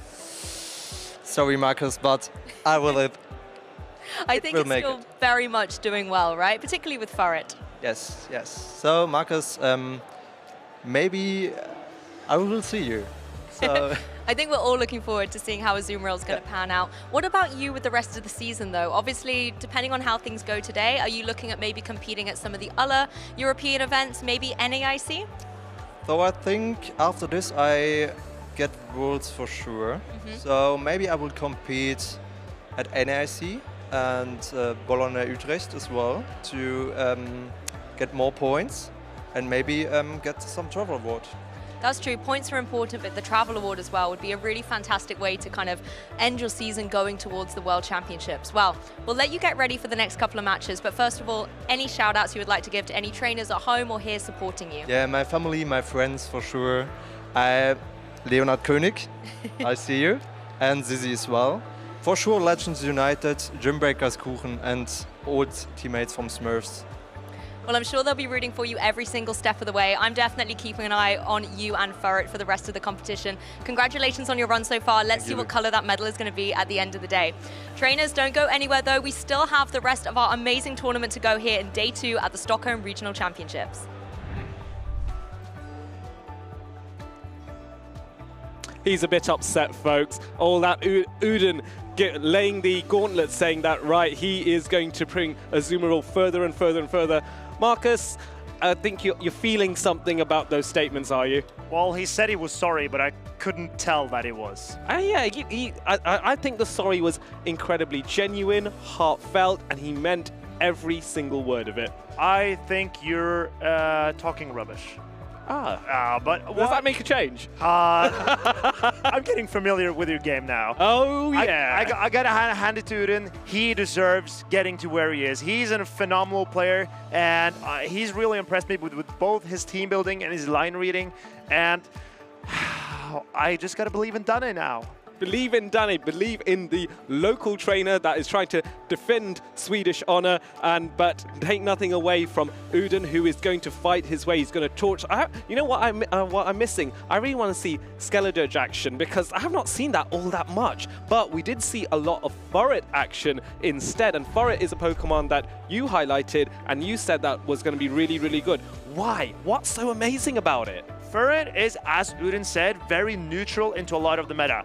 Unless you're a Dark or a Fairy type, and also possibly a fighting type, you're not resisting Sucker Punch. And Sucker Punch is a hard-hitting, fast attack, and it gets boosted by Trail Blaze, because Trail Blaze is a grass-type charge attack that also boosts Furret's attack stat. So, and paired with Swift, which is a normal type attack, it gets same type attack bonus as Furret is also a normal type. So that combination of Sucker Punch, Swift, and Trailblaze makes it so versatile. There's so few things that resist all moves of Furret, and if it can boost up its attack and spam out the Swifts, then Furret will be a menace. Yes, and in a meta where there's not too much fighting type damage available, I remember if you scale this back to last year where there was a lot of fighting types available in the last Stockholm Regionals, now the contrast, Furret can be so dominant here in an environment where normal types can really shine, and Furret does have all of that. So I think for those of you who haven't got one yet, go out, catch a Sentret, catch a few Sentret, and then evolve one of them into Furret, and then ensure your dominance in one of these regional championships or subsequent premier events. And Furret is one of the Pokemon that you have to invest in a little bit, because it has to be powered up quite high to reach that 1500 combat power threshold that we use to combat in Great League. So if you don't have the candy ready for Furret, put it as your buddy, because whenever you walk to a specific threshold with your partner, with your buddy Pokemon, you are rewarded with a candy. And that helps. Every little helps. Every little bit of candy will go towards getting further and further. And also bear in mind as well, not necessarily relevant for Furret, but if you are walking a Pokemon as your buddy and that Pokemon has been powered up to, we'd say, around level 31 or above, you have a chance of also getting XL candy from that specific Pokemon. So that might be really handy for any Pokemon such as Uden's Dreepy, where you want to get some more XL for Dracopult, or maybe that cool new legendary that you caught recently, such as Kyurem White or Black, that has been making movements in Master League, Go Battle League.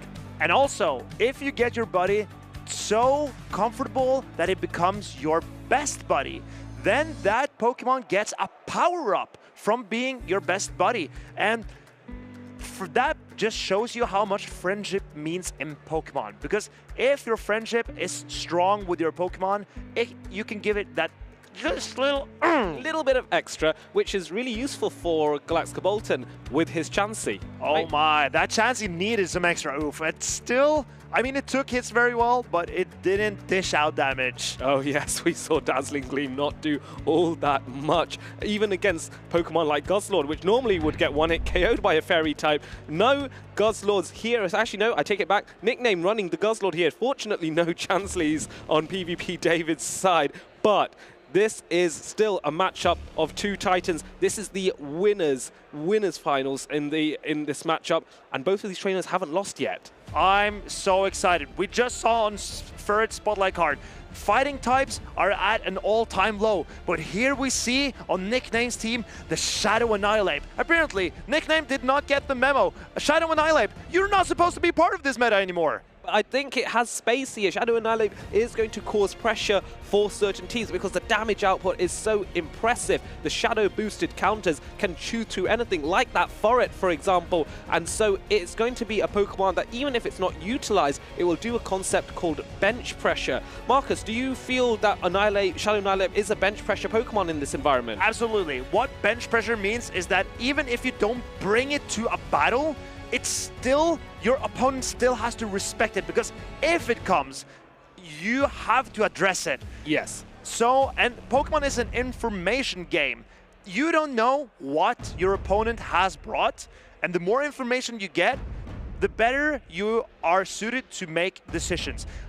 I just want to note that this is a game best of 5. That means the first trainer to take 3 wins will advance to the grand finals. Yes, and I think the key thing with a best of 5 is the reason for it is as these trainers are getting so much closer to their championship, we want the best of the best in this tournament to have all the space they need within games in order to face off against each other and have more close matches where the smallest of margins can determine it. Having more games to play means more chances to utilize and come back from the first odd loss to win it all. You've been in a best of 5 before, Marcus. How does the mindset change for you, in your opinion? I believe that mind games plays a bigger part of a best of 5 than in best of 3, because if you have a lineup that wins you one game, that means maybe you get more chance to predict what your opponent will do in the next one.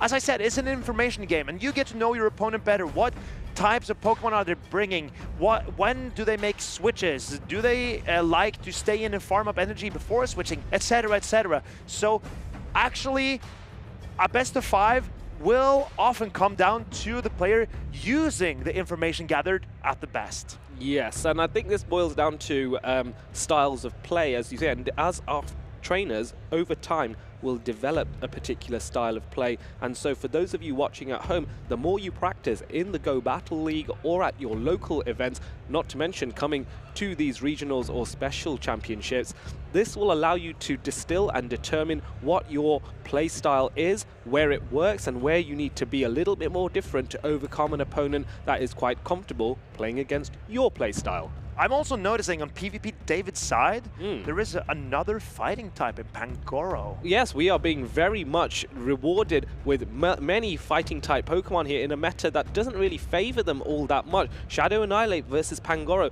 Now, Shadow Annihilate can really deal a lot of damage to Pangoro with its counter, because Pangoro is also a dark type and therefore weak to fighting type attacks. However, Pangoro does have access to close combat, and that is a really, really scary attack in my opinion. I believe this Annihilate does not have access to close combat. It has access to Ice Punch, which has been the charge attack of choice from Nickname.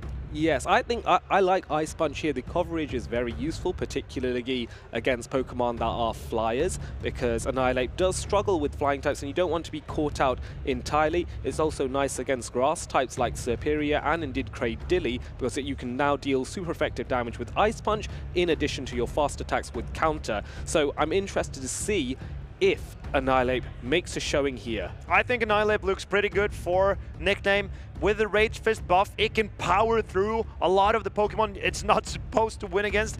In the 2-shield scenario, I believe that Nickname and his Shadow Annihilate even can take on Azumarill and Talonflame. And that's so impressive in order to do that. The thing that you have to bear in mind, though, if you're PvP David, is if Shadow Annihilate can do that, what is the disadvantage? Shadow Annihilate is quite squishy and requires shields in order to get the most out of it, to ramp up those Rage Fists that come after 6 counters for the first one. I believe that the counts are 665 in that case for Rage Fist. So it's 666. Oh, sorry, 666. My apologies. I think so, yes. So Azumarill coming in against Claydol and said no Shadow Annihilate to be seen yet, but it is in the backline for Nickname. Azumarill is in a very positive matchup here. And PvP David has decided to go triple strong into the Shadow Annihilate. He's taking no risks. He does not want any other Shadow Annihilate business. Claydol, Azumarill, and Talonflame all on the same line. But Nickname isn't going to use any shields here because this is not going to be a threat to the Azumarill. It's barely bouncing off Azumarill's bulk there. However, Ice Beam does deal super effective damage. It is, though, going to be debuffed by Rock Tomb's attack-lowering attack. This is the play I wanted to see from Nickname. He has the Guzzlord in the back, and he's super weak to Azumarill.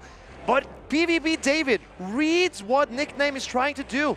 Nickname tried to fish out the Azumarill from PvP David because his Guzzlord in the back does not want to see that Azumarill, but PvP David realized and keeps his Azumarill safe. Yeah, this is very clever. Nickname not going to be happy when he finds out that Azumarill is in the back here. Fly now coming in from PvP David's side. This goes shielded by Nickname as Nickname looks to ramp up the pressure with Rage Fist and additional counters. Clever timing here, Rage Fist after 2 counters, so the Incinerate doesn't might as well get the counts in on the Incinerate. PvP David will take this shield advantage and give take his loaded Talonflame into the next matchup against the Azumarill. This Brave Bird will hit hard against Nickname, but can you?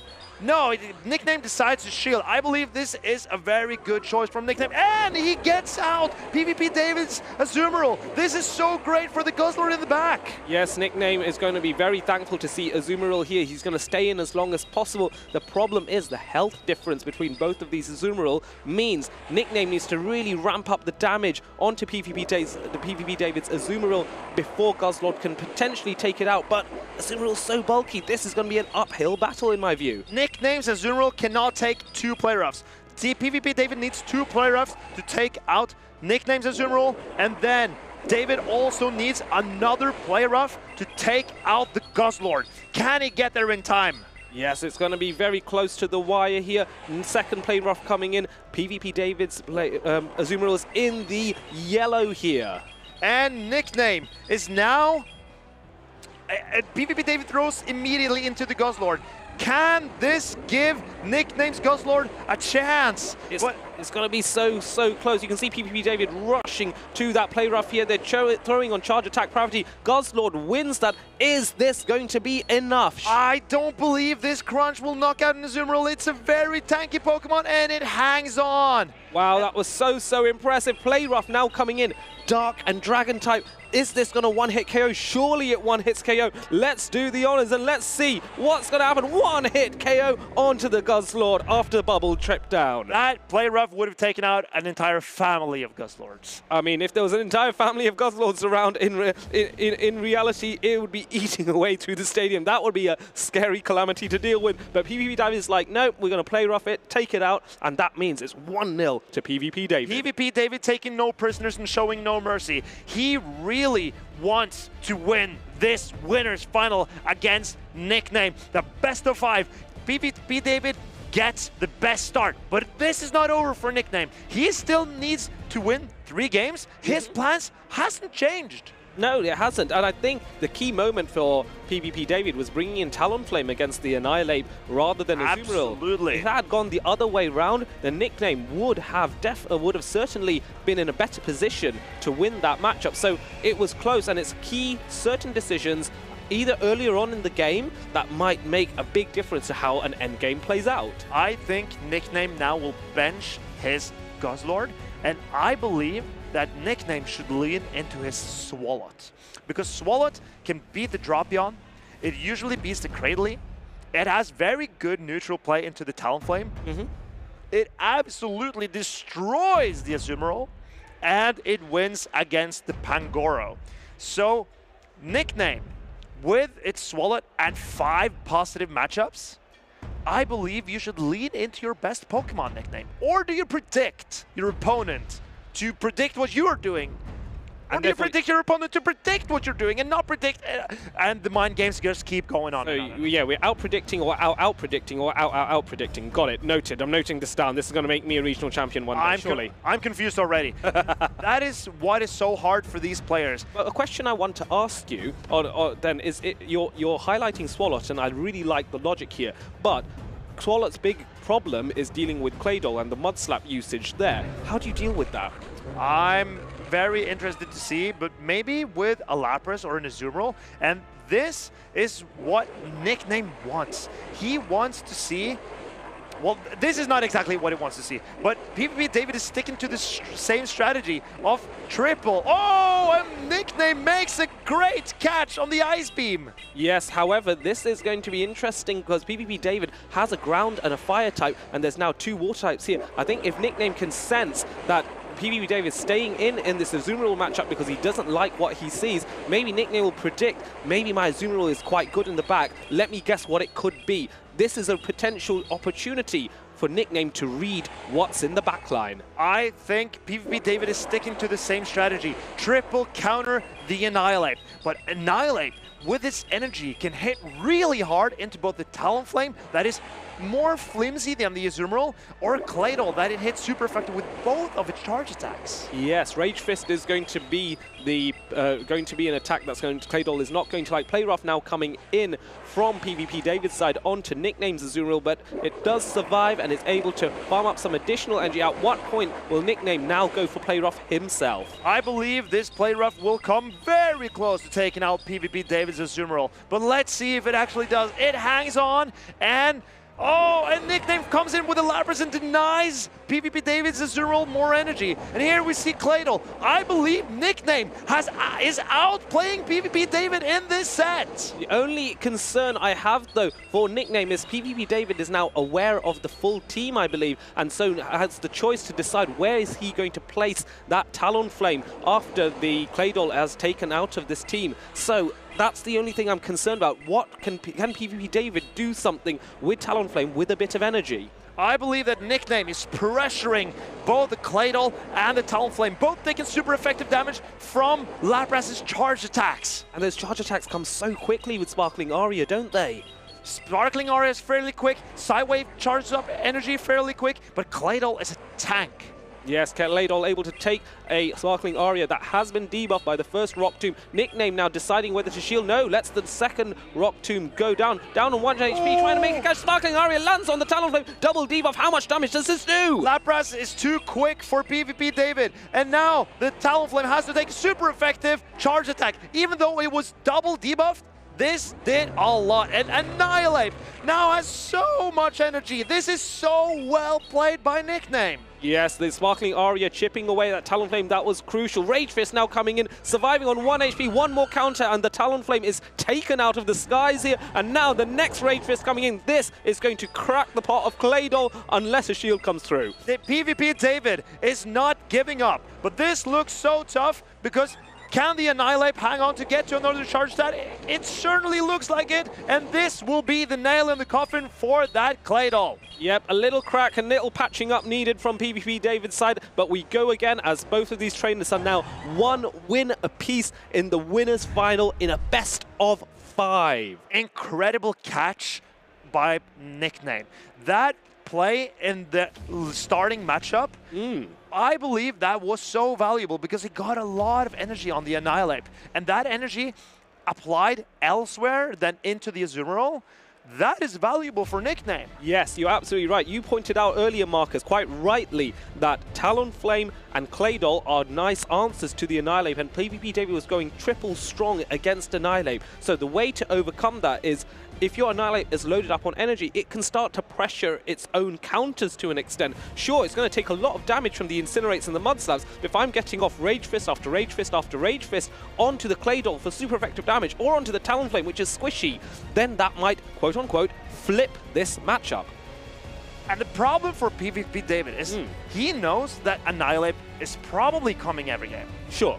So he has decided to pick his 3 Pokemon that are the best into the Annihilate. Yes. But that leaves you open with weaknesses to Nickname's Azumarill and Lapras, because the Claydol and the Talonflame are so threatened by Lapras's energy. And then your best response to Nickname's Azumarill is the mirror matchup. Yes, and that's the tricky thing. And you want to, you have to sacrifice one of your answers to Annihilate by bringing in Cradilly to deal with the Azumarill. And Annihilate loves to see Cradilly, absolutely loves to see that. That goes, ooh, Rock, yes please, I need to get more counters in. I want to get to my Rage Fist quickly, and I can probably, Shadow Annihilate can farm down Cradilly with a shield. And or maybe 2.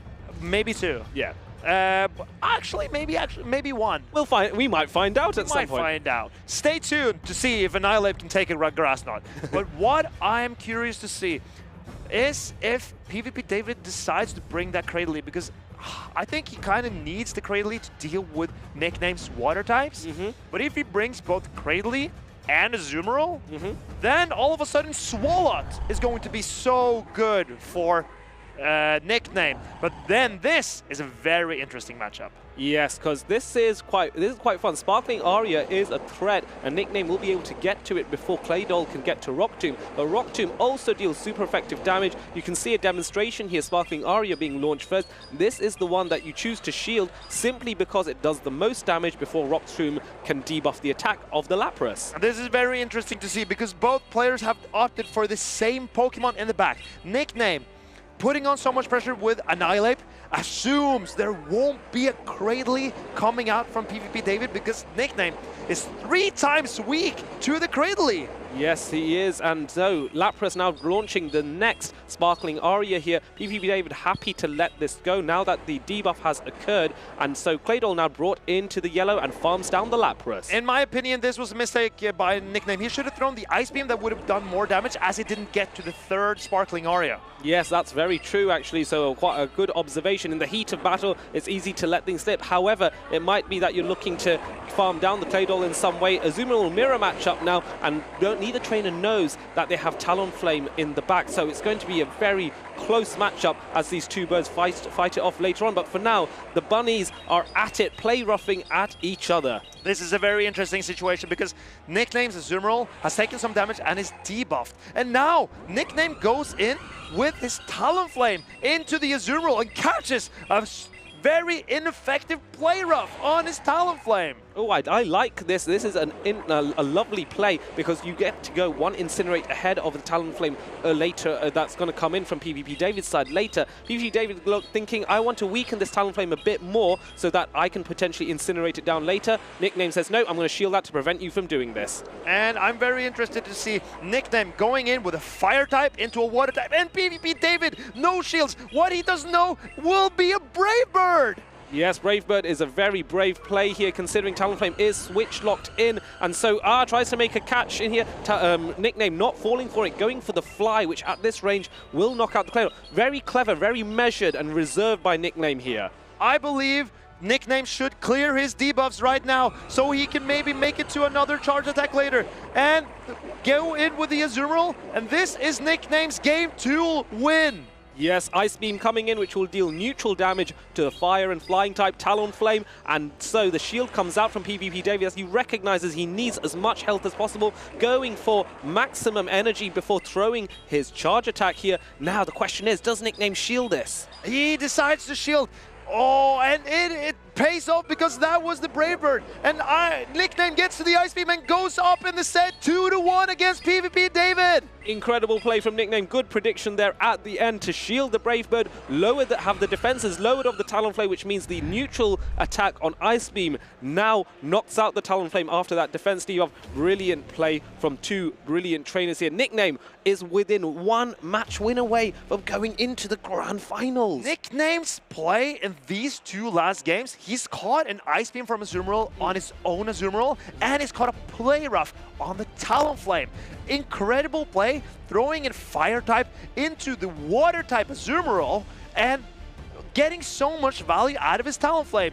PvP David letting that Brave Bird through on his Azumarill, that made this game so hard for him. Yes, but I can understand why PvP David didn't shield that, because in his head he was thinking that, well, this Talonflame that Nickname has put in is switch locked, i.e. it cannot switch out for a period of time. If you then throw Brave Bird immediately, you're switch locked and you've got your defense debuff, which means that you're going to be very easy to take out and farm down later. And so PvP David was thinking, Nickname's not going to risk that situation. He's just going to go for the fly, made the call to no shield, and then that was obviously not the right way around because Nickname was thinking, I think you're going to think like this, I'm going to think like that, therefore. Wow, I'm confused just by listening to you talk. But I think it's very impressive to see David is sticking to his guns. He has found the strategy, the triple counters to the Annihilate, but it hasn't worked out for him in the past 2 games. Will he switch it up? Or does he continue? Because now Nickname did not bring the Annihilate. Do you think Nickname brings the Annihilate now? Yeah, it's going to be, it's tricky. It's tricky. There is so much risk involved if you don't get the team read right as PvP David, because these Pokemon on Nickname's side, they are doing incredible amounts of bench pressure with Shadow Annihilate here. So I would take the risk. I'd bring Tradilly in because right now you need to do something different, because one more loss and you will be out of the winners final. It'd be a shame to go so far only to now drop into the losers bracket after this. I believe that the Claydol is a Pokemon PvP David will be bringing this entire set, but it hasn't found any targets. And now, let's see, there is still a Claydol, and now it finds the Swalot.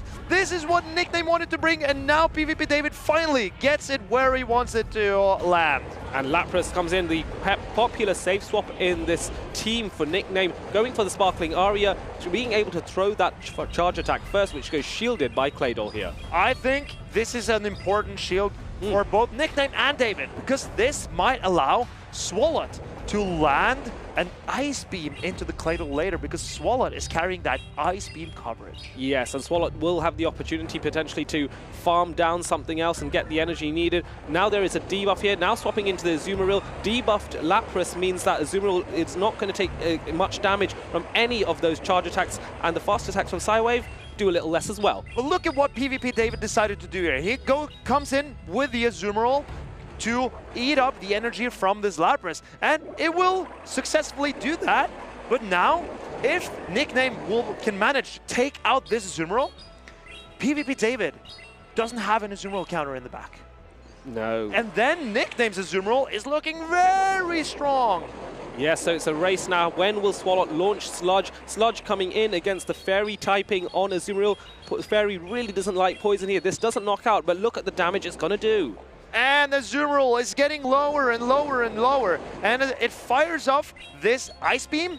But Nickname has gotten a lot of value out of his Swalot already, landing that Sludge into the Fairy type Azumarill. Yes, and now swapping into the Talonflame to get a bit of extra farm and hopefully incinerate down this Swalot, but not before another Sludge is launched. This will not do a huge amount of damage, but everything adds up, and it does actually bring Talonflame down to around 60% of its remaining health. It chunks the Talonflame fairly. So I believe that PvP David, he decides to no-shield. All his Pokemon are getting so low. How are they going to take out PvP David's Azumarill? I wonder if he's just going to go for Fly and then Brave Bird, and yes, here comes the Azumarill to respond to Talonflame. Fly coming in, Nickname recognizing that this might be a Brave Bird, shields just in case. And Nickname is going to shield. But PvP David doesn't even make another charged attack. And this Azumarill has not taken any damage yet. And so it will be a race between Azumarill and Claydol. And Nickname decides to wait one turn to see if Claydol was swapping, but Claydol was throwing a move. And that meant Nickname did not get a bubble through him. This is not a charge attack priority. Yes, no charge attack priority was avoided there. But yes, the good observation there, Marcus, trying to avoid a catch. Ice Beam coming in now to knock out Claydol, or not knock it out, but weaken it even more so. But another Rock Tomb is on its way. Will there be a catch by Nickname? No, there is another Rock Tomb here. This Azumarill is now getting rather low as well. I don't think Nickname wants a catch, because he wants the energy that he has on the Lapras to come through, because Nickname has a charge attack stored on his Lapras. And he wants to take this Azumarill out, but leaving with a charge attack for Nickname will be very important in this matchup. I think Nickname will shield this charge attack and throw an Ice Beam into the Claydol. He will have Lapras in the back with a Sparkling Aria loaded, and this looks great for Nickname. He is going on to win this game. Can he get there? Yes. Can he get there? Let's see if he can get there. Ice Beam is now going to be launched, and as you say, Marcus, it is going shielded. Now Claydol will be able to survive this. Now what will happen? Does Lapras come in? Sparkling Aria is there. Water type damage onto Claydol. Claydol is going to be knocked out. Ladies trainers, we have your first grand finalist in Nickname. And Nickname has taken the grand finals set 3-1. He went down one game because PvP David won the first, and then Nickname won 3 games in a row. He benched the Lapras in game 1 and then brought it out to take this win in games 2, 3, and 4. Lapras was definitely the Pokemon that did make a strong impression on PvP David's team. It was a tough one to beat. Alignment was key, but there was some masterful play by Nickname as well, as he is now so close to adding another medal to his tally. I cannot wait to see how far he's able to go. I believe both of these trainers already have a medal That's to true. their name. That's but true. now it just depends on what color you bring to your medal. And I'm very interested in PvP David's decision to not change up his strategy throughout all these 4 games, because he expected the Annihilate, and Nickname decided to adjust. He decided to not bring the Annihilate because PvP David was overcorrecting for it. Yes, and you mentioned earlier about bench pressure. No, you mentioned the bench pressure. And you elaborated on bench pressure. That is how it was. Oh yeah, and so this bench pressure was very much an effect that led to PvP David's decision making and put pressure on him, which meant Nickname was able to capitalize on that. So very good play. The teams, the battles, and the thought processes all came together nicely to give Nickname the advantage and a place in the grand finals. And it's so impressive to see Nickname realizing after 2 games that Annihilate is not that good for me here, because PvP David is overcorrecting for it. So what is my best Pokemon here? It's my water types, because PvP David decides to bring Talonflame and Claydol instead of Cradily, and that meant Nickname could take advantage of the openings in PvP David's team that he decided to bring. Yes, and Nickname now is on the cusp of victory. He could be your next regional champion here in Europe, here in Stockholm. Bear in mind though, Grand Finals is going to be a big one, because there is a potential for bracket reset if a trainer from the other side, whoever Nickname faces, is able to win a best of 5 against Nickname. Because Nickname has yet to lose, he has the opportunity to play another best of 5. So he's in a strong position. He is perceived to be the favorite so far, and what a talented trainer, and very deserving to be in this spot. Nickname already a regional champion because he won Bremen? That's correct. In the 2022 season. Yes, a very early on champion, and he's looking to get another one. And of course, in order to do that, you have to make many perfect plays, which is what Nickname demonstrated here. There are also perfect plays at every tournament that we see so far, including at EUIC. So let's find out what is an example of a perfect play. Take it away. Hello trainers, welcome back to another episode of Perfect Play, where we review and learn from some of the best plays made in the championship circuit. This time we're diving into the 2025 Europe International Championship, the largest Pokemon Go tournament to date with 400 registered competitors. Batman swept his way through the winner's side of the bracket to face off against his rival Z-Zwilos on Championship Sunday. Z-Zwilos is on the loser side of the bracket, so Z-Zwilos needs to win 2 best of 5 against Batman in the grand finals, where Batman needs to win only 1 best of 5. It seemed like Batman had the upper hand until Z-Zwilos flipped the script with a dominant 3-0 sweep in the first set. Batman needs to step up and bring his A-game. Both competitors bring the heat in the first game of the bracket reset. In the final moments, Batman relies on Drapion's fast-charging Aqua Tail to take out Z-Zwilos' Pokemon. But just when victory seems within reach, Z-Zwilos makes an incredible catch, absorbing the Aqua Tail with his Azumarill. Suddenly, Batman's win conditions are slipping away. All Z-Zwilos needs to do is wear down the Galarian and Corsola and make sure he gets one last fast attack in on his Primeape to get to a final charge attack and close out the game. Batman realized this. He can't knock out the Diggersby with the Galarian Corsola, but not using a charge stack means he can't Poison Sting it down with the Drapion either, as Drapion can only take one more quick attack of damage. It seems impossible unless he perfectly undercharges Power Gem, leaving just enough HP for a single resisted Poison Sting to take out Diggersby and come out with an Aqua Tail. The undercharge in Pokemon Go is a very niche technique. Swiping all the bubbles to power up a charge stack will deal the full potential damage of it, but sometimes you'll see that experienced trainers let a few balls through. The less balls you hit, the less damage a charge stack will deal. Leaving some health remaining on the opposing Pokemon may allow you to gather more energy on your own Pokemon, but it can also backfire if you allow the opponent to get to another charge attack. Batman's estimation of Power Gem's damage on Diggersby is beyond incredible.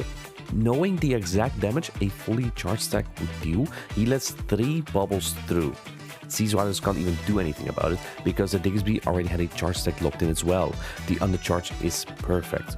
Drapion takes one quick attack, lands the Poison Sting to knock out the Diggersby, and comes out with just enough energy to fire off an Aqua Tail before Prime can reach the Rage Fist, securing Pataman the win in an absolutely intense battle. This type of gameplay and skill from Pataman doesn't come overnight. It's the result of experience in the Go Battle League and competing in the Championship Series. Do you want to become the very best, like EYC champion Pataman? Check out Pokemon.com/play to start your journey.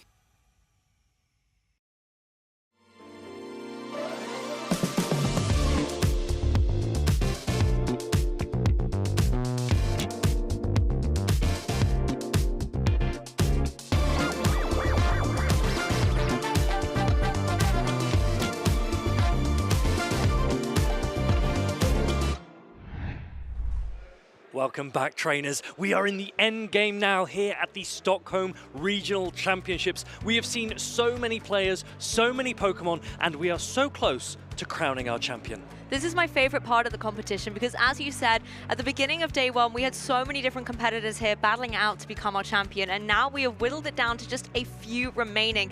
We're going to be able to find out very soon who's going to be joining Nickname in the winners finals. And Nickname, a grand finals for him. He's actually a player that won his first ever event back in 2022 at Bremen, but hasn't won gold since.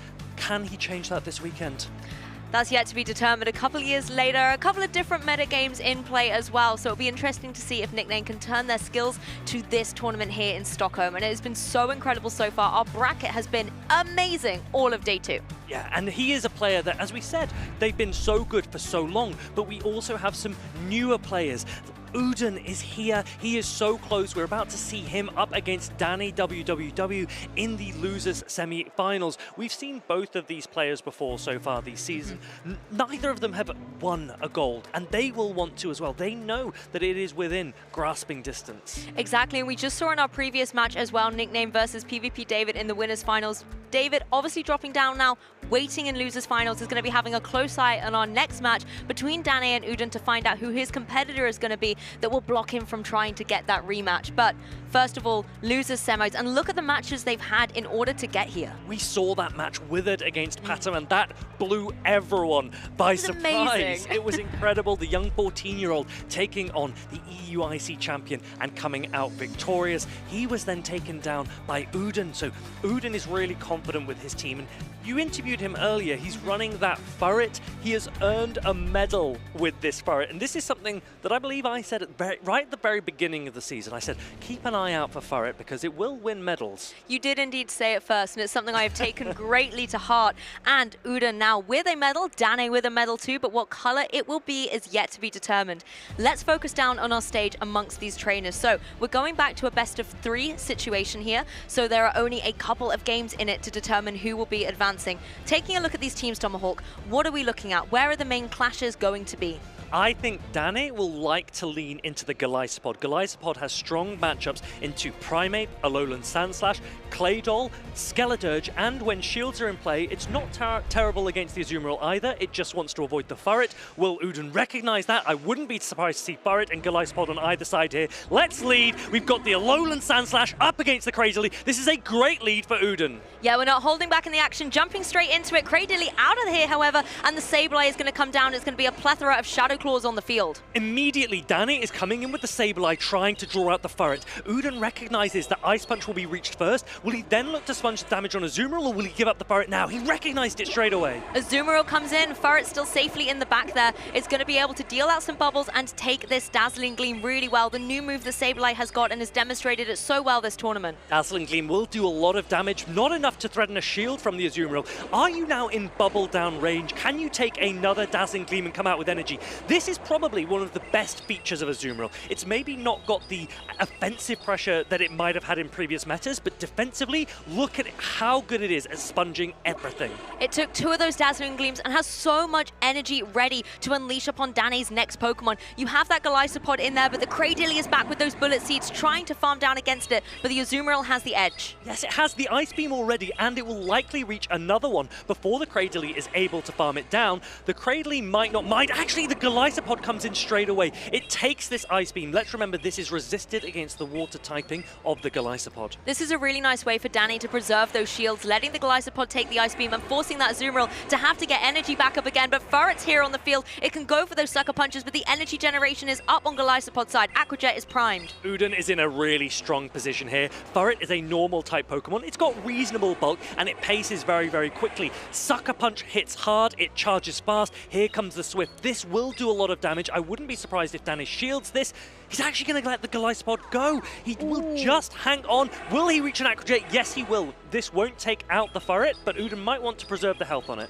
Yeah, Furret not quite able to get the KO. One more of those Shadow Claws enable this Aqua Jet to come through, but Furret showing off the bulk that it does have and hanging on. Bullet Seeds coming through, but the Sucker Punch is starting to stack up, allowing this Trailblaze to come through. Any Furret doubters out there, look how much work this little Pokemon is putting in. The Cradley will start to farm it down, but the Alolan Sandslash comes back in. 2 shields remaining for Uden. Can safely shield these up. Yes, you'll get the attack drop, but you still have super effective pressure. That Ice typing is super effective against grass. It will still be enough to take out the Cradley. Yes, we have seen the amount of damage that the Alolan Sandslash can deal, particularly with these charge attacks. Ice type moves are something that Cradley lives in fear of. So Danny using one of those pressure shields to block the Ice Punch. Uden in a really commanding position here. Ice Punch is so close to being loaded. Danny is trying to get that next Rock Tomb. He's not that far away.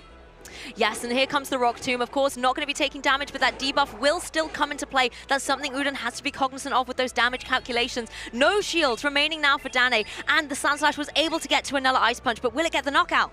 Yes, it looks like it will. The Cradley goes down. Uden takes game number 1, and he looked so comfortable in doing so. He read the line perfectly, but he also executed the play perfectly. He knew to chip the Sableye sponge on the Azumarill, because if you go straight into the Azumarill, with 2 shields in play, Sableye can start to put in work. And that Furret was really literally running circles around the opponents here on the field, using that Sucker Punch to get some really decent fast attack damage down, as well as threatening with that Trailblaze towards the end.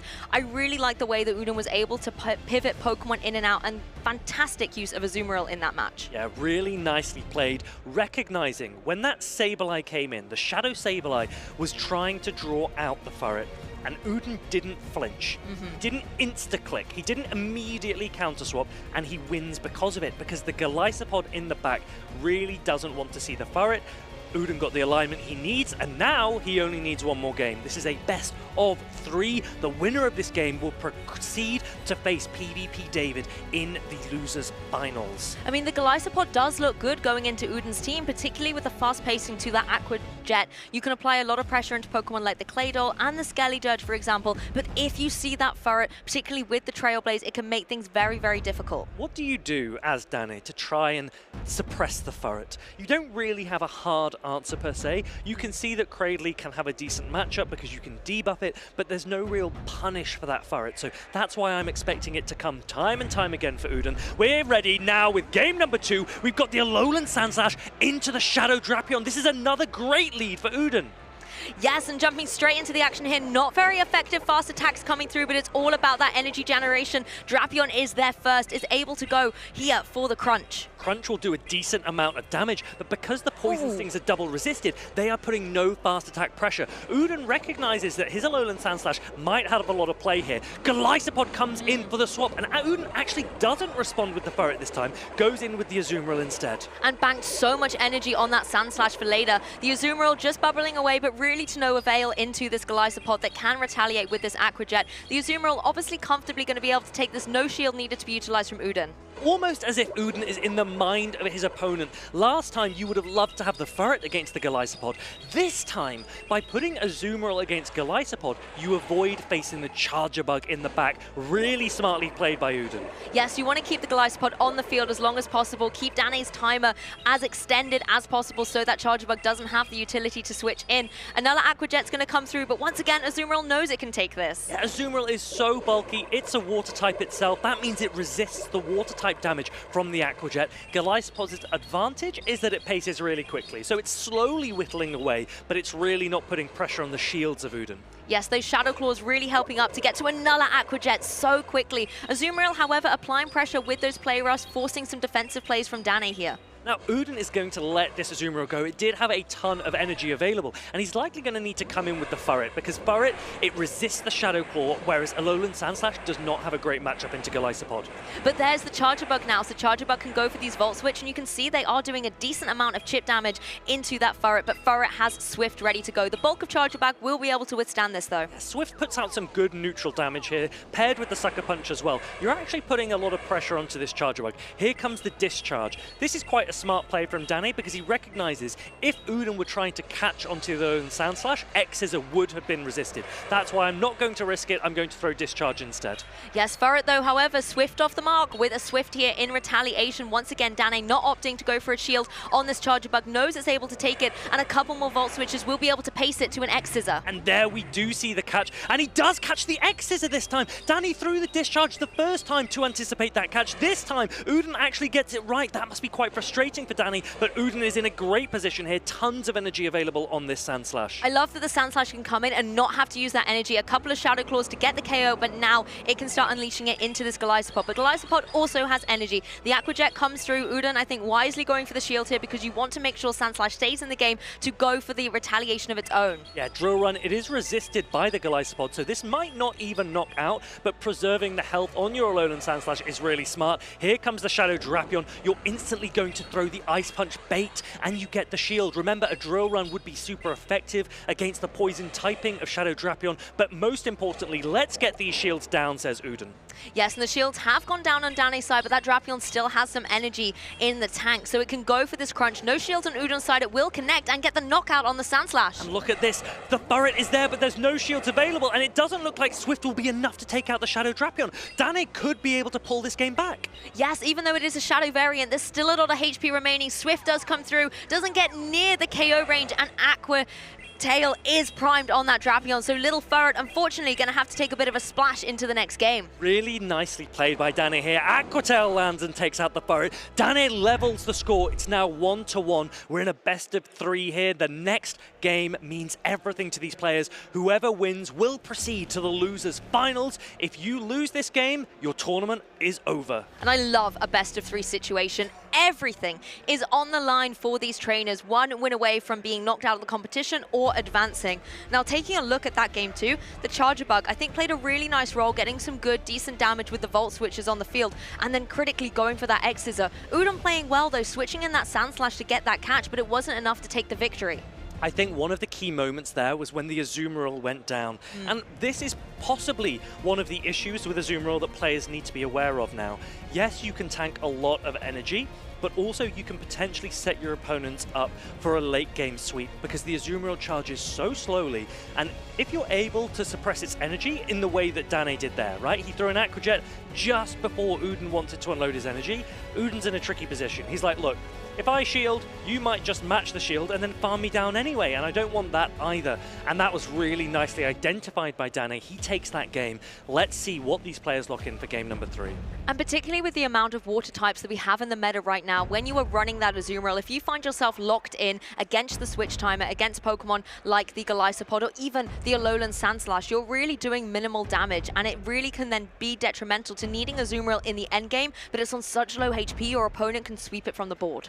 So we've seen Uden lean into the Alolan Sandslash, which doesn't have a great matchup against Galaxapod, whereas Furret is a little bit better. Uden maybe needs to think of a better way to take down that Galaxapod, because Danny really is investing in it, and I wouldn't be surprised if he does that again in this game number 3. We've also seen Danny lean into that double bug strategy, Charger Bug plus Galaxapod. He's done it time and time again. It's worked for him in that game number 2. Will it come again in game number 3? Drapion has also been a key component for Danny here. It paces so quickly to those Aqua Tails, and that can apply a lot of pressure very early on, particularly if you don't want an opponent, for example, the Furret, to just take unnecessary damage and leave itself vulnerable or out of the game for later on. So I think that Drapion is also a problem for Uden. Yes, I think Azumarill is useful again. Will we see it in this final game 3? We've got a Cradley up against the Azumarill. As we said, this is now finally a great lead for Danny.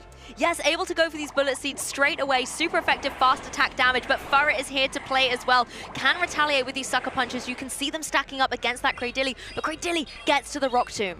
This Rock Tomb will do a decent chunk of damage into the Furret and will lower its attack. Furret does have the advantage, though, that it can put its attack right back up with that Trailblaze. Yes, Trailblaze will be able to negate those effects and do a decent amount of damage to the Cradily. Danne able to preserve the shields at this point in time as well. So it's going to connect through. Doesn't quite get it into the yellow zone though. And here comes a Grass Knot. This will do slightly more damage than the Rock Tomb. Uden might think it's a Rock Tomb. He might think he might be able to hold on. He actually is going to shield. This is a great shield for Uden because he doesn't even get the attack drop. Yes, doesn't take that unnecessary damage and can farm up all of this energy. Another Trailblaze is ready to go. Look how cute that Burret looks. The Trailblazer coming in. Its attack stat is now higher than it was when it entered the field because it's only taken one Rock Tomb and it's thrown 2 Trailblazers. Charger Bug now comes in, perhaps looking to sponge some of this energy. Nice for the Cradily to get out of the way. Like you said, the attack boost will be making those sucker punches even stronger, and a couple of those could have got the knockout. So Charger Bug is able to come in, take the full force of this Swift, and is already at the X's of it. There's the Azumarill. Look at that catch. Azumarill is part Fairy type. That resists this bug type damage. If Danne had just thrown the discharge, that would have been super effective instead. A great catch by Uden. Danne again will now be thinking, okay, I've got the discharge available. I can start to put pressure on this Azumarill. Yep, switching up the strategy, going on the offensive, but Azumarill, knowing it can take one of these, doesn't go for one of its precious shields. Uden still keeping this Azumarill in play, and there's the Ice Beam. This is a great way to try and get the knockout on the Charger Bug, and Danne lets it go through. Yes, and Azumarill still has a chunk of health. It's not in a range where it can be farmed down, so a Pokemon will likely need to shield. Thankfully for Danne, he has 2 available. And this is what we've seen quite a lot during the set, the Galaxkobalt versus the Azumarill. Azumarill in a perilous situation here, doesn't have a lot of HP remaining. Danne has this shield, so the play rough is not going to be able to chunk away at the Galaxkobalt, and Galaxkobalt is pacing so quickly to its own charged attacks. What have we said about Azumarill, especially when shields are in play? You are setting your opponent up for a massive farm down. Aqua Jet is going to be thrown, not because it needs to, but just because Danne is already at 100 energy. Uden's not going to invest in it, but what can he really do in this position? He's only got 1 shield available, and Burret's already in low health. You've got that Alolan Sandslash as well. Now it really wants to contend with the Cradily in the back for Danne, but first it's got to get through this Galaxkobalt. No shield coming through. We've got the Aqua Jet. We know this isn't going to do a huge amount of damage, but how quickly they pace, that was a lot more than I was expecting. It's not going to be able to take another one with these Shadow Claws following up. The shields are going to have to be invested. Galaxkobalt looking so powerful in this game number 3. Aqua Jet, if it lands, it might knock down the Sandslash. All of that energy gone. Burret now comes in. It's got 1 shield available, but this Galaxkobalt, look how much work it's putting in here. Let's see if the little Ferret can do it. It's got energy on the board. It's able to go for the Swift, but Danne does still have that shield, and I don't think it's going to be able to use the sucker punches to get to another one. Danne looks like he's going up to 2 Aqua Jets. He will win charge attack priority on this final attack. Uden is going to shield and just pray that Danne doesn't have the final Aqua Jet. Little does he know that Danne has played this game to perfection. There it comes. Aqua Jet is about to land. Ferret may be getting knocked out of the competition, but DanneWWW with this Galaxkobalt is able to advance into our losers finals. Superbly played by the Swedishman. He went down in game number 1, he recovered game number 2, and game 3 was really a spectacular show. That Galaxkobalt, I think everyone needs to take note. When it gets an energy advantage, it does damage. It really was so incredibly well played, getting the energy up, using those Aqua Jets, even when they were not dealing super effective damage, they still were applying pressure to the Azumarill, weakening it up, making sure that it wasn't going to be able to get the knockouts on the other Pokemon, enabling Danne a path for success. Now, obviously, commiserations to Uden and to his Ferret, but there is good news for one caster in the roster, and that is that the only player that doesn't have Azumarill on their team is still in the competition. Danne showing that you don't need the bulky water type, perhaps it's the fast-pacing, aggressive one that can do the job instead. And taking a look back at this game 1 that Uden was the victor in, using that Alolan Sandslash to take down the Cradily was really beautifully played, but Danne didn't let out-position him in the next couple of matches, using this Charger Bug, I think, to great success, getting to those X-Scissors and priming them perfectly. Even though the Alolan Sandslash was able to catch it here, the fact that the Charger Bug kept the team distracted enough that Galaxkobalt could come through and shine really did mean that Danne was in control of this match. And it was a little bit of a crazy match at times. You saw Uden switching in and out, making tons of really valuable catches, and yet Danne was able to power through the double bug strategy. really not one that we have seen a lot of working really well for Danny. And I think as well the Aquajet damage, I was really surprised how much it did to that Alolan Sandslash, for example. Really did apply a lot of pressure, particularly after a couple of Shadow Claws. It left it so incredibly vulnerable, and I think coming into this new meta, we've spoken a lot about Lapras being the standout water type, but Galaxkobolten is definitely one that you guys at home could even try and pick up and try for yourself. It's really nice seeing it doing so well. Yes, I thought from the very beginning, Galaxkobolten with that Aquajet and with that X-Scissor, it would definitely be featuring in day 2. And Danny is showing that it could be one that can go all the way. Shadow Claw as its fast attack, we know is great. Brilliant neutral pressure in so many matchups. And then the really fast pacing to X-Scissor and Aquajet is brilliant for Galaxkobolten, as well as that bug defensive typing. That was massive versus that Alolan Sandslash. It really was, and making sure that you have this really well-paced attack like Aquajet. We've seen it on Drapion with Aqua Tail, for example. Even if it's not doing a huge amount of damage, you're able to apply pressure, and Galaxkobolten has the edge on Drapion where it has same type attack bonus, so it's able to deal even more. It was great to be able to see Pokemon like Furret and normal types in general still having play because they resist those Shadow Claws, and if Shadow Claw is one of those fast attacks that is not resisted, it can actually stack up a lot of damage as well as generate a lot of energy. Now, at the beginning of this season, lots of players talked about where we saw the role of certain Pokemon in this meta. And players talked about, look, are you always going to be top of the meta, or are you always going to be top usage or a medal placement? Well, Galaxkobolten, right when it came in, I said, look, this is rarely going to be top usage, but this will very frequently be in day 2. Danny is showing that it absolutely deserves that judgment there very frequently in day 2 because it just has so much flexible play into this meta. It has, in my opinion, replaced Shadow for Alligator. I think that's a very true testament, actually. Shadow for Alligator has been almost nowhere to be seen throughout this tournament, and I think because it's a Pokemon that was so integral to so many teams in the previous meta, trainers like to see it in usage. It slips very harmoniously into a lot of teams, so if it's maybe the new kid on the block, then it's the one that trainers want to pick up to fill that slot. And it might not have the same prominence that Shadow for Alligator had, but that's partly, that's partly because Shadow for Alligator was operating in a little bit of a narrower meta. Now that there's so many options available, I don't think the usage that we're seeing across the board is ever going to be as high as we've seen previous numbers in previous metas. But I tell you what is high, the number of cool Pokemon available. And if anyone knows me, they know I love cool Pokemon. We definitely do behind the desk. The cool Pokemon, and one of them I believe is one of your favorites, the Pangoro, is still in the competition. Yes. We've got the plushie right here. We do. We actually, I think, have the little baby Pancham as well. We have next to the Furret that is, you know, consoling it right now. But talk to us about Pangoro. Why is it currently so good in this meta? So we saw a better distribution of Psywave. Psywave is a psychic type fast attack. Lapras is doing so well. Much of it. And lots of fighting type Pokemon that want to counter the ice type of Lapras are then suddenly at risk. They say, I don't want to take the Psywave damage. But Pangoro has a unique ability in this meta in that it is a dark type as well. So it is a fighter that can come in and resist the Psywave while still putting a lot of pressure on those ice types. PvP David, he is running the Pangoro. So let's see if he is able to put it to success in these losers finals. This is a Swedish versus Swedish match-off. I think what's very interesting as well is coming into day 2, we had 4 trainers on the winner's side of the bracket, and the 3 remaining trainers were from that winner's bracket at the beginning of the day. Now diving deeper into PvP David and Danny's matchup here. Both of them so well accoladed, incredible trainers, and PvP David on such a roll, using that Pangoro, but also using that Talonflame to great success. This is a really interesting team composition from PvP David. He has stuck with the Shadow Drapion and Azumarill core that we all know was very strong from last season. He's then brought in newcomer Cradily with access to Rock Tomb and another Rock Tomb user in Claydol. They can put so much pressure on opponents because even if you shield a Rock Tomb, you're getting that attack drop.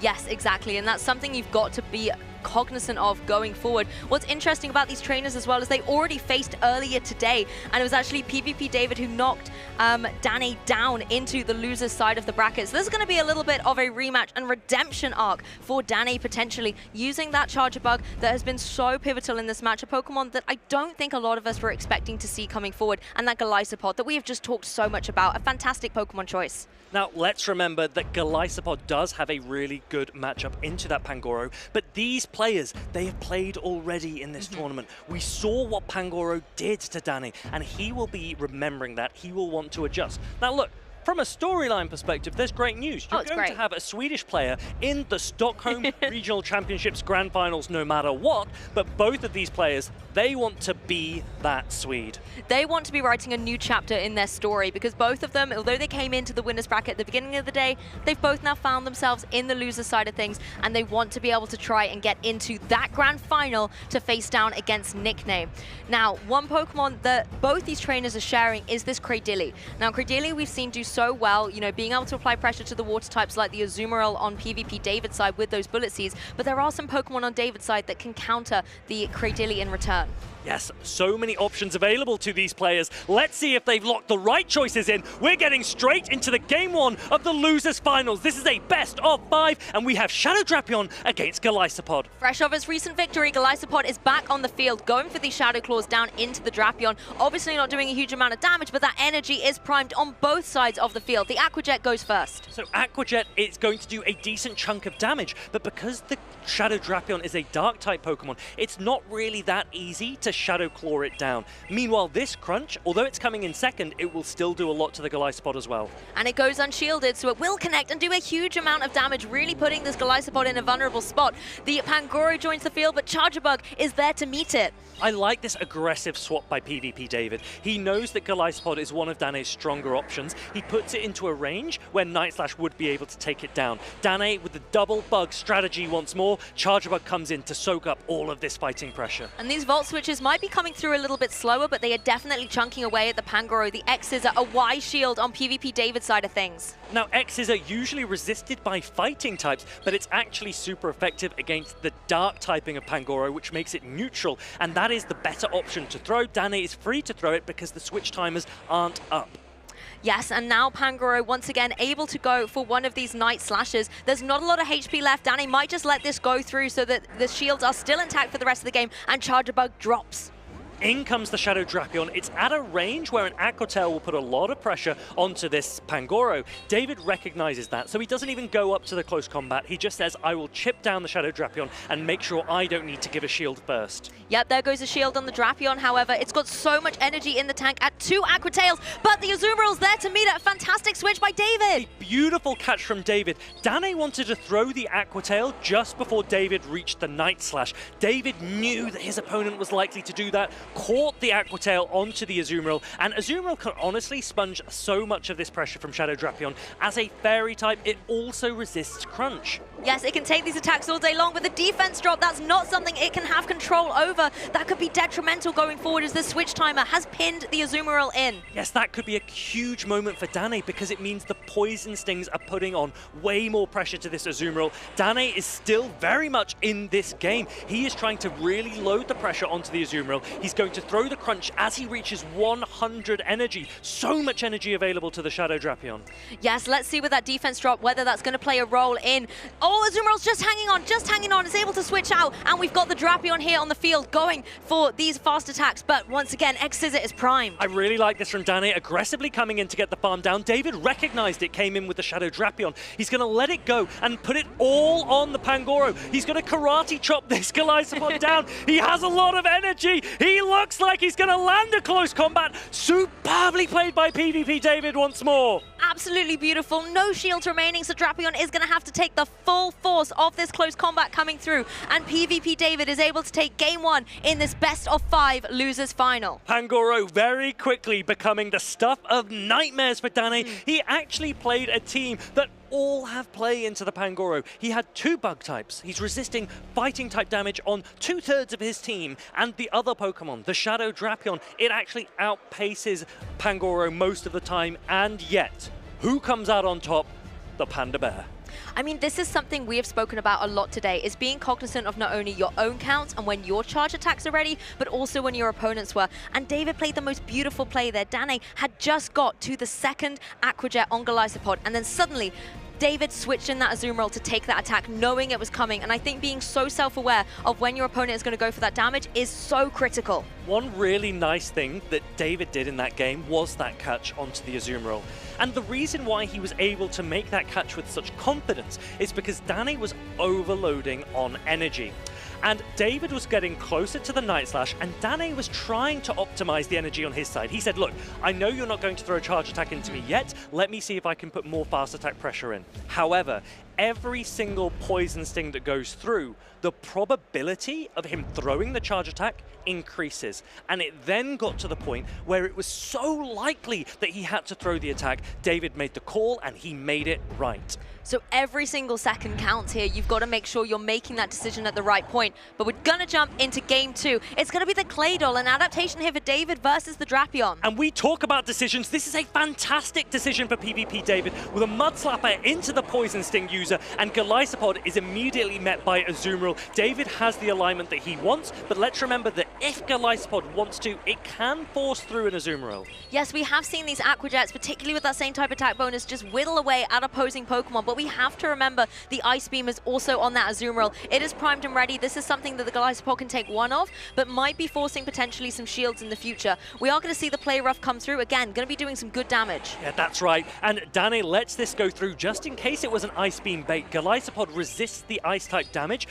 Azumarill resists the Water-type damage as well, but you can see that both Pokemon are starting to go into the yellow. It's starting to go low. Neither player wanting to give up a shield yet. So much energy on Galaxkopolten's side, but Azumarill's there to meet it. This time, it is indeed going for that Ice Beam. Now, there's not a lot of HP remaining on this Galaxkopolten. Does Danne want to keep it? Yes, goes for the shield and says, I want to use the energy that it has banked to try and force some shields out from you. I really like this play from PvP David. He says, I'm going to throw on suboptimal timing, but it forces the shield. And now you come in with the Charger Bug, and we reveal that Danne plays ABA weak to this Claydol. However, Charger Bug can hit back. This X-Scissor will do a decent chunk of damage. Bug is super effective against Psychic type. And you can see there that maybe David was a little surprised at how much it did. Yes, that was a considerable amount of damage, so I can see why Claydol wants to go for the Rock Tomb, lower the attack of that opposing Charger Bug, so it's unable to deal so much damage again. But particularly with these Mud Slaps, I think it's only going to need 2 more to be able to get the knockout, but Charger Bug just gets the edge for another X-Scissor. Is the attack debuff going to be enough to allow Claydol to hold on? That is the question. X-Scissor comes through, and the Charger Bug doesn't quite take out the Claydol. Volt Switch doesn't even get through, and the Claydol almost is out of move. Can Galaxkopolten snipe it? Yes, it can. Claydol goes down. Galaxkopolten still has a ton of energy, but it's forced to throw it, and Azumarill, PvP David is absolutely fine to take it here. Yes, really happy to take the Aqua Jet on this occasion for the Azumarill and keep those shields in play. It does just hang on, but look at all of that energy. Drapion comes in there to take the Ice Beam. It does catch the Ice Beam. It could have been a Play Rough, but that's still valuable damage for PvP David. He'll now look to come in with the Pangoro. It's got 2 shields available, and you can probably just go straight Night Slash, hoping for a boost, but even if you don't, the chip damage is enough. We saw how well Pangoro can play into Drapion, though, being able to use this damage to get it off the field, but the Aqua Tail will come through first of all, but look, Night Slash is ready. And it is a resisted attack. Danny's like, I don't want to shield this. I'm not going to shield this. But David is now going to 2-shield, Karate Chop down, and then take out that Galaxkopolten in the end game. That's the plan. Will it work? Yes, Drapion here now able to go for the Aqua Tail. That shield comes up on David's side, knowing that the Karate Chops are just going to be able to get rid of this opposing Drapion from play. There we go. It has been felled, and now Galaxkopolten is forced to come out to meet it. Look at the amount of energy on this Pangoro. It will win charge attack priority if that situation arises. Danne will think, can I reach another Aqua Jet? I'm not sure if I can. The Pangoro is putting in so much work. PvP David takes the game 2-0, but this is a best of 5. There is one more win needed. But he's one step closer to being able to get into that grand final. We have seen this before, though, where a player is able to reverse sweep up. So it's not over for Danne yet. In these first 2 games, there's a lot of information he's been able to utilize. But my question, Tomahawk, how do you get through the Pangoro? You are doing everything in your power. You're running double bug constantly to try and suppress this Pangoro, and yet it is just powering through. I'm really not sure if Danne has much alternative than the 3 that he's running. Will he try something else? If you look at the 3 other Pokemon on his team of 6, you've got an Alolan Sandslash. That's absolutely not helping you versus Pangoro. You've then got a Shadow Claw and Foul Play user in Sableye, and Crazily, which also takes super effective from the fighting damage. Maybe an option is to try and use Sableye to bait out the Pangoro, and then it could be free for something else in the back.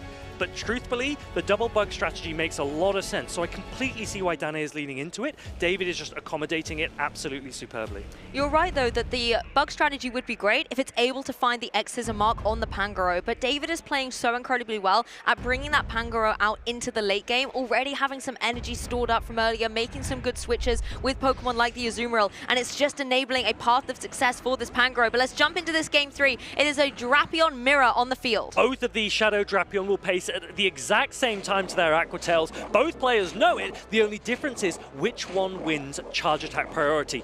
PvP David, he's going to blink first, throws the Aqua Tail, Danne, immediate no shield. Yes, this Aqua Tail will come through and connect onto the opposing one here. Does a significant amount of damage to that Shadow variant, making it a little bit more weaker to the damage it can take, but it can also dish it back an additional amount as well, and that's what Aqua Tail is doing right now. Do you try and catch the second Aqua Tail on one of your water types? Yes, yes you do! The Galaxkobolten comes in, takes that Aqua Tail, and you bank the energy on that Shadow Drapion in the endgame.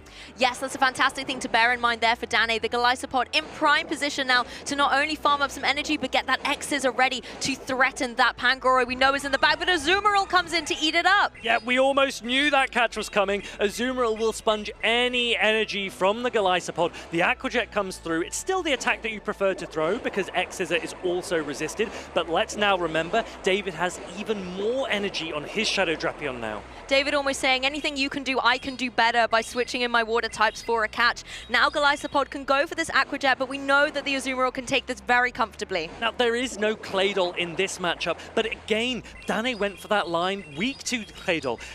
Azumarill here is very comfortable with Play Rough, and so David's line calls, even though he's not got the best position, is still so very comfortable. Charge Bug now coming in, Volt switches into Discharge, will put pressure on the Azumarill. This is something Azumarill doesn't appreciate, but that switch timer is nearly up. It's able to go for a Play Rough, and it will be reset by the end of this charge attack. Now, do you go for a full Volt switch down? Does David let you do that? Well, let's have a look. Charge Bug is going to try. We've got a couple of Volt switches coming through, but there is the Drapion. It has energy banked already. A crunch is coming the way of the Charger Bug. Unfortunately for David, a full Volt switch went through. Danne probably recognizes that and thinks, well, hold on a minute. I have a lot of energy to use here. However, he then puts a Volt switch and caps himself at 100 energy. So he doesn't quite get the full advantage of it, but he will take out this Shadow Drapion before taking another attack, and so he does still have a ton of energy he can now offload. X-Scissor is the attack to throw into the Pangoro. Yes, this is the beautiful thing about that energy. You can go for that one X-Scissor to guarantee the KO and still have another one to threaten against that Pangoro, forcing one of the pressure shields on David's side of things. There's still one more though, so you have to go for the second X-Scissor to force the second shield, and hopefully you can get to a third one to get the damage on the board. Yeah, Danne really relying on the energy of his Charger Bug here, knowing he does still have energy on his Drapion in the endgame. The Azumarill is still available for a catch in the back, so let's remember that. David will want to use the Azumarill probably as a catch, not really allowing his opponent to farm down. That would be less preferable. Well, the Charger Bug finally finds its mark onto that Pangoro, but it is ready with a close combat of its own. And no shield on Danne's side. The close combat will come through. Now, if this close combat takes out the Charger Bug, it doesn't quite, and that means the Shadow Drapion can come in. It can potentially farm, but it might not make a difference, because if the Pangoro has another close combat, no, the Pangoro went down to the Volt switch because of the close combat.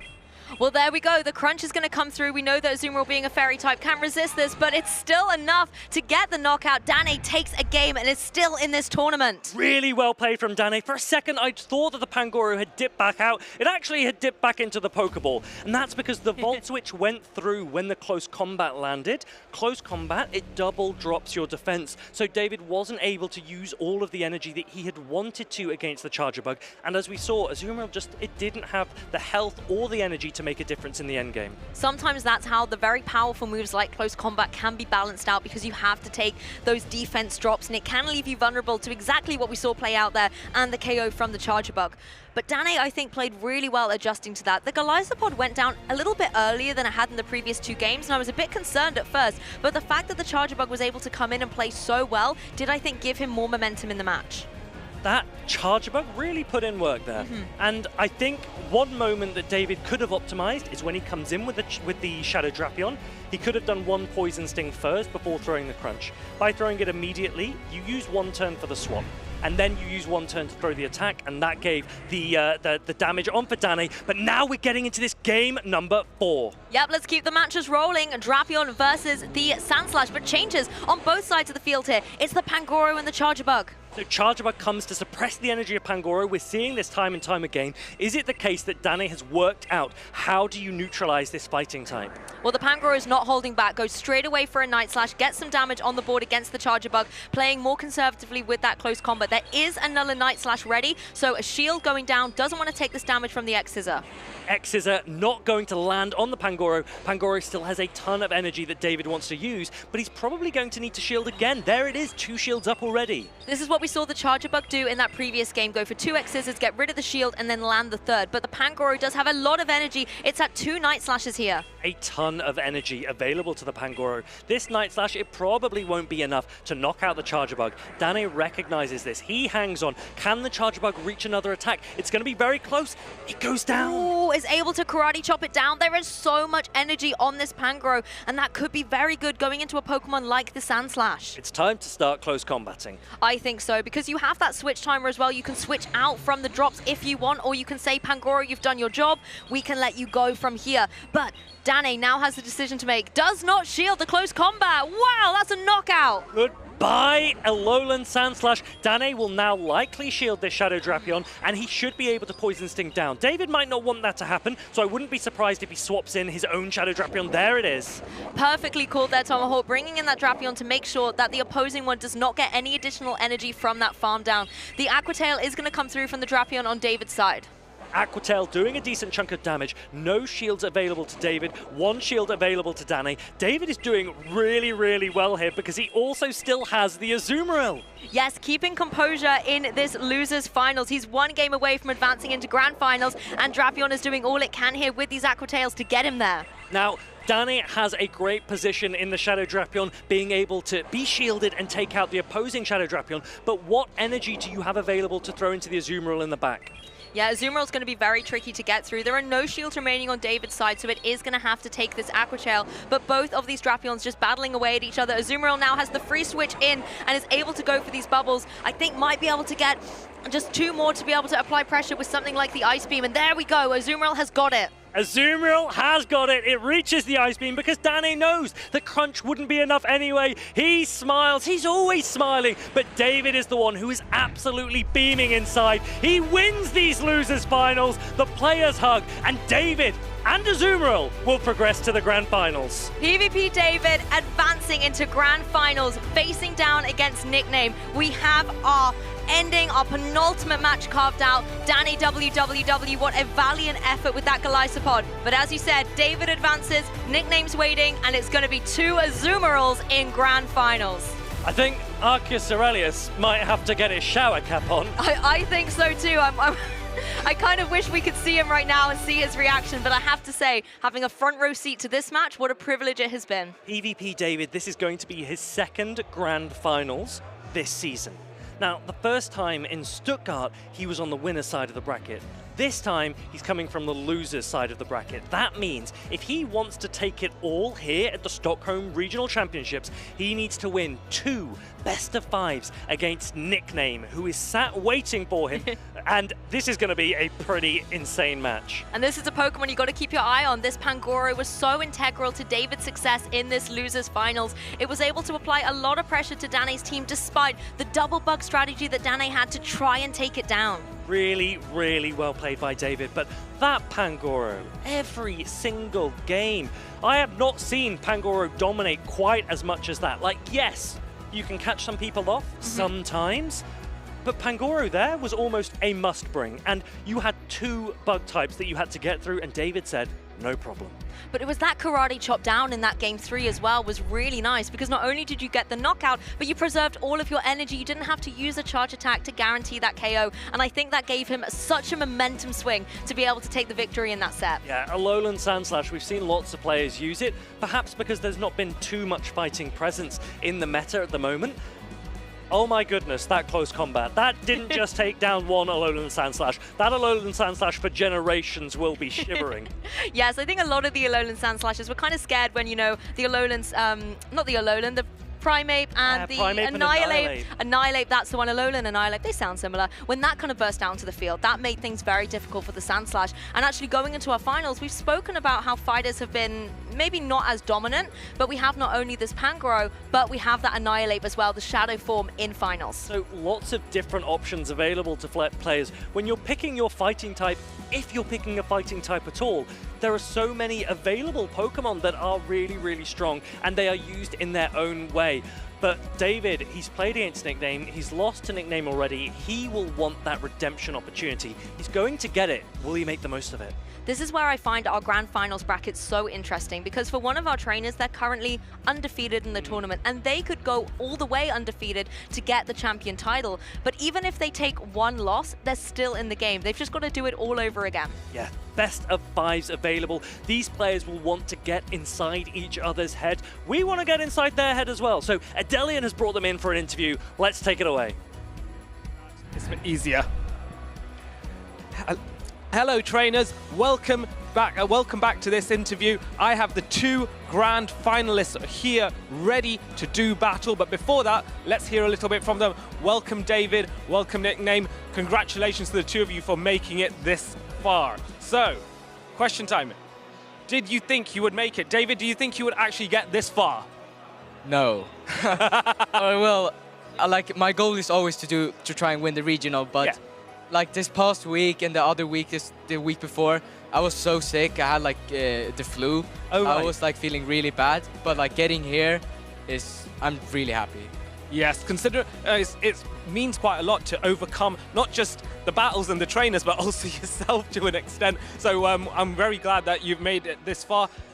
Nickname, you have been on the Play Pokemon scene for quite a while with Bremen, and now there's another opportunity, and you're coming from the winner's bracket.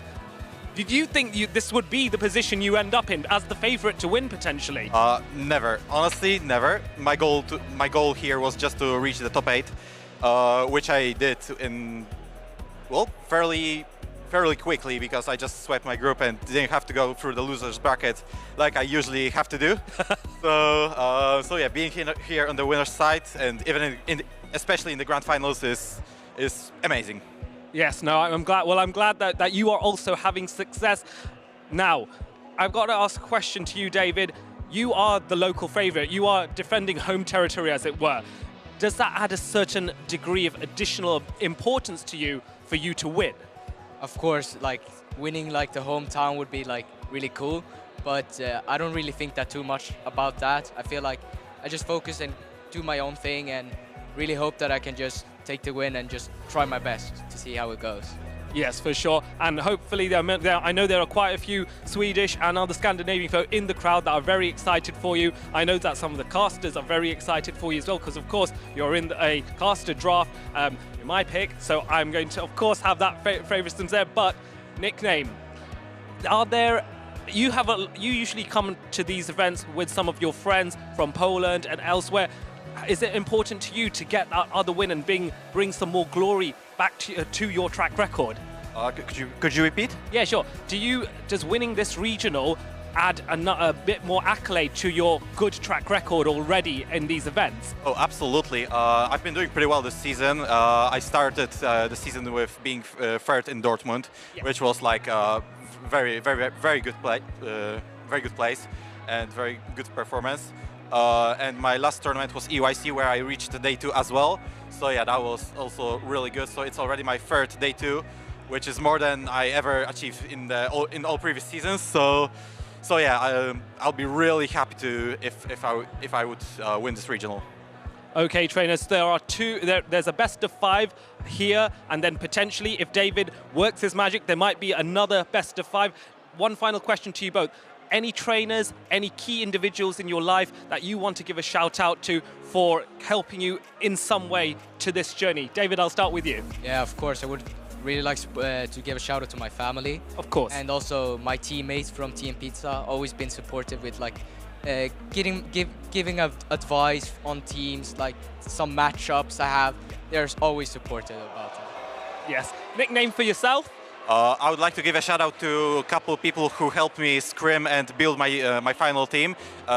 In particular, SS Storm, Semi, a lot of my teammates from the Pogods team, and also my Polish teammates who also helped me scrimming and helping prepare for the entire tournament, and everyone who scrimmed with me in general, because there's a lot of people, so I probably wouldn't even be able to mention them all.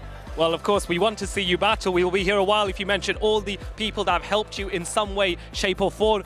The trainers are ready for this grand final. We here in this arena are ready for this grand final. Viewers at home, we hope you are ready for this grand final. So casters, we will send it back to you.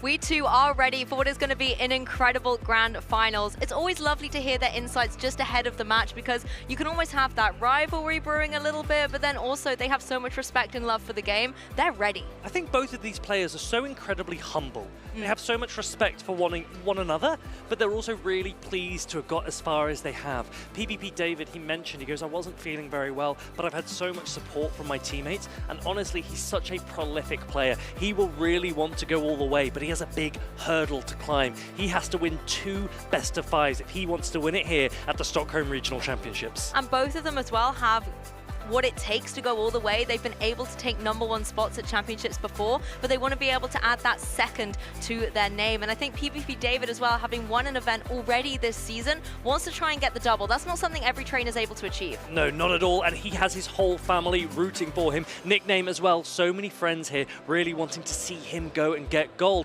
And to be honest, I'm pretty impressed with both of these players, because one has brought an Annihilate and the other has brought a Pangoro. So I'm pretty pleased to see both of those reach a final in this Might and Mastery season. But there's one Pokemon that Marcus didn't want to see.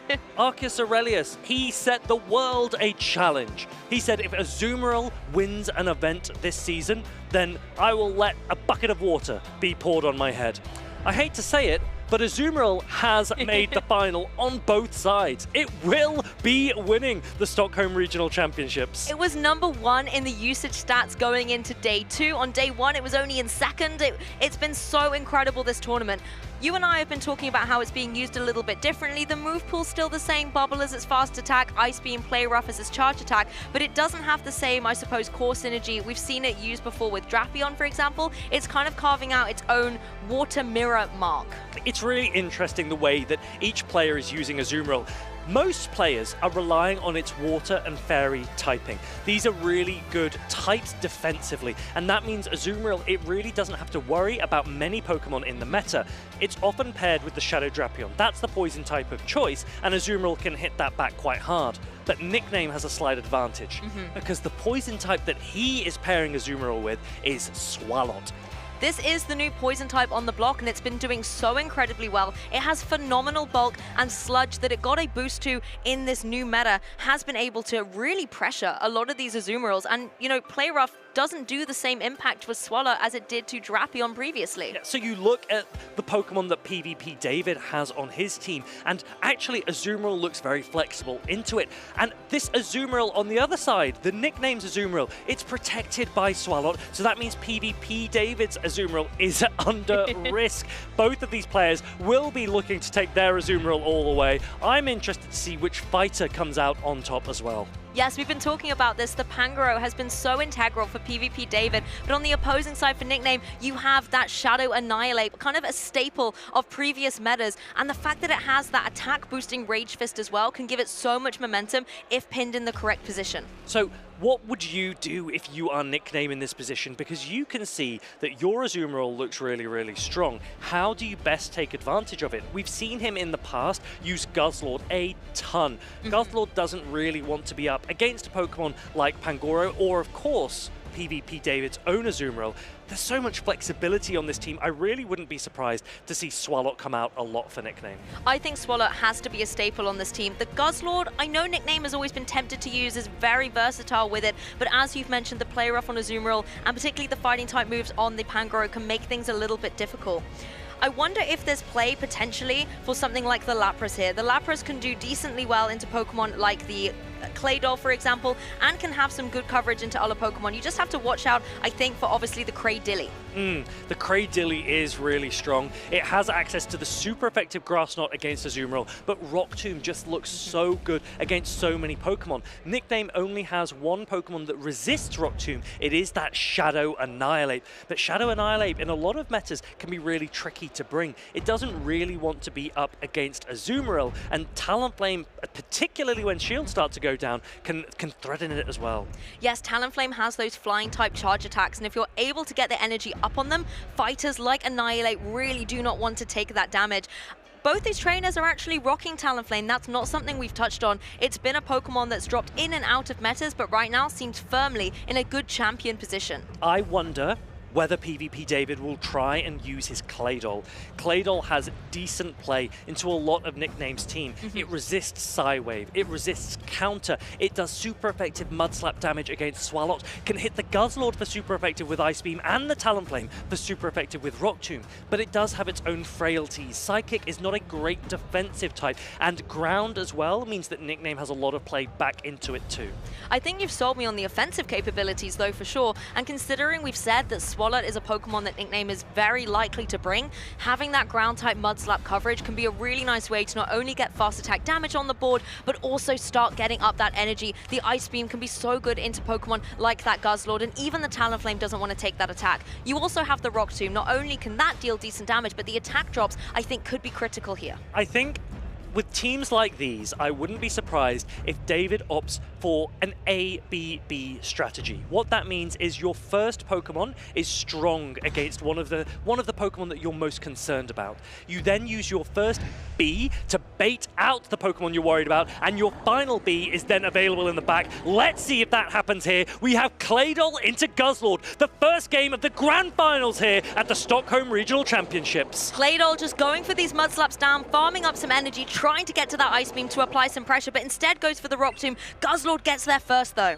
Crunch will do a massive amount of damage to the Psychic-type Claydol. David doesn't mind. He's actually going straight for the Rock Tomb. So Nickname doesn't need to shield this because it won't do a huge amount of damage. It will, though, guarantee an attack drop. We've seen PvP David play like this before, you know, letting damage come through and preserving those shields for the end game, and Claydol getting that attack drop could be in a really nice position to set up another Pokemon to deal with this Guzzlord. Claydol goes down. So Azumarill's going to come in, and Nickname's going to immediately preserve all of that energy on the Guzzlord and respond with the Lapras instead. Lapras, remember, it doesn't have charge attacks that it can throw into the Azumarill comfortably, but it can also sponge a lot of the pressure that the Azumarill puts out. And those fast attacks with the Psywaves are putting in some work. The Play Rough will come through, however, that's a decent amount of damage onto Lapras, but again, both these Pokemon, other than the Play Rough, can't do a lot of damage with their charge attacks. It really comes down to the Lapras for that Psywave. Really smartly played, by the way, by Nickname. Because Swalot looked so good, he anticipated that David would play strong into the Swalot.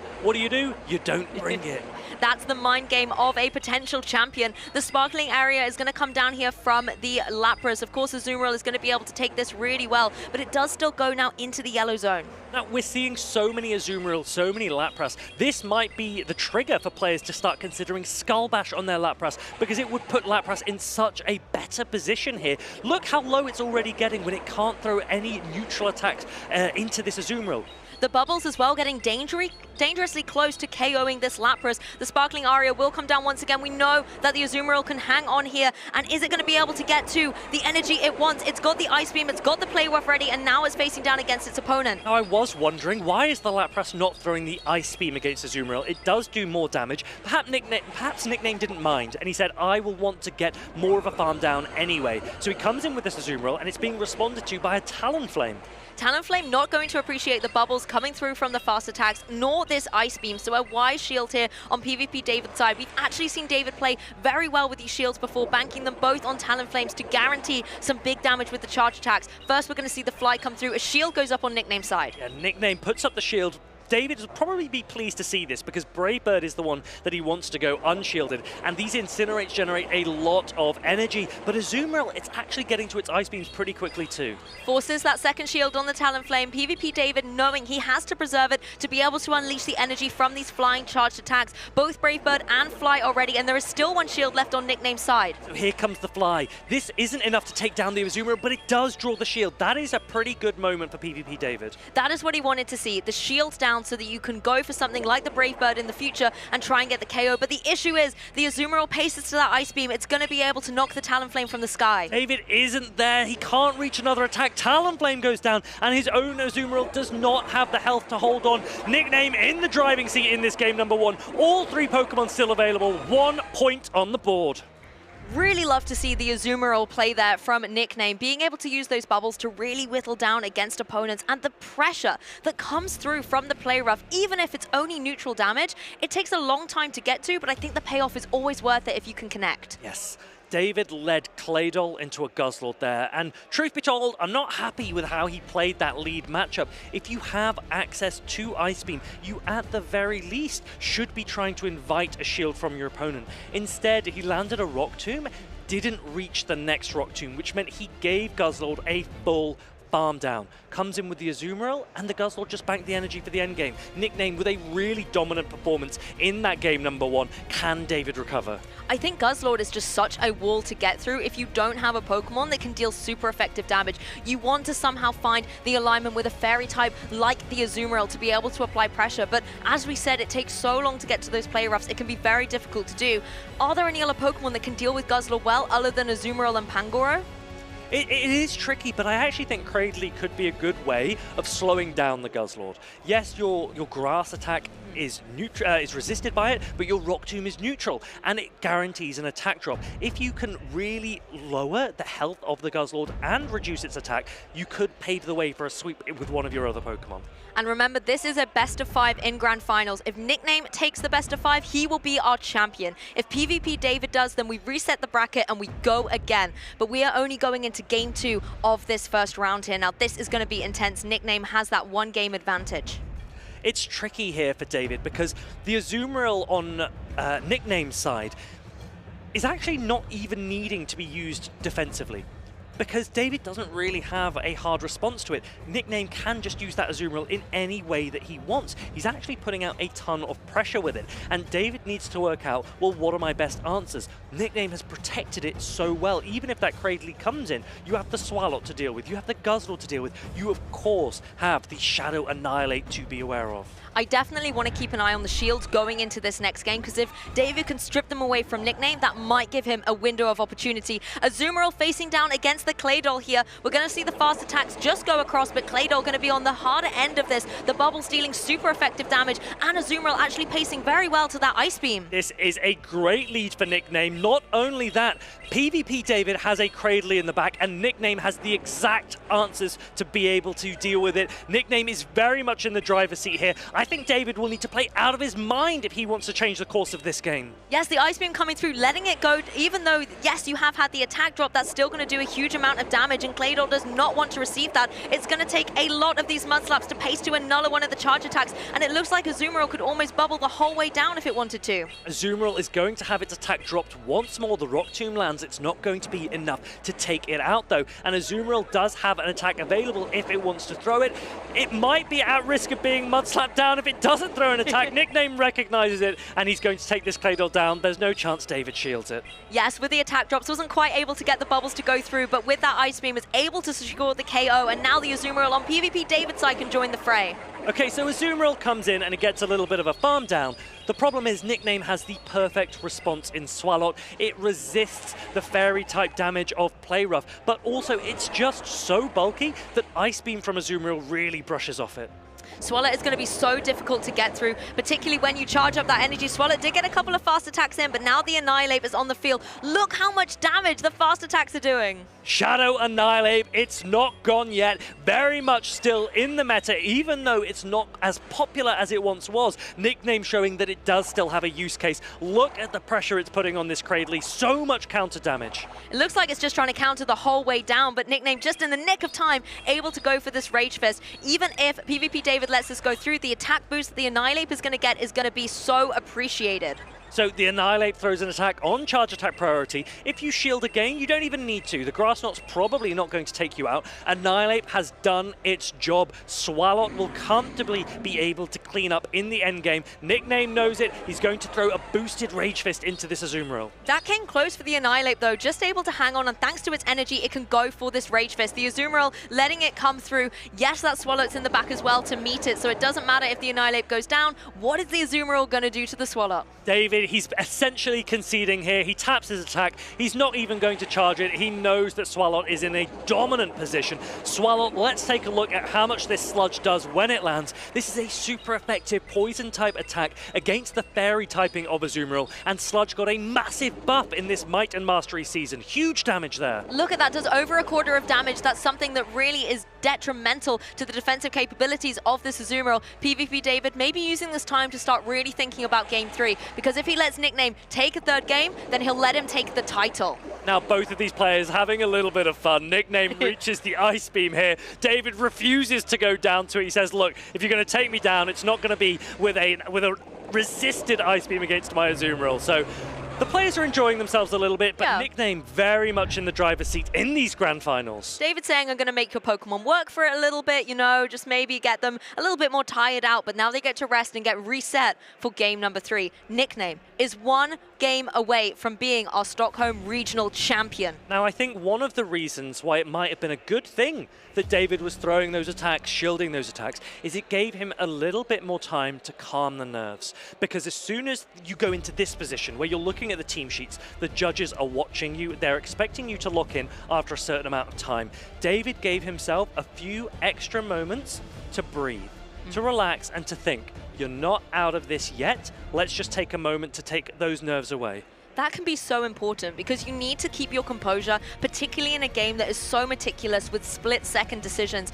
Regroup yourself and keep going. As you've said, he's not out of the tournament yet, and we have seen many reverse sweeps in previous champion history. Now, Nickname is very much leaning into the Azumarill. That absolutely makes sense. It's very difficult for David to be able to counter it. And it's interesting because Azumarill, for so much of this weekend here at the Stockholm Regional Championships, has been the defensive Pokemon, the Pokemon to sponge all damage. But in this matchup, this particular matchup, Azumarill is actually the driving force of Nickname's team, and it is either being paired with the Swalot or with the Guzzlord, and really making David's life difficult.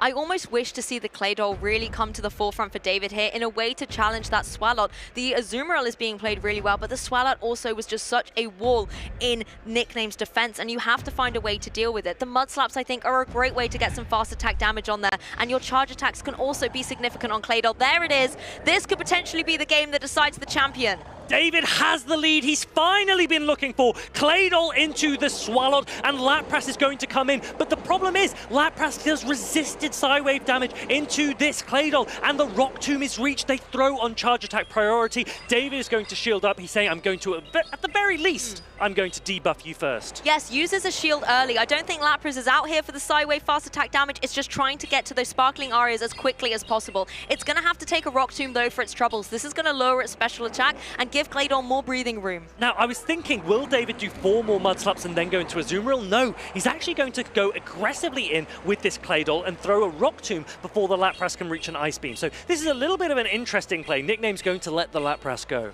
Yes, Nickname choosing to preserve those shields for the Pokemon in the back. We're going to see that Swalot once again. Obviously, these Bullet Seeds, really negligible damage to the Swalot that's able to get to that Ice Beam. This is something Cradilly has to watch out for. Cradilly wants to go for that Rock Tomb, but it's going to have to deal with the Ice Beam first. Yeah, Ice Beam will do super effective damage. I think many of us are wondering, should Cradley have been left in the back for the Azumarill? David says, do you know what? I don't want to risk that it's an Annihilate.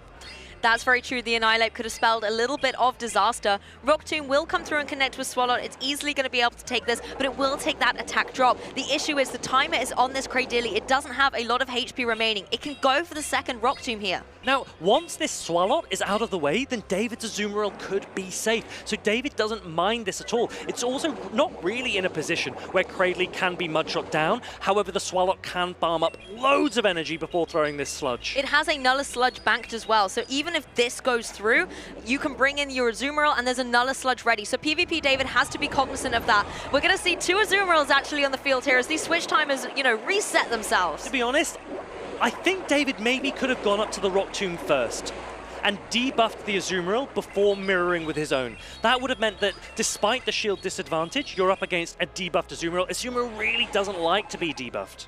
That's very true, and the player roughs are going to come through. A little bubble snuck through that onto Nickname's Azumarill as it can go for its charge attack here. Obviously, PvP David letting this go through, but will do a little bit of damage. I wouldn't be surprised if Nickname takes this Azumarill low.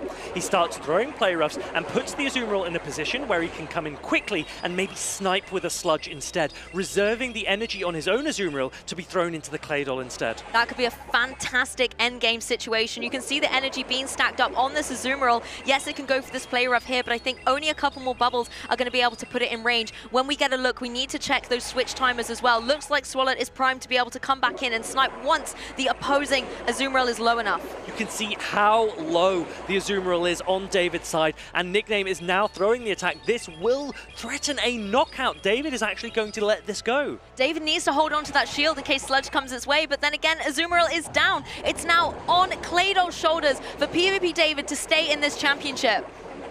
Rock Tomb will win charge attack priority versus this Azumarill. Claydol does have higher attack. However, David's in a bit of a tricky position because both the Pokemon remaining, Swalot and Azumarill, have access to the super effective Ice Beam. If David lets this through, he's then starting to be pressured by the bubble damage of the Azumarill.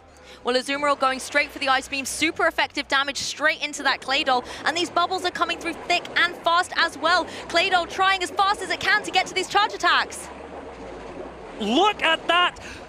Swalot comes in and Nickname catches it. David uses all of the energy. The Azumarill can now come back in, bubble down the Claydol. Nickname is playing out of his mind. He does take down the Claydol. He does hang on, and he takes the crown. Nickname is your 2025 Stockholm Regional Champion. With Azumarill by his side, that final bubble for the knockout. What a tremendous tournament he has had. Superbly played. David had done everything he could in that game number 3. He was so worried about the Annihilate that he brought the Cradley in against the Lapras. He thought the Azumarill mirror could work for him, but Nickname recognized every win condition. He recognized every corner that he could take advantage of, and he now has his title. Congratulations, Nickname, our champion here in Stockholm. Annihilate turned out not to be the nightmare that PvP David was thinking of. Instead, it was that Azumarill. It was the combination of incredible plays that Nickname was able to put down. What incredible play, what a treat we have had. 3 years since his win in Bremen. 3 years this player has been wanting and working to get his way back to the very top. And now the Might and Mastery season is here, and Nickname says, this is mine.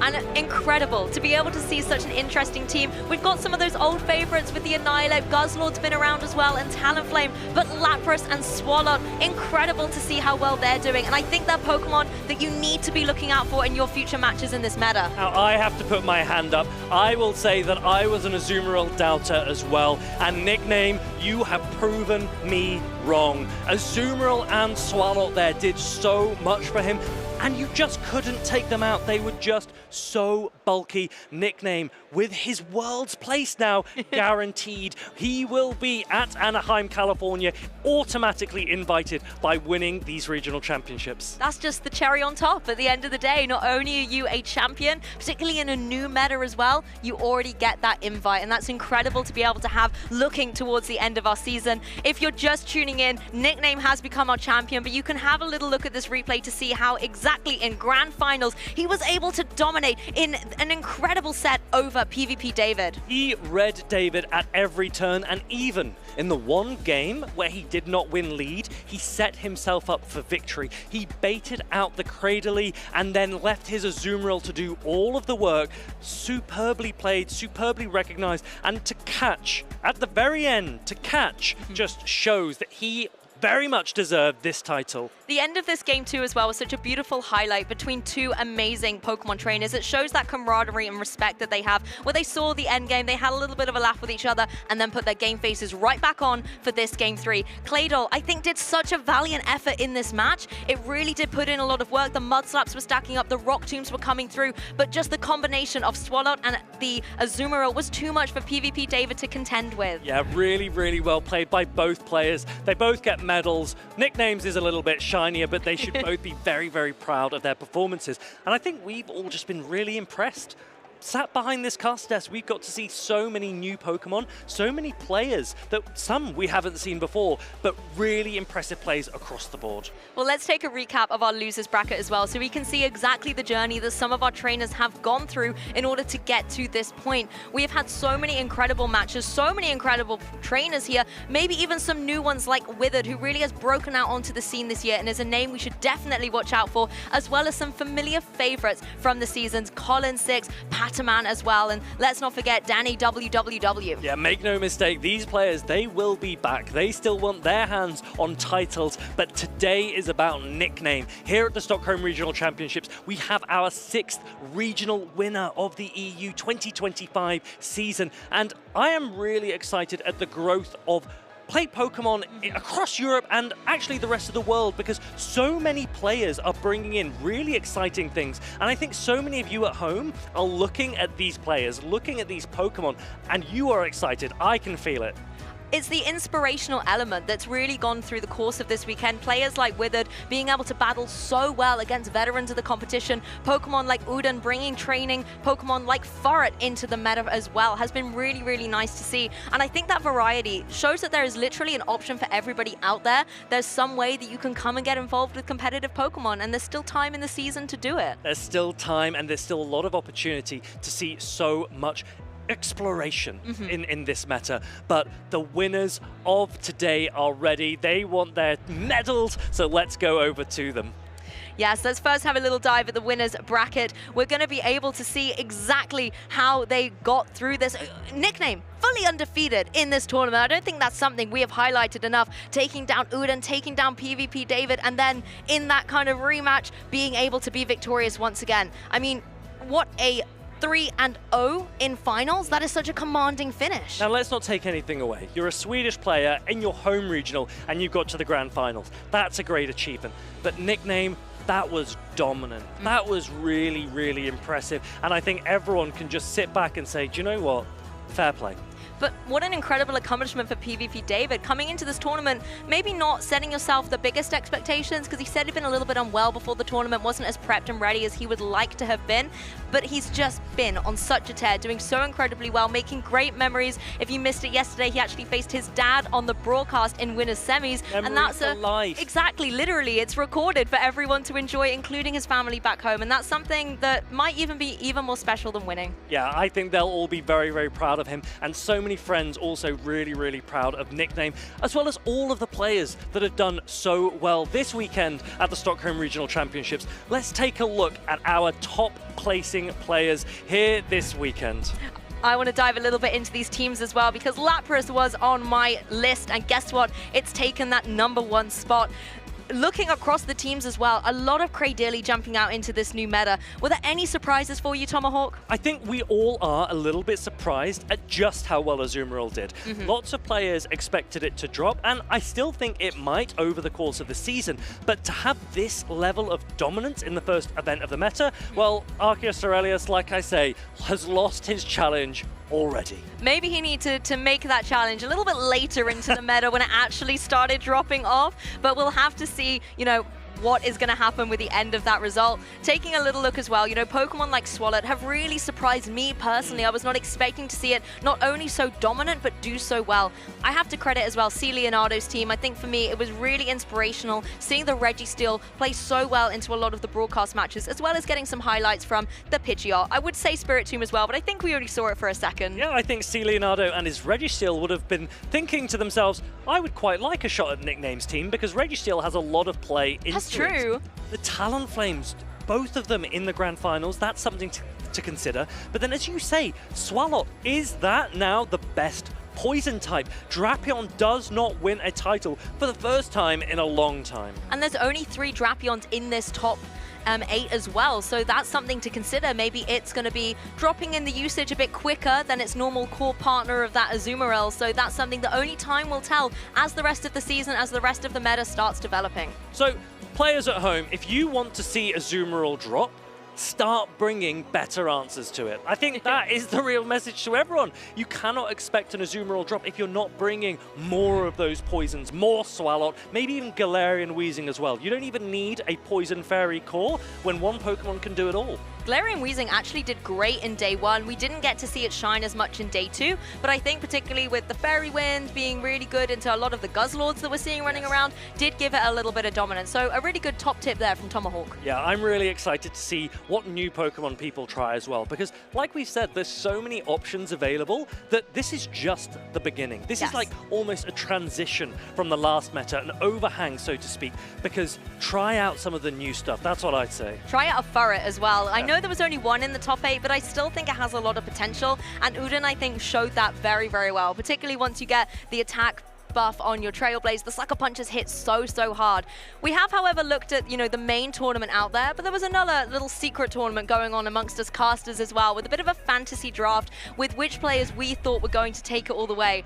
As it turns out, none of us were victorious, but it does look like Adelian maybe pipped us to the post with the runner-up, the finalist, PvP David. Yeah, PvP David did make the final. Adelian had him hit on his caster pick, and I think all of us will be wondering, well, why did we not pick Nickname? Nickname takes gold here, but so many brilliant players all doing really, really well, and we really cannot wait to see which players come to the remaining events here in the EU events. I'm very proud of all of my picks as well. Padaman, Stone Collection, Elitic as well. Elitic may not have done too well in the competition, but we did get to see one of her tweets earlier where she got a hundo on that Nickit. So who's really winning, hey? Yeah, exactly. I guess that's one of the nice things about coming to the events as well. You're spending time with the people, but you also get to catch quite a lot of rare Pokemon here. There's a lot of Pokestops and gyms and extra little bonuses. You get more special trades here, Lou, and I know I haven't done mine yet, so keep them free for me. Okay, definitely. I will note that down. It was also lovely yesterday with the Totodile Community Day. You're literally in the heart of the Pokemon Go community here, and everyone's sharing stories and showing,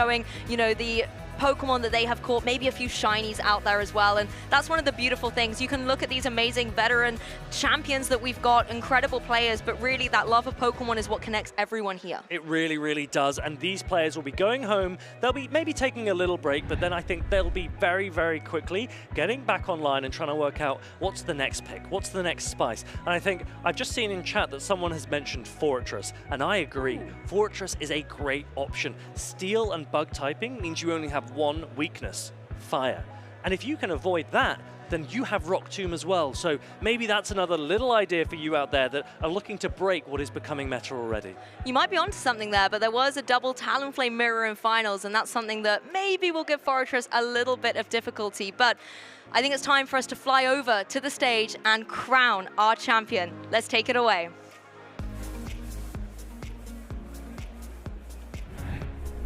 Welcome. Thank you, Lou and Fareed, for that. The awards ceremony is here where we crown the 4 individuals that made the best performance at the Stockholm Regional Championships. I'm going to start off with the 4th place medalist. This trainer has been getting better and better, it seems, with every tournament so far. The key thing he has run is Forret and Skeledirge and some more unusual picks in order to be successful and get a place on this podium. It gives me great honor, therefore, to welcome Uden!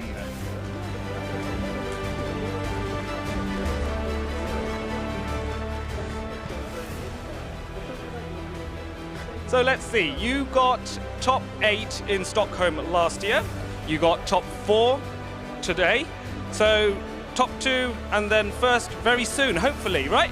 Yeah, that's absolutely true. I mean, go so forward to be here to get a medal again, like Gdansk, it's pretty awesome.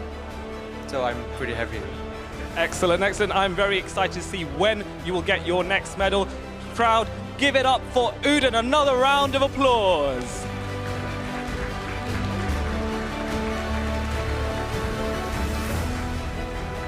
Now, the next trainer was the only trainer to not use Azumarill, and we all know how much the community loves Azumarill, including all the casters. But this trainer has been able to secure his first ever medal on home soil. I'd love to introduce DanneWWW.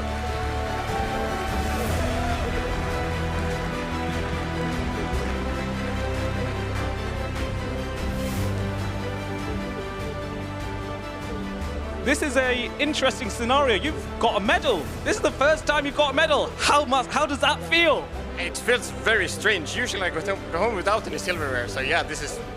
What even is this? What do you do with it? Check it out later and find out, yeah? Yeah, I'll try. Yeah, it's a weird thing. You've won one medal. You're hopefully one day going to get another. When will we see you next? Maybe as soon as Utrecht, but otherwise... Of course, at Worlds.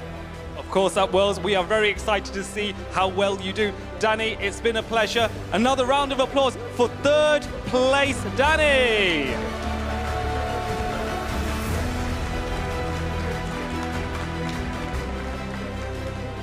Now, second place. It goes up a little bit more in intensity. The second place trainer had to beat many powerful opponents, both in terms of gameplay and also emotionally, with his own dad falling to him. I therefore want to give a big shout out and welcome to the stage PvP David.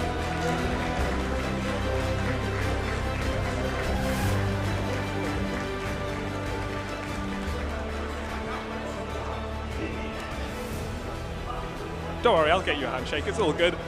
David, I know it's been a real journey. How important is it to you that you've managed to grab a medal here on home soil? Yeah, I'm super happy. Like, yeah, of course, you want to win, right? But Nickname's team was so rough. And I'm so happy getting second place with Pangoro. Pangoro was indeed amazing. Is there any? Do you want to give a shout out to your dad because he helped you on along the way, right? Yeah, of course. I will definitely give a shout out to my dad. Been so supportive throughout like this season, in like my Play Pokemon season in general. So yeah, shout out Dad. Shout out to Dad. Thank you, David. It's a pleasure to have you here. I cannot wait to see how well you do at Worlds. Another round of applause, folks. Thank you.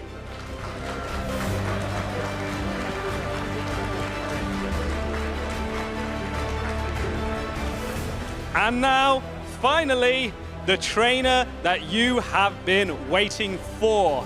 This trainer has exemplified all the best things you expect to see from a regional champion. This trainer has won every single battle, not losing one match at all. Coming from the winners bracket, a former Bremen regional champion and now Stockholm regional champion, Nickname!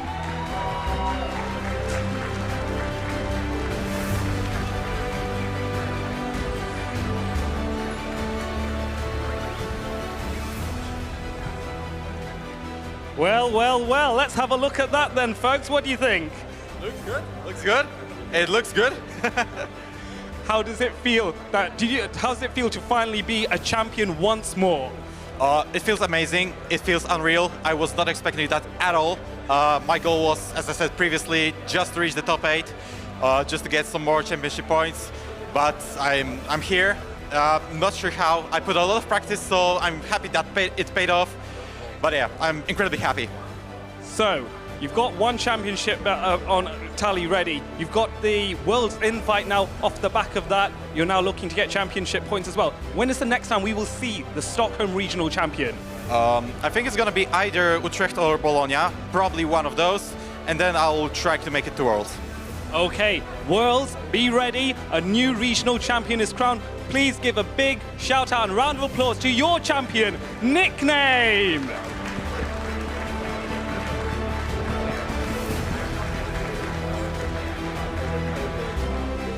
Trainers, this has been an amazing, amazing tournament. 4 fabulous champions have been crowned here. Nickname has made his mark on history in the Hall of Fame. However, both of the two trainers, the finalists and the champion, both had Azumarill. So let's get a feel for the impressions of day 2, and then I think there's one little bit of footage that we need to see afterwards. Don't go anywhere.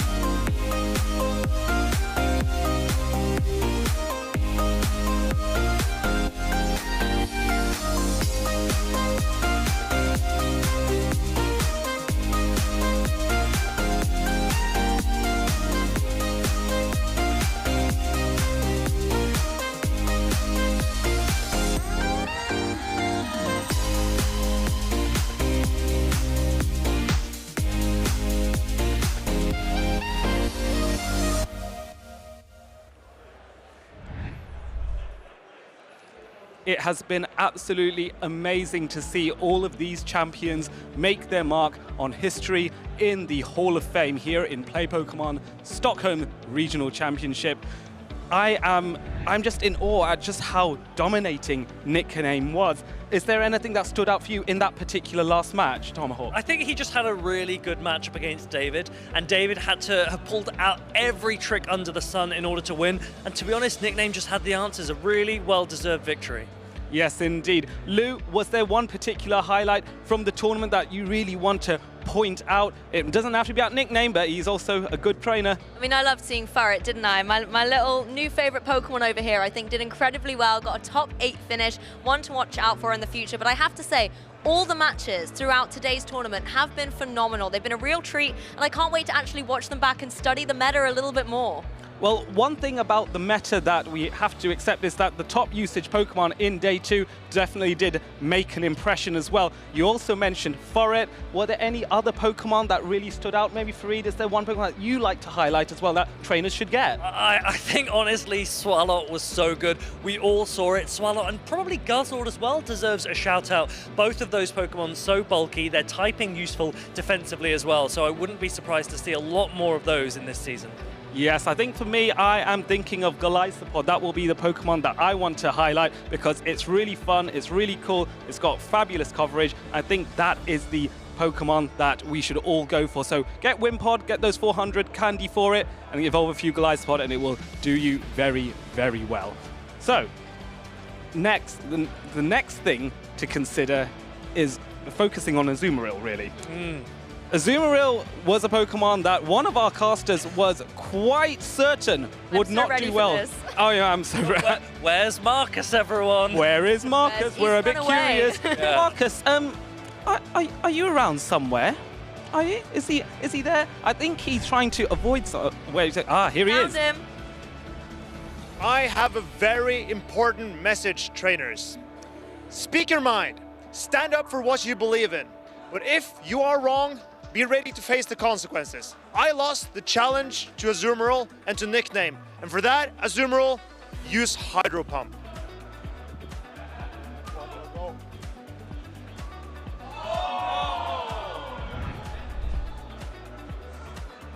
Well, we can see that water definitely landed somewhere on Marcus, so let's see how much did we manage to get on him?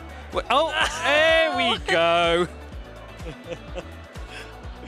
Well, he looks a little bit worse for wear, I think. I think that's how PvP David felt at the end of that match after all the Azumarill bubbles that kept coming down. So I think it's a little bit poetic in a way. We didn't get to see all of the pain, but it's there in his eyes, deep in his soul. Oh yes, we definitely can see that, but there was no pain for some of these top trainers and how well they did in Stockholm. Don't forget all of the fabulous teams that they ran, and don't also forget that these trainers, some of them have got their Worlds invites through the regional victory or indeed through championship points as well. So these are the 3 fabulous faces that have made an impact here in Stockholm. Look at all of these Pokemon, such variety, with Shadow Annihilate still taking that crown. That's really exciting to see, but also so many new Pokemon taking advantage of the Might and Mastery season update. I think players at home have so much opportunity to use anything anything, almost any of their favorite Pokemon,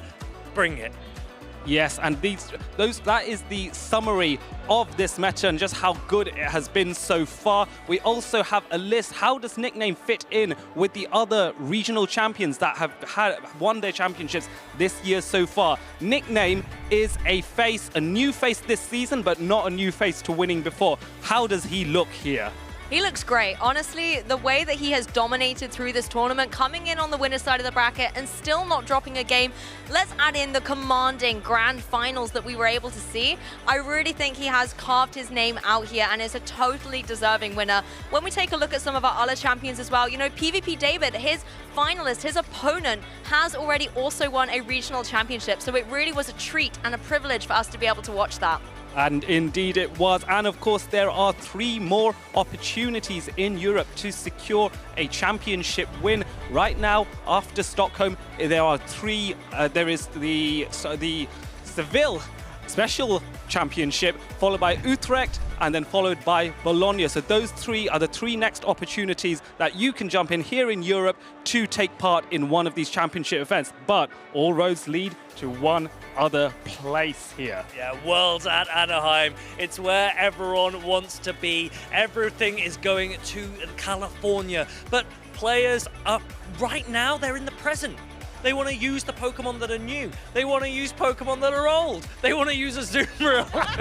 And Marcus, tell me, like, what have you done with your hair? You look great today. Oh, you know, I just had to I had to fresh myself up for this session with you guys. So I got just the opportunity to fresh myself up, and here I am, and I'm happy to stand by my word. I didn't believe in Azumarill. It proved me wrong. Nickname proved me wrong, and he cemented himself as a 2-time regional champion this weekend. I'm so impressed. I had no faith in Azumarill, but Nickname really piloted Azumarill well this weekend. I gotta hand it to him. Absolutely. Now, the question I want to ask Marcus is, you laid down one challenge, and you've obviously had to do something for that. What's the next Pokemon that you would like to suggest? Just because we want to see more of this more often is all I'm saying. PR team losing their minds. Okay. Marcus, don't say anything. I have a challenge. Next time, try not winning with Swalot. No. That might be a tall order. But not winning with Swalot seems impossible. No, I think we can set a new challenge to all trainers. I want to see you win a regional without Azumarill. Ooh, that is a better challenge. Maybe I should have gone that way instead. Yeah, we've seen so much of it, and I don't think people want to see Azumarill mirrors anymore.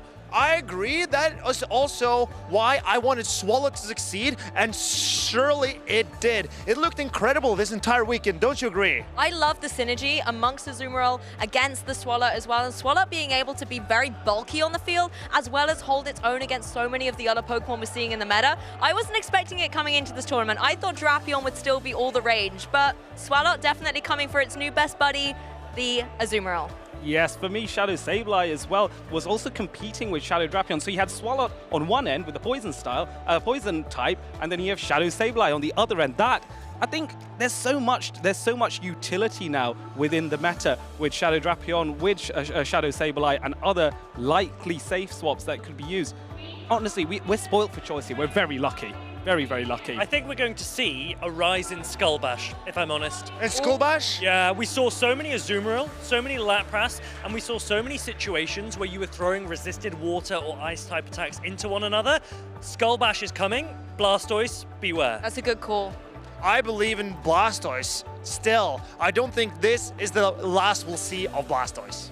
No, Blastoise definitely going to make more of an impact thanks to rollout coming in. We also don't forget that the Twitch schedule is always available, so there is plenty of Pokemon content for you to watch in the week. We have, of course, episodes from the Pokemon series. So this is XY Kalos Quest. This is from Ash Ketchum showing off what he does in the region of Kalos. We also have reruns from previous regionals. So we have the rerun from the Los Angeles VG Championship in 2024. And of course, if you didn't get enough episodes episodes of Pokemon and the anime. There is an extra one available on Thursday as well, so do tune into those because those episodes are fun, and that is basically my childhood. I don't know about you three, but that childhood is watching anime, and that got me into Pokemon. It's always a lot of fun, and also you can go back and watch this broadcast as well. If you missed any of the competitive action, not only will you see our incredible champion nickname, but you will also see Arceus Aurelius getting a gallon of water poured over his head. It is out there as a fantastic memory to kind of sign off from this brilliant regional. Yeah, memory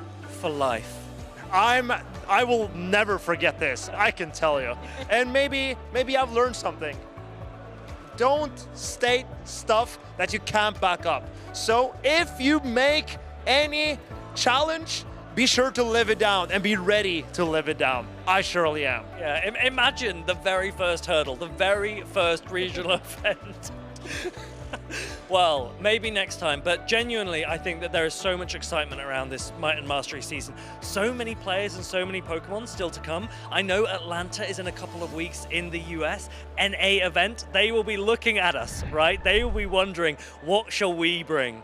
And I wonder with Atlanta whether any of the casters there will want to make a challenge for that. Now, they've been so inspired by you, Marcus. So inspired. I think we all are, right? Let's see if any of the casters in Atlanta are ready to pick up the glove and see what can happen there. And of course, if you are in Europe and Atlanta seems a little bit far away, there's also the Sevilla Special Championships. So this is the difference between this is that there is no entry, but there's no prize money, but the championship points, the accolades, the medals will all be there, and it's going to be a hotbed of amazing competition. That is taking place on April 26th and 27th, so only a month or so and a little bit away. Of course, you can follow all of us on social media, so on #PlayPokemon, or go on YouTube, go on Twitch. Make sure that you jump in, go to Pokemon.com/broadcast, and you can see all of the regionals, all of the streams from all of the different games, video games, trading card game, and of course, Pokemon Go, my personal favorite, of course. And yes, like as said, YouTube and Twitch, follow those, subscribe to those so that you can get a notification whenever we or our co-casters elsewhere in the world are live showing you another amazing championship. With that in mind, it is time for us to finally sign off. It's to go to have a little rest because we've had an amazing time. Nickname needs to detox and get all the nerves out as well, and we are all going to celebrate with him. Congratulations again to all our Stockholm champions.